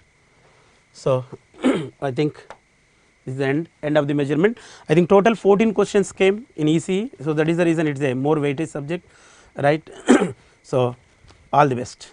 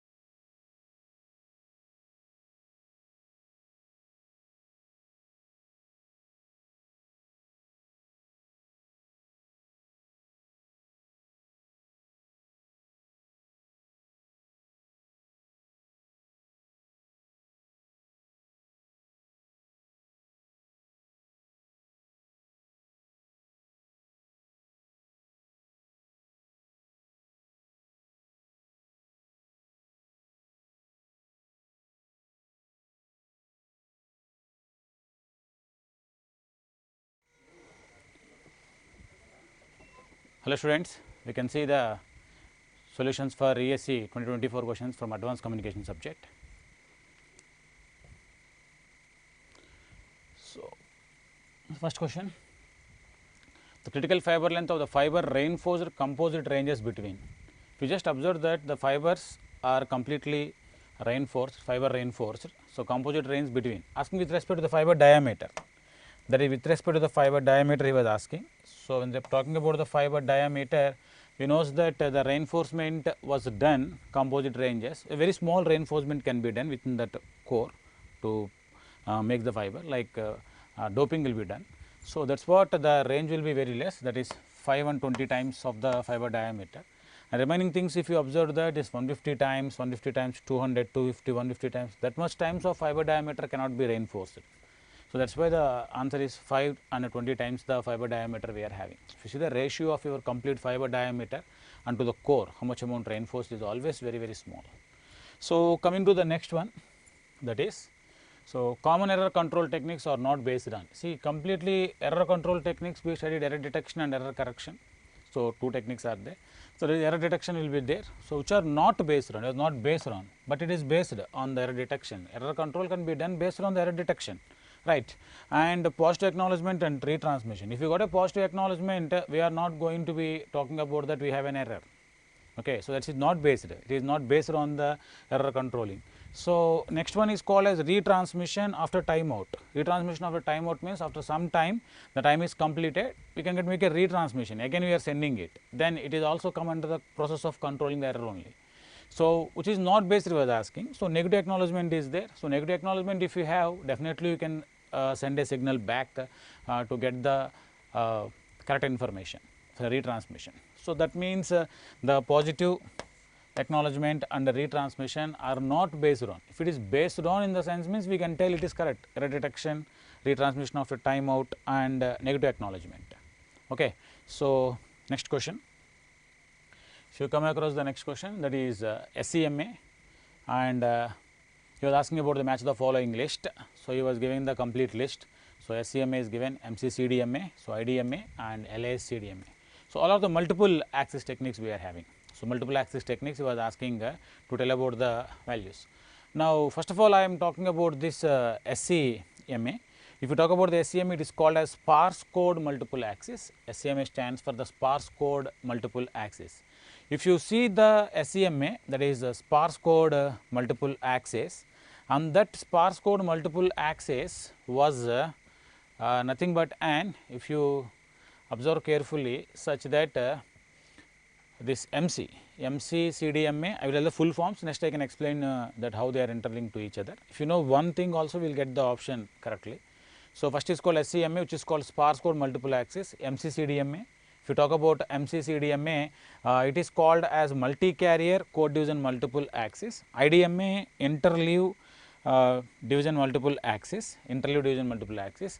LASCDMA, if you talk about the LASCDMA, it is called as large area synchronous CDMA we are having. So, if you talk about this one, if you see that SEMA, see sparse code multiple axis, we can see applies a new set of spread codes that exhibit interference between window to separate users in the wireless channel we are having. The sparse code was going to be used for that one. So, this will going to be matched with this, and we can tell that option A is the correct option, where we can find out that PQRS was present. So, if you see about the IDMA also enables 2 or more users associated with the same base station to use the same time and frequency and code resources on the grounds of their physical location or spatial separation we are having. So, IDMA interleaving, the separation will be done between using the two stations, and that is why it is called as IDMA we are having. So, this is the question. You can see about the next question.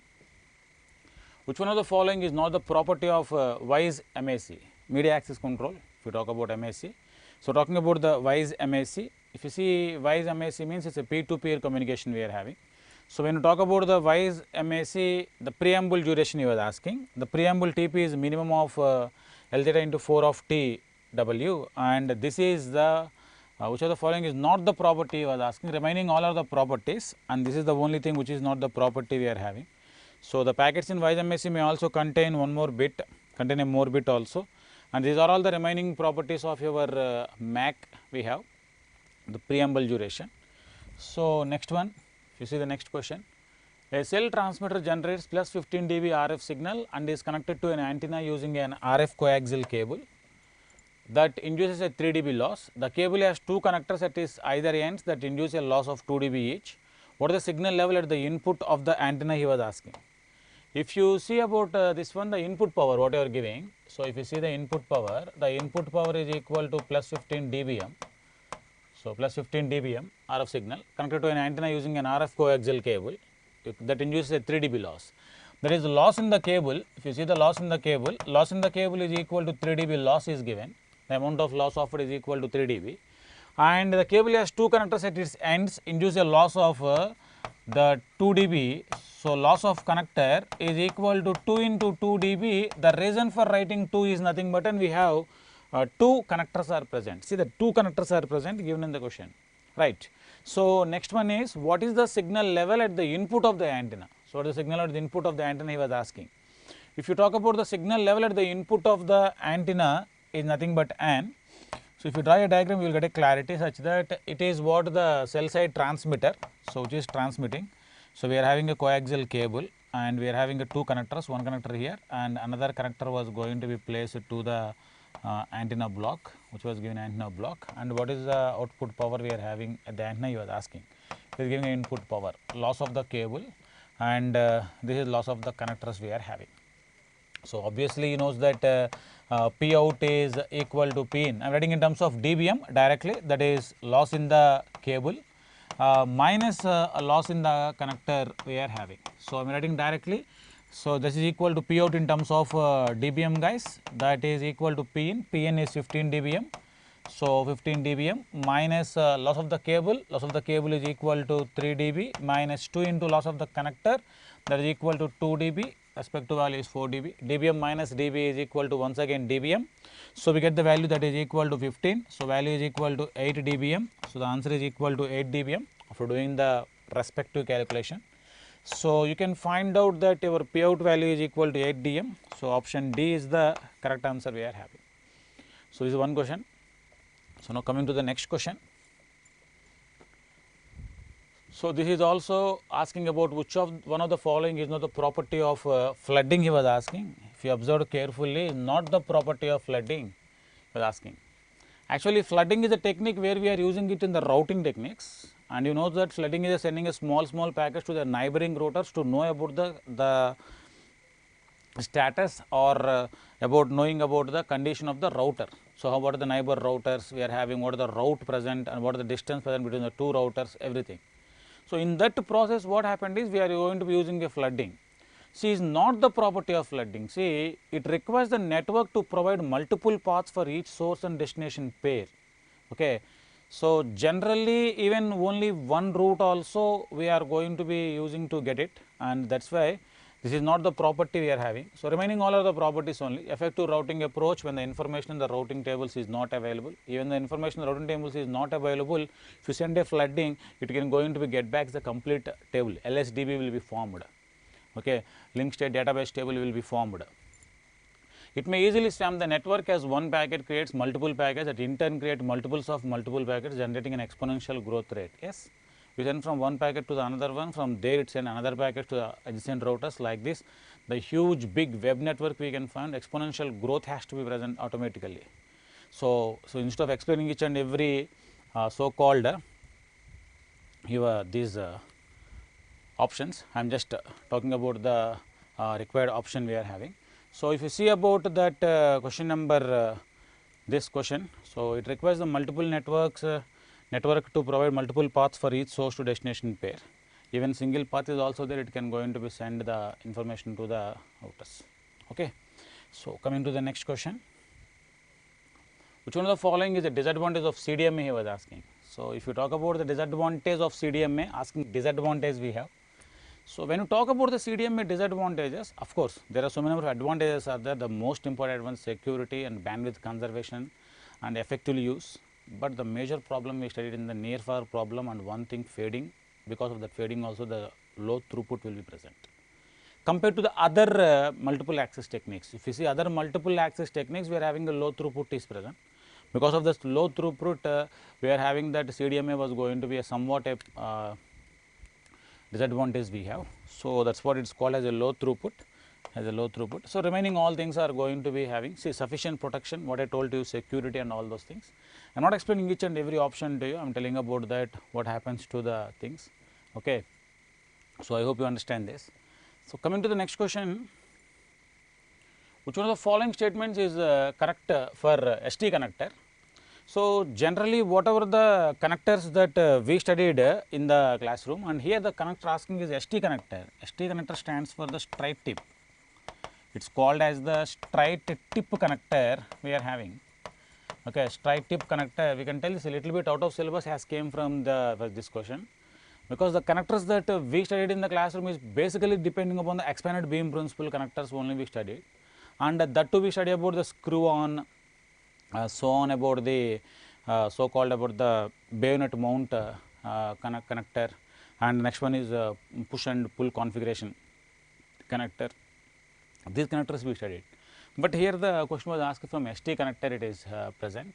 So, it is a ceramic ferrule and a rugged metal housing, it is latched in place by twisting we are having. So, this is actually which is one of the following statement is correct he was asking, and this talking about this connector is going to having a specific ferrule design. By putting that and twisting it, it has to be formed as a straight tip connector will be formed, and that is what the first option A is correct, which is the straight answer I am giving directly, and the remaining things are going to be present, and that is of high density. It allows, it is also somewhat close, but only small problem with connection. It allows high density connections between network equipment in telecommunication networks. It does not offer high density connections, only one connection it is going to be offered, and that is the only problem we are having, but used in network equipments in telecommunication rooms they can be used. Okay. Of course, we can go for the next one. So, network and switching subsystem does not have which one of the following switches and databases. Before going to talk about this network subsystem, obviously we studied in the classroom that in our cellular communication in the GSM architecture, we studied such that we have three tier architecture, and the three subsystems that we study in the classroom is RSS, radio subsystem, next one is NSS, network subsystem, and next one other one is OSS, operational subsystems. If you talk about these subsystems, if you see NSS is network subsystem, that is network and switching subsystem is giving, which is called as NSS we are having. So, in the NSS what we have is, in NSS we are having MSC or MSTO, main switching telecom office, or MSC, main switching center has to be present. Definitely MSC is present, which is called as MSC, main switching center or mobile switching center we are having, and we can see about the HLR, home location register, and VLR, visitor location register present in the NSS. Even though they are going to be accessed as a databases, they have to present in the NSS. But the only thing that you can going to be find out is operation and maintenance center, OMC. OMC is called operation and maintenance center, which is not present in the so called said to be the NSS. It is present in the OSS, the main operational subsystem is containing these things. Okay, operation and maintenance subcenter has to be present, right. So, which of the subsystem does not see, we have to concentrate. Most of the questions that ask from advanced communication is not only was asking, we are not asking about the remaining things. Okay. So, that is why it is not an part of your network subsystem NSS. So, the direct question from the cellular communication system. So, next question. So, if you see the next question, which one of the following statements is not correct about the D channel contention resolution algorithm? This is also an out of channel, out of the subject question has came here once again. So, D channel contention resolution algorithm, LAPD, link access protocol of D channel. So, link access protocol of D channel we are having. We studied about the point to point control protocol, at that we studied about the link access protocols, okay, and that is LAPD we are having, and this is about the D channel.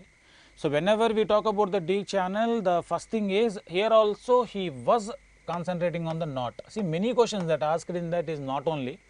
So, if you see about this, the LAPD, so it can going to be transmitted in a, by using a pseudo terminary coding scheme. The coding scheme what we are having here, a subscriber device has an LAPD frame to transmit. It transmits a series of binary ones on the D channel using the pseudo ternary encoding scheme. It is not a pseudo ternary encoding scheme it is using. So, that is why it is not correct we are having. So, we are talking about this is the answer having. So, out of that questions you can see here. So, this was the next question. Which one of the following is not applicable to channel guides? So, here also see here guys, once again it is not applicable about the channel guides he was asking. So, channel guides, if the signal is passing into a channel, where the signal was guiding through the channel, along the channel, into the channel was guided, it is called channel guides, like link to link communication we are having. The link to link communication with a physical communication or point to point communication, for the channel guides we are having. So, whenever the signal or light was going to be confinement, that light has to be light has to be confined in the x, y and z direction, obviously knows that. We studied in the waveguides also the same principle. It was in the x, y and z direction has to be confined. And moreover things, and these two channel guides are going to be basically useful for us to connect the devices. The devices can be connected, optical devices, what it may be. Talking about optical in the sense we are talking about optical communication. If it is other than optical also, as electromagnetic signal communication systems also, we can make to connect them. Okay. And that's what the option C, devices of integrated optics including lasers, modulators, switches and directional couplers will be connected. In a channel we use a directional coupler, or a coupler can be used, repeater can be used, and those will be connected to each other.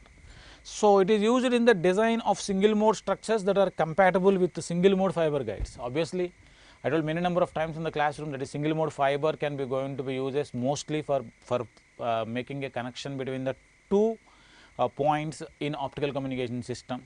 And he is asking which is not applicable, he was asking. See, this is not applicable, he is asking. Applicable means we can tell this one true and this is also true. See, confined, there is a YZ plane. Light cannot provide confinement in the x dimension. No, it is not true. It is confined in x, y and z direction. Okay. So, that means this one is the answer we are having. So, I hope so you understand this question. So, these are the questions that asked out of the syllabus. They asked 2 questions here. Okay. And remaining things are within the syllabus only. Okay. You can see with the next subject, right. Thank you.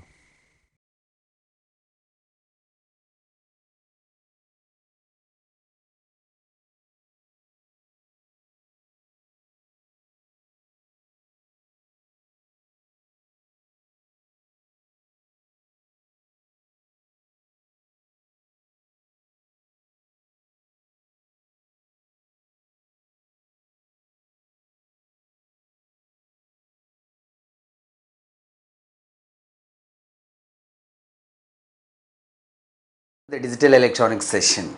This time we are actually got number of questions in this digital electronics, but all are so simple questions only. Just let us look at the questions here. We will answer those also here. You check this one.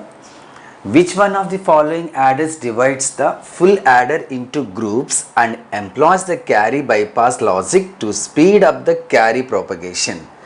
As you know, the ripple carry adder or parallel binary adder, in that carry propagation delay is a disadvantage. To overcome that, we just went to the look ahead carry adder, and this is a direct theoretical question. So, based on that, the answer is option B, carry look ahead adder. Got it? Right. Students, you can see here, you can check another question here. It is based on the twisted ring counter, and they asked that number of flip-flops, how many needed to get the 10 unique states. Here, see, 10 unique states. How many number of flip-flops required? The formula is so simple. N number of flip-flops are going to give 2n number of possible states. 2n number of possible states. So, based on that, this is nothing but n number of flip-flops. We are going to get 2n number of possible states. So they want the 10 unique states. So 10 unique states if they want, then based on that 5 actually require the number of flip-flops, because here 2 into 5 we are going to get the 10 possible states then. So the answer will be number of flip-flops means option A. Got it? Right. Actually based on this only we got one more question also here. Let us check that. The same model type question, one more ask. Yes, this is the thing. How many number of unique states are possible in the twisted ring counter with 5 flip-flops? That means that question, previously they asked the number of flip-flops, but now flip-flops 5 already they gave. How many states that we are going to get, they asked. Again the same, n means 2 into n, the formula. So flip-flops are n, they gave 5 here. So then 2 into 5 we are going to get, it's nothing but 10 states. So that will be the option C. Got it? Right. Students, you can check another question here, that is essential prime implicants based, the question was asked here.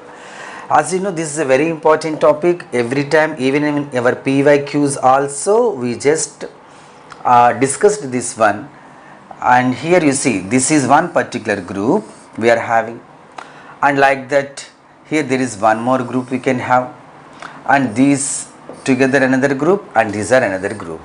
In this one, this can be the essential prime implicant, and this is also essential prime implicant, and this group is also essential prime implicant, but this particular thing is only prime implicant, but it is not essential prime implicant. You may get a doubt, sir, what is the way you are deciding the essential prime implicant? Why? Because essential prime implicant is that particular prime implicant in which at least we should have a single one in such a way that it should have the chance of only one time grouping. That means in that we should get at least a single one which is uniquely grouped, like that the situation should be there. If you observe here, in this particular one, this one is engaged here in this particular group, and it can also be engaged with this one, like that this one can be engaged here and there also. That's why this particular group, in these, among these two ones, no single one is in such a way that having the uniqueness of grouping. That's why this cannot comes under the category of essential prime implicant. But if you observe this particular quad, based on this one and this one, we can say it is essential prime implicant because they are having the grouping chance of only one time.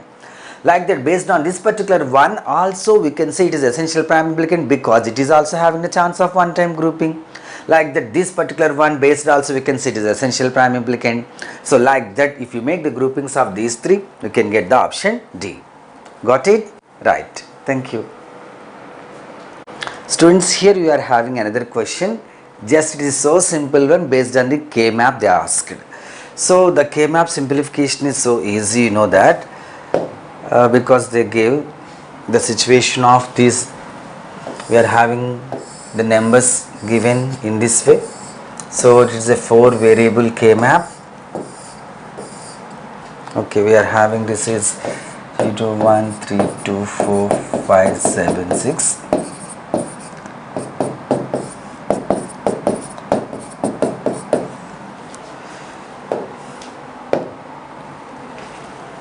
So this is A bar B bar, this is A bar B, this is AB, this is AB bar, C bar D bar, C bar D, CD, and this is CD bar.